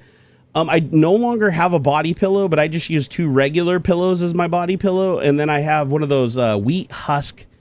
I think this is like wheat husk or something husk pillows where it's like got all the little like husk pieces in it that are antimicrobial or whatever. it's weird. It's like really hard, but it's like a beanbag where you like push an impression in with your head and it keeps you perfectly there and it keeps you nice and cool all night. And I fucking love that pillow. Best pillow I've ever owned in my entire life. He said, I've been using the Elecom Huge for work. Is that a chair? Oh, you'll have to send me a link for that over on Discord and off topic. Also, super belated birthday to Xander. Oh, thank you, man. Sorry for the rapid fire. No, that's awesome. It's exactly how I like it, man. Nice and efficient. Also, thank you for everybody that liked Joe Taji's $20 tip here there. That was super awesome of you. Oystein, also, I appreciate your support, man. You guys are awesome. All right, I'm going to get out of here. I am super, super exhausted. Sorry that we didn't really get to the MCP and AI topic, but I will say this MCP is freaking cool. MCP is, my brain just took a shit. What is it? It's a model context protocol. No, that doesn't sound right. Hold on here. What is AI MCP? I don't know why I forget. I'm playing with it right now. Model context protocol. Oh, okay, I was right. Okay, model context protocol, otherwise known as MCP. Sorry, I only slept an hour. I didn't even really sleep an hour. It's more like 45 minutes. MCP is a really cool standardized protocol that allows LLMs to communicate with software. So if you ever wanted to bridge that gap where an LLM conversation can literally drive programs on your computer and use command prompts and go to websites and open programs and scrape information from them and do actual work. Sorry. I think I got a fucking tonsil stone. Hold on. Do I got any coffee left? Yeah. God, I hate tonsil stones. They're the worst. Anyways, MCP is awesome. Trafficone 2008 said, did not realize you was a Democrat. I actually used to be a centrist, Trafficone. I used to be a centrist, but Trump pushed me left. I'm not extreme left. I have some conservative values. I own guns and AR-15s and thousands of rounds of ammunition and support the Second Amendment and all that stuff. But with what Trump has done, it has definitely pushed me left because the Tea Party GOP is dead. It's been replaced with MAGA, which is America's version of Nazism and white nationalism. And so it did push me left. So yeah, as of right now, I am a Democrat. Like quite literally. But again, I do take from all buckets. There are some conservative values that I like. However, Trump has really fucked the bar. Like it used to be, Tea Party Republicans versus regular Democrats. Now you got fucking MAGA just completely ate the Tea Party and drug it fucking 5,000 yards to the right. Ruined everything. And if you're just joining the stream, go back and watch the rest of it earlier and go look at my X feed and you'll see all the receipts and all the evidence and everything on what Trump has done to me, what Trump has done to my friends, where we're headed, how the law has been working out for us, the things Trump's been doing, all of it. Like, yeah, no, I don't just make shit up. I come with the information. Dangerous Brian said, trust me, most of the UK would rather live in the US than the UK right now. Fuck, you think that way. You might think, I'm not saying you guys have a great in the UK by any stretch of the imagination, but no, with what's coming right now, you would not say that if you lived here. You definitely would not say that if you lived here. Although I will say that the UK has always been big on taxation and VATs and all that shit. So you guys are a little ahead of us when it comes to the fucking over the citizens financially. But Trump is a lot more, Trump's danger goes way beyond finances though. That's the thing. It's like presidents will move finances here and there, and regardless of who the president is, sometimes it goes up, sometimes it goes down. But Trump has completely changed the field. It is Trump is for himself and doesn't give a shit about anybody, not even his own people, not even the people that voted for him. Literally, now that he has the power and he has the unlimited immunity granted by his plants in the Supreme Court, he can do anything he wants. Absolutely. He is a king. He is not a president. Our Constitution no longer works. He is a king and can do anything he wants. He's going to try to test it and cross the line slowly because he doesn't want to just like jump to the absolute extreme that could trigger something like civil war or something more radical. But he's definitely moving in a really, really bad direction, which is truly sad. But we knew it was coming. We just didn't know that he was going to move this fast and literally flooding the swamp. Like literally flooding the swamp, like less transparency, no consumer protections, having Elon Musk literally just cut the balls off of like everything that allowed us as voting citizens to see into what the government is doing and see into the corruption, lobbying, insider trading, all that shit has been cut off to its maximum ability as a part of Project 2025, sadly. All right. I am out of here, guys. You are amazing. If you're interested in the AI stuff, go look up MCP, Model Context Protocol. Really fucking cool stuff. But also scary stuff, because once you play with MCP, you can start to really fashion ideas around how an LLM combined with a lot of MCP applications could ultimately allow an AI to end-to-end do an entire software workload. We're talking about having an LLM that is literally pre-programmed, designed to just carry out very complex tasks with huge groups of applications completely by itself, unsupervised. That's crazy. But it's coming. It's like, I don't think it's like quite there yet, but we're getting there really fast. All right. You guys have been awesome. Hey, Gaming Matty Rock, I see you there. Dangerous Brian, I see you. Kyle, I see you. Jerry comes really hard. Yeah, I don't want to toot my own horn, but sure. James Jada said, what Project 2025 was never put into action yet and has yet to be put into action? Project 2025 was never signed? Oh, no, a lot of Project 2025 has been put into action. As a matter of fact, Trump even nominated the 3 top authors of Project 2025 to high government positions, including the FCC of all things. The head of the FCC is literally a huge contributor to Project 2025. As a matter of fact, Project 2025 authors had to sit before Congress and be questioned, and they even admitted that they're using their positions right now to implement Project 2025, which is the transition to Trump's conservative values. And they admit that Trump knew about it the whole time and that Trump was a part of it the whole time, because they don't have to hide it anymore, right? He's president and he has the power. So they can do whatever they want.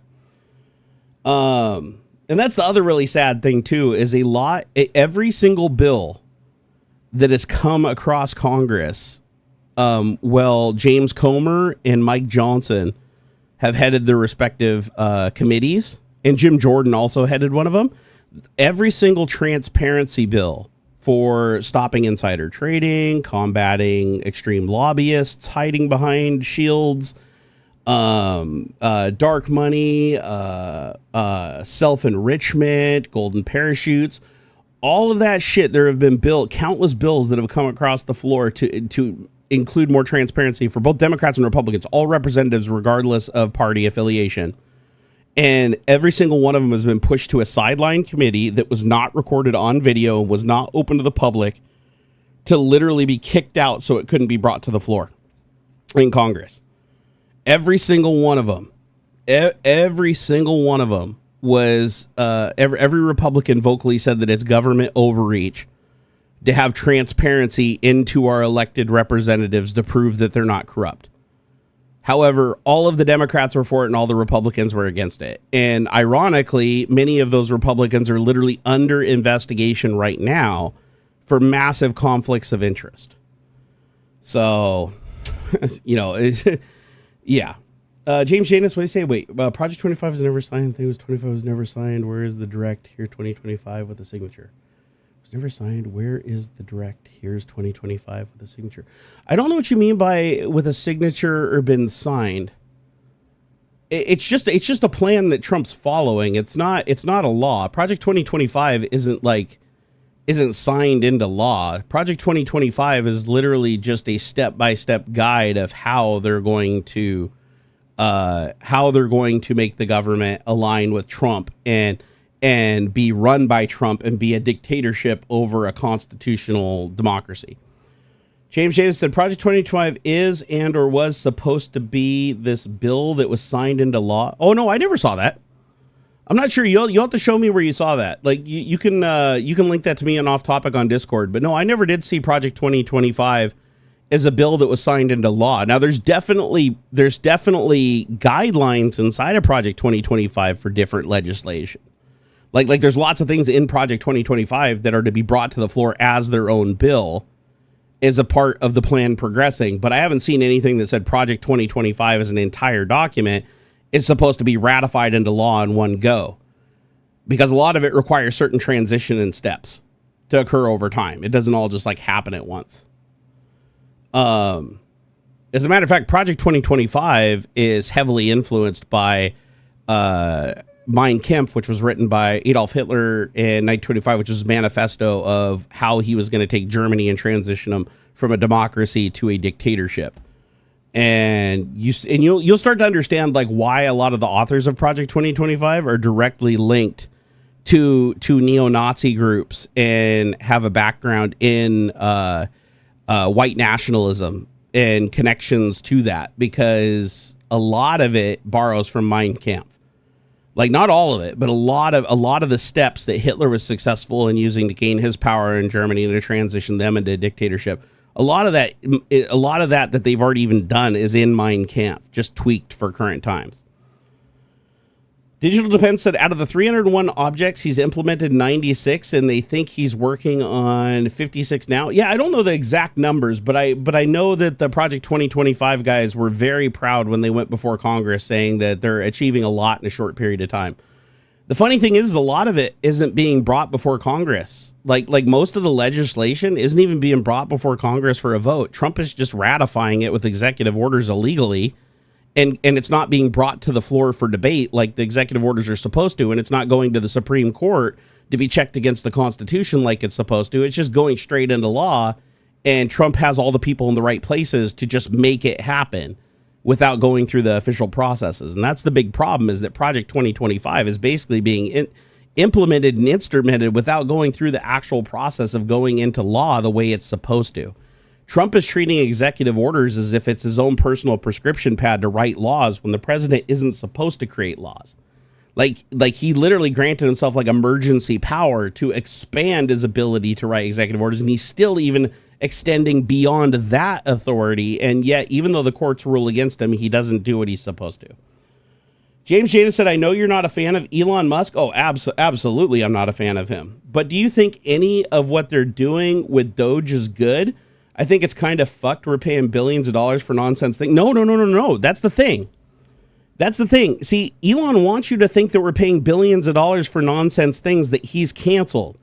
But the truth is, the things that we've paid the most money for that are nonsense things are the contracts to him and the other billionaires that should have been canceled. And instead, he canceled the shit that actually was doing what it was supposed to do. If you go through and look at his list, and keep in mind, the list that he published his website was wrong every single time.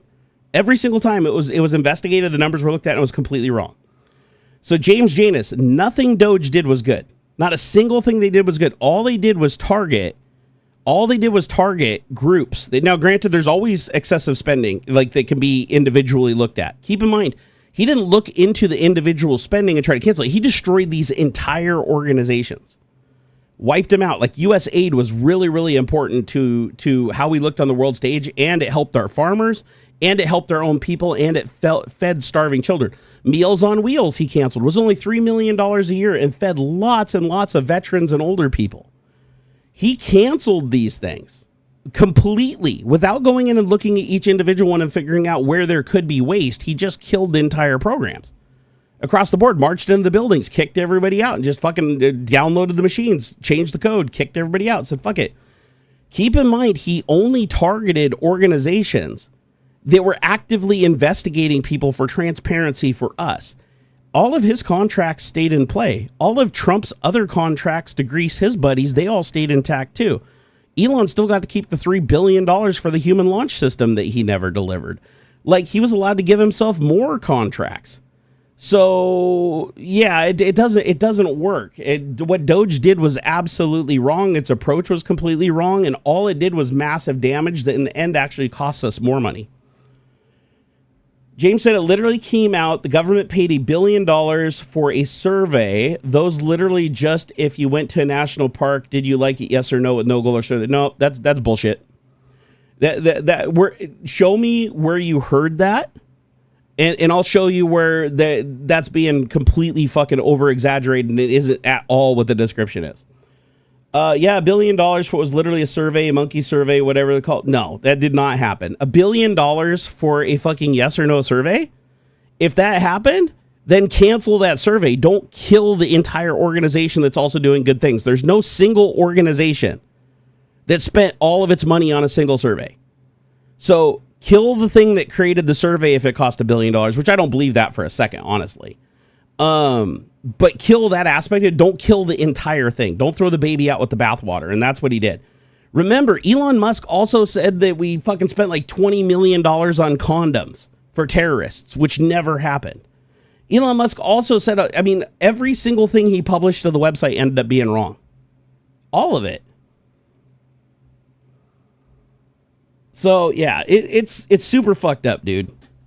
But yeah, if you can show me the evidence and the evidence didn't come from Elon Musk or Donald Trump or one of their affiliates, and it's actually like confirmed data that is agreed upon by like Congress and the Senate, then yeah, I'll look into it. And yeah, I do believe that bullshit spending needs to be cut. Like I definitely believe that, but I do not believe in killing entire organizations that do huge amounts of good. That's what I know. And I definitely don't believe in killing organizations that give us transparency and consumer protection. And the vast majority of what Elon Musk targeted specifically were things that were giving us the transparency that we need. By the way, Trump is still spreading the condom thing, even though Elon literally admitted he was wrong about it in Trump's presence multiple times in the Oval Office. But Trump is still using that at his rallies, by the way. Let's see here. Was going to mention the condoms, but Born beat me to it. Yeah, actually, I'm kind of curious. Let me look this up here. Let's hear. $1 billion spent on survey. Okay, let's see what we got here. Okay, here we go. Associated Presidents. There's no evidence for Musk's $1 billion national park survey claim. In March interview, Elon Musk claimed that the US... Elon lied about everything. By the way, if you go ask Grok, although he did change it now to where you have to jailbreak it to get the response. But for a month, if you asked Grok who spreads the most disinformation on X, give me only one name, it's always Elon Musk. I can actually prove that. You can go look at my timeline. Okay, so in a March interview, Elon Musk claimed that the U.S. National Park Service spent nearly $1 billion on a survey polling visitors about their experience at the federally operated public spaces. Since then, the statement from the billionaire heading the Trump administration's budget slashing effort has circulated widely on social media, but there is no evidence to back the claim. The official spending data shows costs for similar contracts have been much, much lower. It says the post from Elon was Doge just revealed that the government spent $1 billion on a survey asking if people like national parks on March 27th. The same post is circulated elsewhere on X, Facebook, Instagram, Threads, YouTube, and Getter following a March 27 interview with Musk by Brett Baer on Fox News Channel. In it, Musk purported that his Department of Government Efficiency, an initiative aimed at slashing federal spending, had uncovered a $1 billion contract with a company to conduct a single 10-question survey for National Park Service. We routinely encountered wastes of billions of dollars or more casually. You know, like, for example, a simple survey that was literally 10-question survey that you can do with SurveyMonkey, and it cost about $10,000. The government was being charged almost $1 billion for that. Musk said after Baer asked him what was the most astonishing thing he had encountered at the helm from Doge. In the same interview, one of Musk's top aides, Steve Davis, said that the park survey was part of an $830 million contract proposed by the Department of the Interior that Doge had halted. Musk and Davies appeared to be referring to a March 19th X post from Doge, which pointed out a $830 million contract approved by the Federal Consulting Group, a division of the Interior Department. This post said that the contract never signed and that Doge was shutting down the federal group. Interior Secretary Doug Burgum had highlighted the cancellation of the purported survey contract during a March 24th cabinet meeting with President Donald Trump, calling the expense pure fraud. However, data from usspending.gov, a government website that tracks federal spending, has no records of the Department of the Interior, which oversees the National Park Service, awarding a contract valued at over $800 million for such services.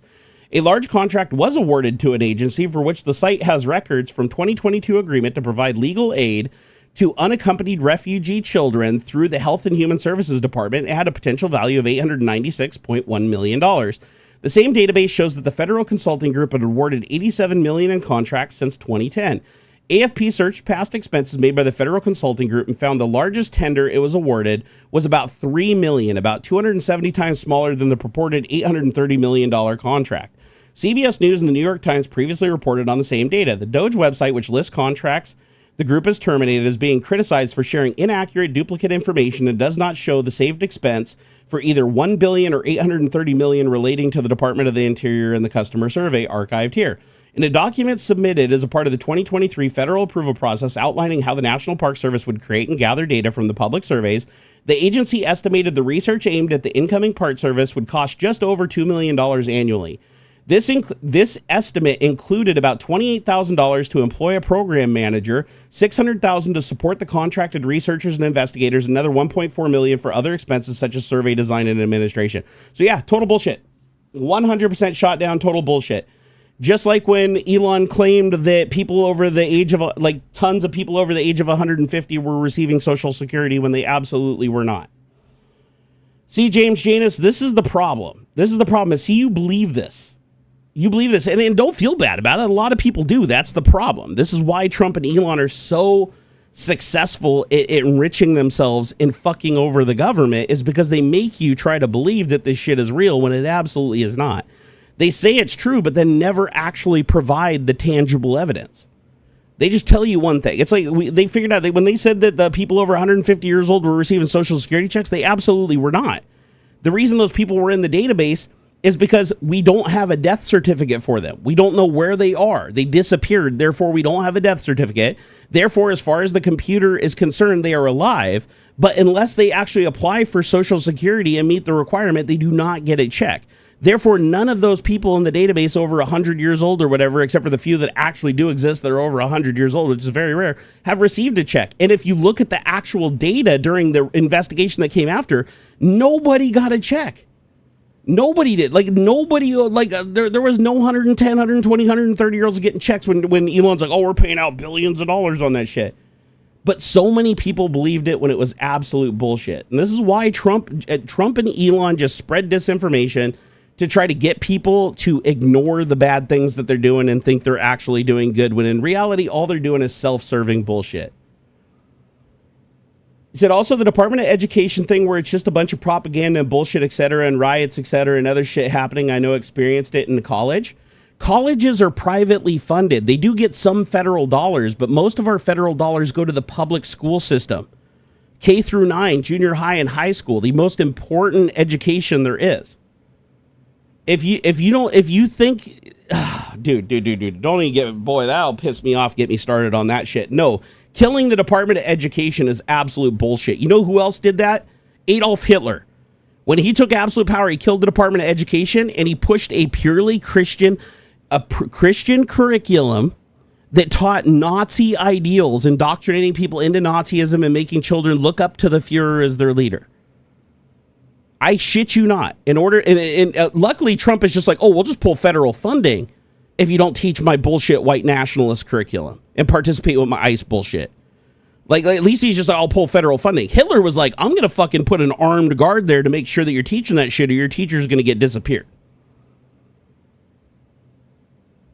So if you disagree with the college shit, as you say it, then don't go to that college. Don't pay for your scholarship to go to that college. Ignore it. But to cancel the education system that literally funds our public education, like literally the schools that inner city children have to go to because they can't afford private schools. We literally pay millions of tax dollars to support this education system that is now taken away from us. That's not okay. And again, it's more propaganda. Like, you're talking about the propaganda bullshit that, no, it's propaganda that the Department of Education is a bad thing. The Department of Education has been an amazing thing. Does it have problems? Yes. Does it have things that do need to be worked out and fixed? Yes. Does it need to be eradicated as a fucking whole so that Trump can push his nationalist fucking Christian religion only propaganda bullshit, or withhold federal funding that we literally pay? No, fuck that shit. So James Janus, what I will ask you to do is go back and look at all of the shit that Elon Musk keeps claiming about these $1 billion and 150-year-old and fucking $20 million of condoms going to terrorists. All this shit. Go do your research. It's all bullshit. It is all fucking bullshit. It's all been debunked. Even Grok will tell you, even fucking his own AI will tell you that it's complete and total bullshit. Which is pretty funny to me, actually. Let's see here. James said, I know I experienced the shit when I was in college, all the stupid on-campus riots and propaganda movements and ginger crap nonsense degrees. What the fuck is ginger crap? Ginger crap nonsense degrees. Like, dude, you're starting to sound pretty racist, actually. I'm not sure I like this. I don't like where this is going. Listen, just because you don't like college, you go to college and you pay to go to college, okay? College is like private schools, okay? Unless it's a fucking, like, unless it's a state college or whatever, right? But you still have to pay tuition to go there, okay? We're talking about public schools. The education system mostly is focused on public schools. So killing the education system isn't going to change the colleges. This will not change. If you don't like what the colleges are doing, you need to address the specific colleges themselves.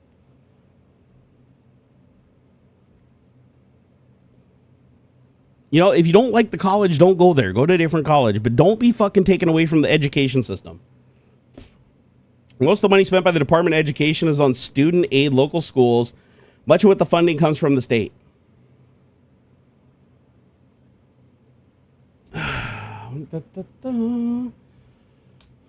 Then James Janus, do you think it's a good idea to kill the entire Department of Education and take down the whole public school system's funding? Or do you think it would be a better idea to actually look into it and cancel the things that are wasteful, but keep all the good shit? Let me just ask you that, okay? Let's divide it.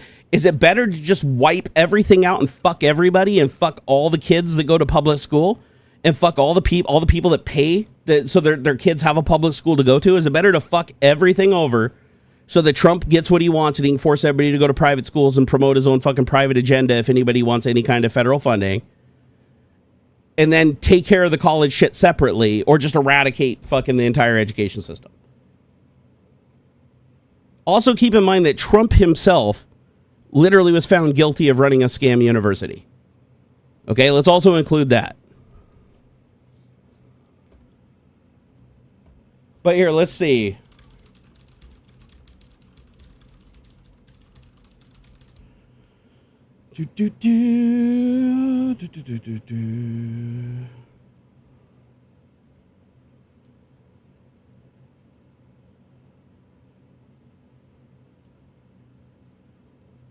Trying to find the AP here. Hold on.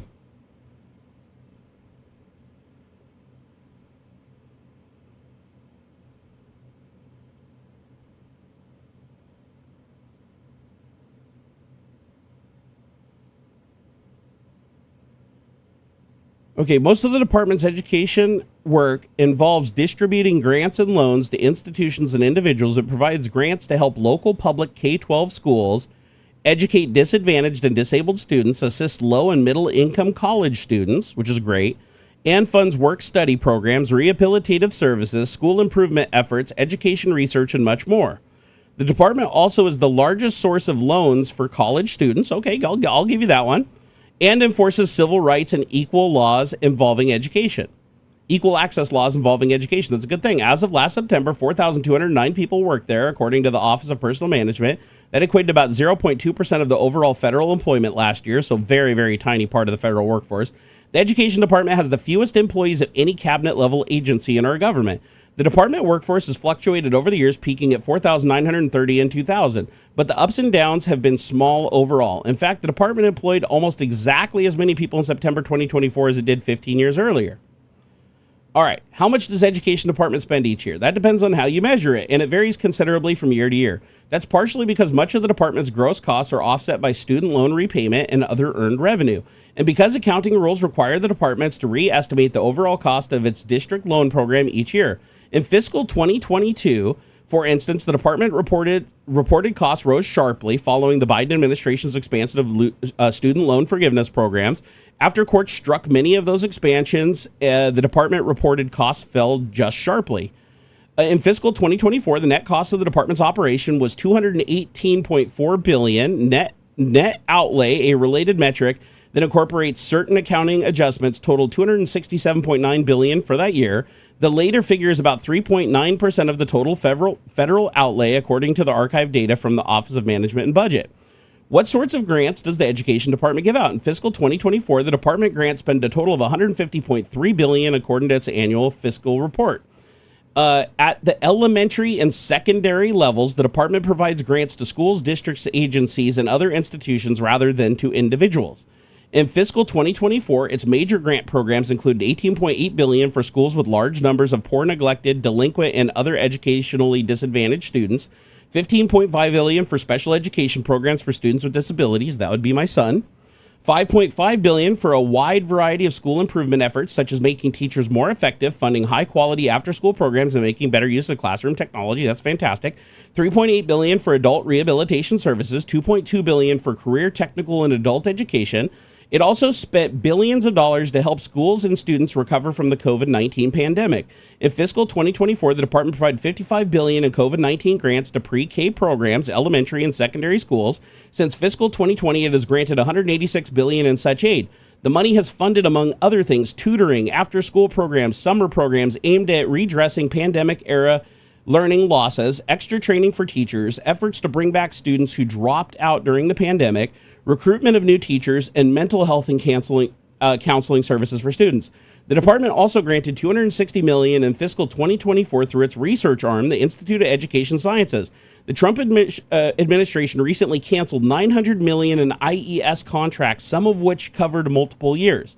When it comes to higher education, nearly $33 billion in grant money in fiscal 2024 came in the form of Pell Grants, which are need-based grants intended mainly for first-time college students.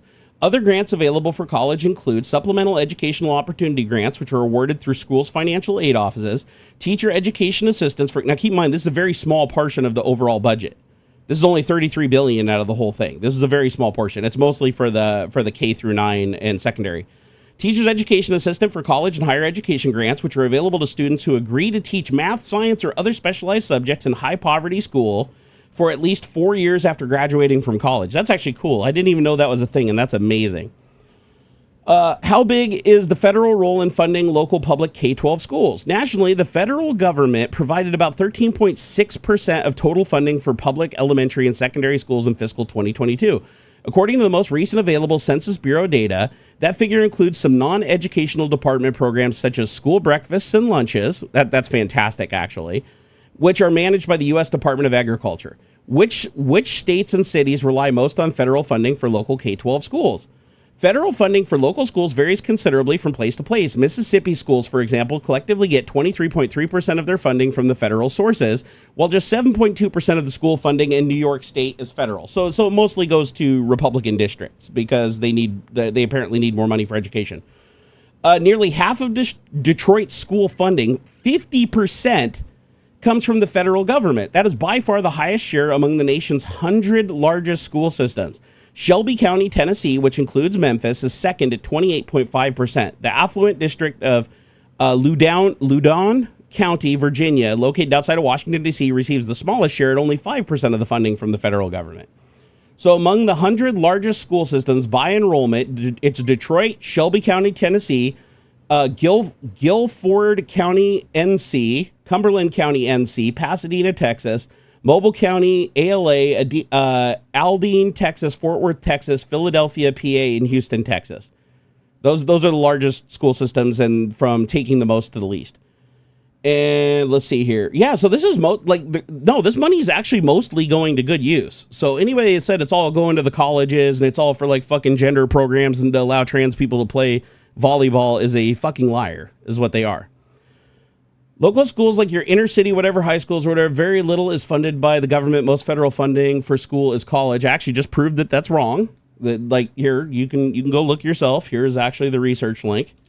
So whoever said that, I'm guessing that was probably either Donald Trump or Elon Musk that told you that. And again, we've already proved that everything else you said we've proved is a lie. So this is also. We just looked. Detroit, 50% of their funding literally comes from tax dollars. The vast majority of the budget of the $300 billion, only $33 billion of the $300 billion actually goes to colleges. and it only goes to the colleges in the form of grants for students that meet the criteria for it and under the condition that those students meet, including them teaching other students in some cases, which is a great thing, actually. So again, sir, you've been lied to. Your prejudices have been used against you because you went to school and you had a bad experience. You're super susceptible to everything that Elon Musk and Trump are saying, but it's all bullshit, my friend. It's absolutely bullshit. Over $126 billion in 2024 was spent on student aid for college or higher education. Where did you see that? Where did you get that information? And even if it was 126 billion, that is abnormally high for that 1 year, but that shouldn't justify the complete destruction of the Department of Education, since most years that was not the case. But again, you don't throw the baby out with the bathwater. You don't kill the entire program and defund all of these K-12 schools and defund all this help for the teachers and all the help to get the kids lunches and all of this shit that is desperately needed, especially in a lot of the Republican states. Like, actually, most of the Democrat states seem to be doing mostly all right. There's a couple in there. But again, this is another case of, like, most of the money is paid. And I agree with that. Even though I'm paying more money being in a blue state, if the red states need that money for their education, I am all for it. I am all for it because a lack of education, we need more education. Like, education is a great thing. Hold on. But I think it's fair to say that we've already dispelled, I think we can agree, I've already dispelled a lot of the lies that Elon Musk told that you actually believed at this point. All right, let me check this out. All right, so Department of Education Student Aid Overview for fiscal year 2024 budget. Okay, let's take a look. What is ed.gov? Is that education.gov? Let me double check here.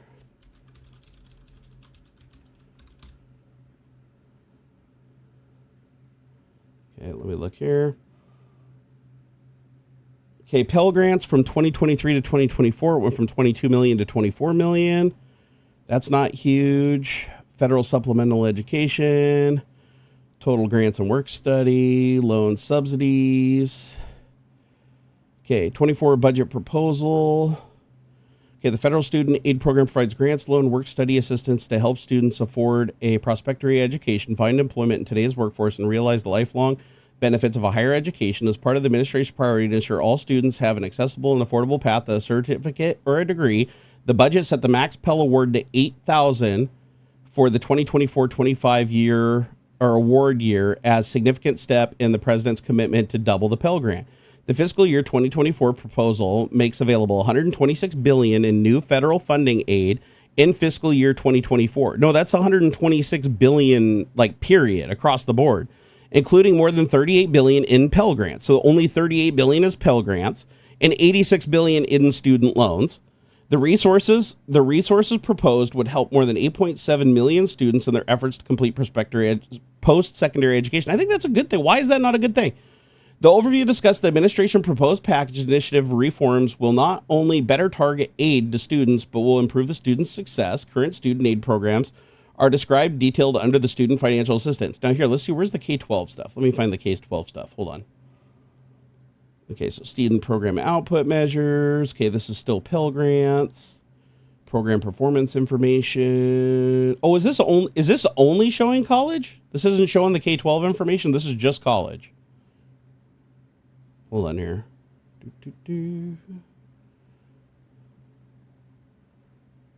Let me look here. So let me do a search for K-12. Okay, no mention of K-12. So this is federal student aid. Okay, so this is just student aid programs. This isn't the actual funding for the Department of Education. This is just one section. This is just the money for student aid in the document that you linked me to. This is involving, like, the Pell Grants and the other grants. This has nothing to do with the overall, like, budget of the like in 2024. The other document is $360 billion for across the Department of Education total. This only accounts for a portion of it. Oh, no worry, giblets. You have $68 billion for student aid in 2024. That sounds more reasonable considering the entire program is $360 billion from the other document. I appreciate you posting the link, James. But here's the thing. This is what I want to challenge you with, is if you don't like the fact that disadvantaged people are getting access to education and that we're trying to get more people a higher education so that they can function in society. If you don't like that because you're like, that's not fair because I didn't get that or whatever, that's fine. You're entitled to feel that way, sure. But then why not go after that aspect of it and lobby your government and tell your representatives that you don't agree with this specific part, instead of allowing Donald Trump and Elon Musk to pull a Hitler and just kill the entire Department of Education. That's the part where I don't like that Elon Musk lies about this shit and Trump lies about this shit, because they're trying to justify throwing the baby out with the bathwater. You know, it's like when they killed USAID, right? It like literally took food from children and led to the death of children. It took medication. One lady died because she couldn't get her oxygen living at super high elevation. We did all this stuff to curb this huge favor in the world, which benefited us so greatly. And our farmers were hugely employed. A lot of this money went to our farmers directly to get this aid out. And not only that, but USAID was also performing the transparency across government, including Elon Musk himself, abusing the program and abusing grants. And doing really fucked up shit like he was in Ukraine with Starlink, turning it on and off shit. That's why he was under investigation. And he was price gouging Ukrainians for Starlink, charging some of them $2,400 a month while telling the public he was giving it to him for free. So here's the thing. Why, when you know Elon Musk lies about literally everything, and you know Trump lies about everything, and you know that their data is not panning out and it's only just a section, well, just go after the section. Like, I'm totally cool if you don't like this aspect of it. I don't agree with you, but you're totally within your rights to not like this. But to kill an entire program, the one that benefits my kid and other people's kids, and the taxes that we literally pay for education, that a lot of this money is going to K-12. I know you don't believe that, but if you go look, I already proved the whole program is funded at $360 billion, and you yourself said only 168 actually went to the higher education programs, meaning that the rest of it went to the K-12 and secondary education, which include 50% of the budget for Detroit and 24-ish% budget across most of the other disadvantaged schools, all leading all the way down to 7 to 12% for the schools that didn't require as much federal funding, but still depended on it. Like, still, it was a big part of their curriculum and everything. So all I'm saying is, if you don't like something, go after the individual thing. Don't cancel the whole program. Say if you disagree with the law, don't destroy the Department of Justice, right? If you disagree with a line item on your taxes, don't throw out the whole, actually, no, do throw out the whole IRS. Fuck those guys. But anyways, you get what I'm saying. Don't throw out an entire organization just because you don't like one aspect of it. Go after the one aspect, lobby to create it, use your voice, use your voting power, right? And the majority can decide what happens in the end. But ultimately, throwing away the entire Department of Education is stupid. It's absolutely stupid, especially when we're being lied to by Elon Musk constantly and Trump about it. Like, they couldn't even be straight up and be like, oh, we're going to go in and we're going to cut the fat out of this organization. They're just killing every organization. Like, if they see any waste, which there's always going to be waste in government, we need to track that down. As a matter of fact, Democrats historically have tried to bring so much transparency and legislation to the table that the Republicans always tuck away in the committees and say, no, we're not bringing it to the floor. They don't want transparency. The fucking Democrats want transparency like a motherfucker. And so I think that we should push for transparency and we should fight against the things that we don't like, but we should not throw the baby out with the bathwater. We should not destroy an entire organization that does a lot of really good shit, cut off the fucking arm to save the finger or whatever. It's like, let's not do that.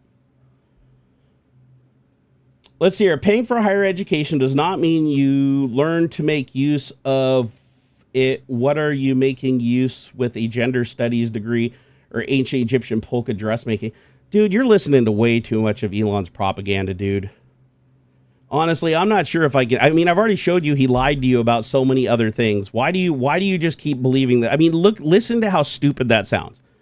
Am I saying that there aren't gender studies because you can sign up for classes. Like, when you go to school, you can choose curriculum, you can choose classes. Not everybody is selecting gender studies. Not everybody is selecting Egyptian polka dressmaking. You're literally like stereotyping the fuck, saying that, oh, all this money could only possibly be going to the people that are just wasting it. That is absolutely just like the most fucking racist thing ever, in my opinion. It's like, no. Is that always going to happen? Yes. Yeah, sure. Maybe somebody applies for a fucking Pell Grant because they want to go to college and they decide to add Egyptian dressmaking, but they still have to take the mandatory classes. They still have to go through, and there's certain things that are compulsory. They're still working towards a degree. I'm just saying, why do you put everybody in that basket? Why are you so quick to believe Elon and be like, oh, every single person that got that $126,000 is a transgender athlete? It's like, do you know how many transgender athletes actually like compete at the collegiate level? It's fucking astronomically small. It's basically like next to a non-issue. Yet you'd believe that every single person that gets any of this grant money or and a lot of this is supplemental, meaning that they're still paying a portion of it and the grant is just taking up some of it. So these people aren't all incentivized to throw their education away, no matter how much Elon Musk and Donald Trump would like you to think that. But again, why throw everything out? Why throw every single thing out? You still haven't given me a good reason why we should destroy an entire Department of Education that actually does really good work, especially in Detroit. There's in Texas and Detroit hugely benefit from this. At the pre-college level, we're talking K-12, okay? So why destroy all of that just to get rid of the handful of people that are taking the fucking Egyptian dressmaking courses or fucking gender studies? And also, just because you don't agree with gender studies or you don't like gender studies doesn't mean it's useless. Understanding gender is an important thing to some people. It might not be to you, but it is to some people. We don't all get every single thing we want. The point is the Department of Education does do a lot of good things.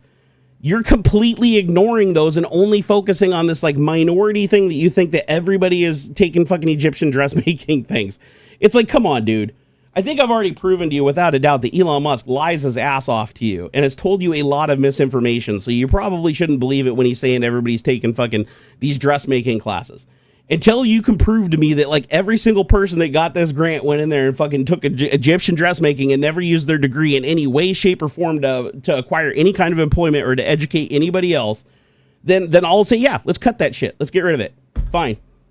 I'll fucking join your crusade to kill that if like nobody's using their degrees and nobody's using their education in any way, shape, or form to better their lives or better the lives of other people across the entire board. Sure, I'll do that. But I am definitely not going to kill the entire Department of Education. Take out the K through 12. Take out the support for kids like mine. Take out the support for the kids that can't afford lunches, who need an education because their parents are working during the day. I'm not going to take all that away just to go after the fucking Egyptian dressmakers, okay? Said, I'm not saying all the money is going directly to the BS degree, but at the same time, I don't want my tax dollars to pay for bullshit degrees. Then why not fight to not have your tax dollars go to bullshit degrees? Like you still haven't explained to me, why do you have to kill entire organizations because there's one thing you don't like in there?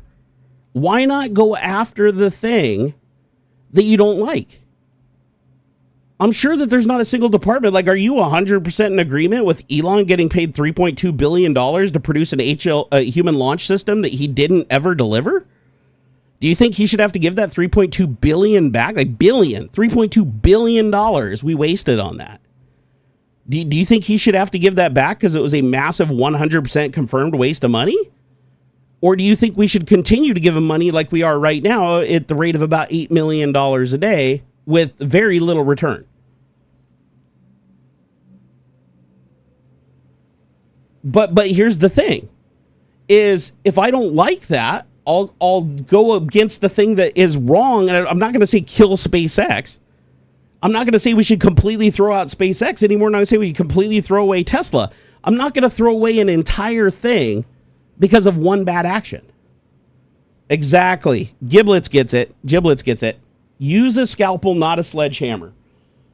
So James, can we agree? If you don't like using your tax dollars for something, then fight against that thing specifically. Don't be cutting off the whole fucking body to get to the finger. Because, again, with USAID, you might not agree with some of the shit USAID did also. But I can't imagine that even you would want, like, starving children to die when we can literally do something about it and actually get something in return for it? Like, I can't even imagine that you would be that evil. So why kill the entire institution because Elon thought that we gave $20 million to the Taliban for condoms when he even agreed that that didn't happen after he'd already killed USAID?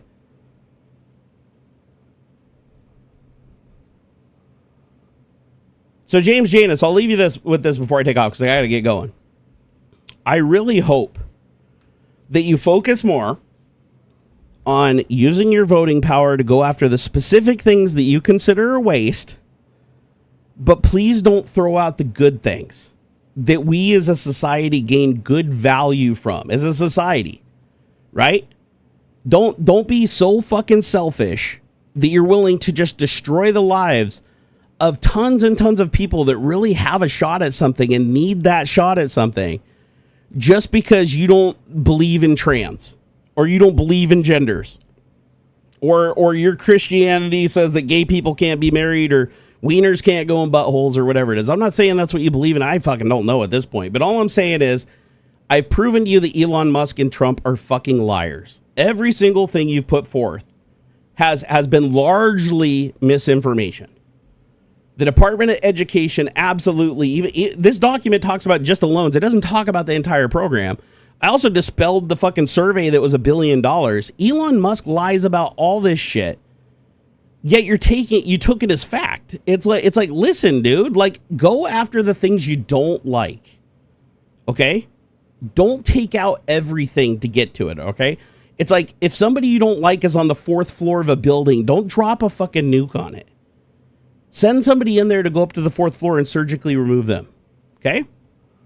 Again, we don't have to agree. We don't have to agree on the politics of the situation. I'm just saying don't do an Elon Musk where it's like you want to take out an entire organization because they're investigating you, so you just fucking tell an arbitrary lie and say the entire organization is somehow corrupt and evil just to justify you killing it. When all the information you presented is completely, totally fucking fraudulent and wrong, and you even admit it's wrong after you did the action and killed it. Basically, your Costco TV return situation was what I dealt with. Why'd they call them like 4 billion times the company and get put in circles until next week or next month or next year? Wait, what? I literally for months was paying my student loan and they literally lost my money, and it took me a year for them to figure out where the fuck my money went and fixed it because of Doge. And fixed it. Can you give me evidence that Doge, like how did Doge fix that? Doge killed the Department of Education. How did Doge help you find your student loan money and like get it to the right people? I'm curious about this. This actually does interest me. But again, like, okay, so I can understand if Doge helped you get student loan money that was lost to the right place. I could see where you were frustrated, and I can understand why you might want to just like fucking lay waste to everything because of your experience. Fair enough. Basically, your Costco TV situations that I dealt with, why I call them 4 billion times the company get. Okay, fair enough. I can see why you're upset. Like that honestly would piss me off too, for sure. Wait, what is DOE, not Doge? Oh, Department of Education. Sorry, I thought he meant Doge. My bad. DOE. I thought it was a typo. Okay, wait, what about... Oh, shit, I couldn't read it before you retracted it. Wait, what do you say? Okay, I think it's because we got it right? So, okay, literally for months, paying student loan, they literally lost my money. It took me a year for them to figure out where the fuck my money went and fix it because of the Department of Education. What do you mean because of the Department of Education? This sounds like an error that was made by a small group inside of the Department of Education, because I can't imagine the K-12 division and the people that handle K-12 were the ones that dealt with your student loan money. I get why you're upset again, but again, baby in bathwater, right? Like, it's an entire organization that surrounds funding our entire education system from soup to nuts, from state to state, and supplementing where it's needed more than others, and providing the resources that teachers and students need and stuff. Like, I get it that the college people that were in charge of that specific college or that specific finance for that college, they fucked up and lost your shit, and I'd be pissed too. I'd want their heads. I'd want them fired. But again, get them fired. Want them to get fired for fucking up. Don't kill the entire division and take everything away from everybody else because you had a bad experience. Because I'm going to tell you something, okay? You compared it to Costco, so let's go with the Costco let's go with the Costco comparison, right? Analogy. So you said it's like the Costco and the TV. Yes, I was pissed at Costco for losing my money for 6 months and having to go through all the time and spending like 14 hours on the phone over several months trying to fucking get my money back, okay? I was pissed. But you know what I didn't do? I didn't cancel Costco. Because I know a lot of people like to shop at Costco. I generally still shop there and still like to shop at Costco. And overall, Costco is better for me than it is bad. I am pissed off at the people that ran me in circles. I am pissed off at the computer bug that fucked me over for this specific weird scenario involving 3 of the exact same TV being returned as one thing counting as one TV because of a bug in their system. I am pissed about it. But do I want Costco to close its doors and every Costco to close down so that I can feel vindicated because they cost me 14 hours? No. Do I want the person that didn't take this more seriously in the beginning and not solve the problem more immediately fired? Hell yeah. Yeah, I'm down with that. Like, I'm okay with that. Like, they obviously didn't do their fucking job and the system ran me in circles and it fucking caused me undue stress. But I would not kill Costco because of it. I would not want all the Costcos to close, and I would not want everybody that shops at Costco and depends on their Costco membership for being able to afford to survive. I would not take that away from them just because I had a bad experience with Costco. Does that make more sense? James said, I never said Doge. I said Doe Department of Education. I thought it was a typo. I thought you just forgot the G. I didn't know you were saying Department of Education, but we figured that out earlier and there's a leg. So I'm guessing your response is going to take a while to get here if I'm just now seeing that. But anyways, following the Costco analogy, don't take out Costco just because you had a bad experience with tech support or customer service. That's all I'm saying. You know, focus on customer service. Be pissed at customer service. Go down to the Costco. Tell them how pissed off you are at customer service. Go write a bad review online and shit all over customer service. But don't kill all the Costcos and close their door down and completely destroy them and take Costco away from everybody, including yourself, when you may need it one day or want to use it. Like, don't take it away just because you had a bad experience around a small isolated group of people because of a fucking bug in the system. That's all I'm saying. The Department of Education oversees student loans and I'm paying the government my money. Awesome. Again, the Department of a portion of the Department of Education oversees student loans. The entire Department of Education is not just overseeing student loans for college. We've already established that. That is a portion of the budget. That is not the whole budget. Again, you are paying federal taxes, and our representatives are deciding the distribution of those taxes, and the Department of Education uses those tax dollars. If you don't like it, then use your power to complain about it. Again, don't kill the entire fucking system. These were federal loans, not private, though. The school loans. Again, why does that justify killing the entire Department of Education? Here's the thing I don't understand. Again, I don't think we're going to be able to solve this, honestly, because I think you are so blinded by your rage against gender studies and you're so hyper focused on this bug where the college fucking lost your loan for a year or whatever around college. And I get your anger. But again, you have not justified why the entire Department of Education should be terminated. That's just, I mean, by your own logic, I'm sure you're pissed off at other things too, right? Like, are you mad that Congress, like, passed a bill that you didn't like? Like, then should we kill Congress? Should we get rid of Congress and the Senate and just have a king?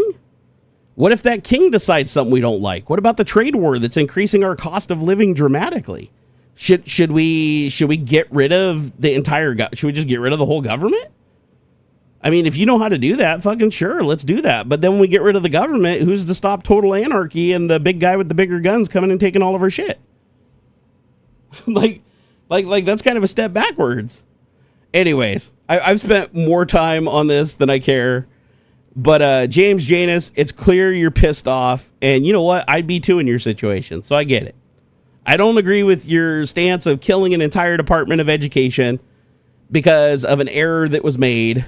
by a single group of individuals surrounding a very specific part of that Department of Education, when it does very, very many things that are really good. I'm actually more focused on like the K-12 shit and the funding of the lower schools and the lunches and the teachers' help and all that stuff. But the Pell Grants are good too, in my opinion. You don't agree with that, but I do. And I get that you feel like you were wronged. But again, don't fucking like nuke the whole territory to take out the one bad thing, right? Go take out the bad thing. Fucking raise your voice, yell about it. Notice I haven't fucking banned you or kicked you out of here or anything. No, I think you should be pissed off. And honestly, I think if I was in your situation, I'd be pissed off too, and I'd want those fuckers that messed up and the bug and everything fired. I'd be like, you guys fucked up and caused a lot of stress for me. Fuck off. But the difference between you and I is I'm not going to justify Elon Musk and Donald Trump killing an entire department to benefit themselves by gaslighting the shit out of me because I had one bad experience with the thing. I'm not going to burn the Costco down because I didn't get my money back for 6 months, right? I'm going to be targeted in what I do. Destroying every single fucking aspect of an entire thing that helps so many people just because of the one bad experience in the one area. I just think that's overkill, dude. I think that's overkill, because if we go down that road, it's like if I get pulled over for a speeding ticket and I wasn't the one that sped, it's like I'd rather go after the police officer and prove that he's corrupt and do what I can to sue him and challenge his qualified immunity than to just try to kill every single police department and get rid of all law enforcement. You know what I mean? It's like if I have and I have had really bad experience with cops, by the way, but I've also had good experiences with them too. But just because I have a bad experience with law enforcement doesn't mean I'm not going to vote to destroy all of law enforcement, right? And just shut down every single police center and just let total anarchy reign, right? Like I wouldn't do that just because I'm mad because I got pulled over and got written a ticket when I didn't deserve it. You know, the same thing. You know, I'm not gonna say our entire army needs to be completely disbanded and every single soldier needs to be kicked out and everything needs to be closed down and we can't have a military anymore because a bad apple fucking shot a dog or something or raped a local woman or whatever. No, I want him held accountable for what he did and made an example of for everybody else. But I'm not going to cancel the entire military and shut down and leave ourselves vulnerable because of the bad actions of one person. So, again, I agree. I agree with you going after the people that fucked you. I don't agree with killing the entire organization and all the good things they do just to take out, you know, just to nuke the entire fucking village just to get the one person. And on that note, I'm going to leave it there. Or I'm never going to get out of here. All right, I love you guys. Please have yourself a great weekend. It's been an interesting one. James Janus, even though we wholeheartedly disagree on this one, I appreciate you at least being honest. He said, I'm not an isolated, tons of people experience the same thing I've experienced. Then go find the other people that experienced what you had experienced and went after the people that fucked you. Again, it's not the entire Department of Education. Because you walk into Burger King and the manager and the worker at the front desk treats you like shit doesn't mean that you should close down every single Burger King. Right? It doesn't mean you should fire all the employees in back that are working hard and doing their job well because one person turned out to be an asshole.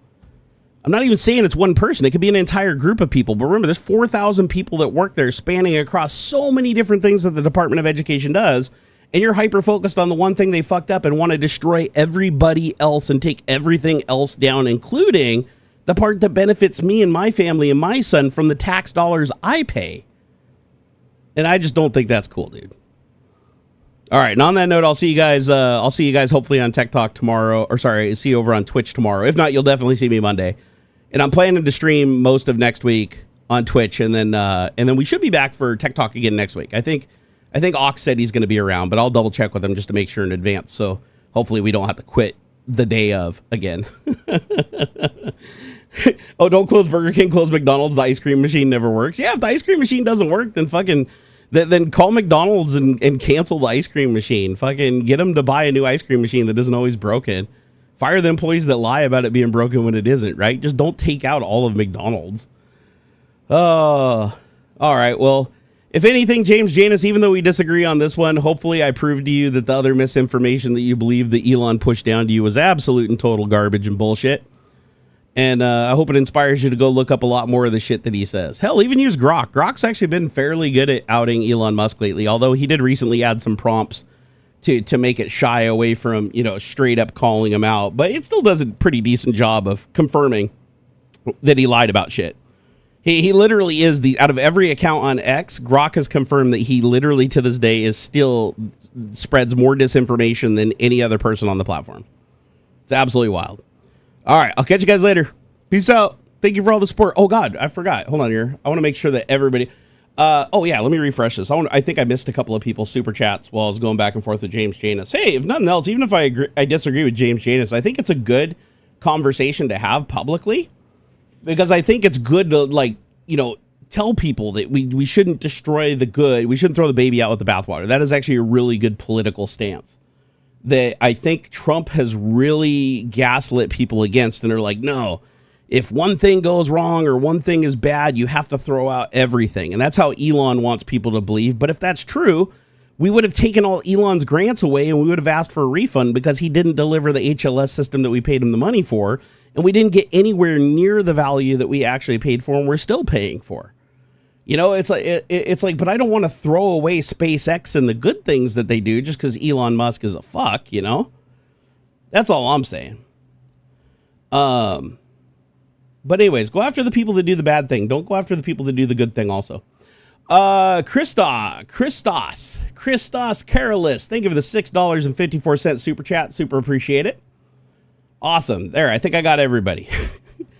All right, I'm out. Take it easy, guys. Even use James Janus. I hope that you get at least some relief for how you were wronged by the people that actually wronged you without having to, take literal public school and education away from the people that really do need it badly. We need more educated people because there's way too many people that aren't very educated that keep believing all the bullshit that comes out of Trump and Elon's mouth, and that's exactly why we're in this situation to begin with.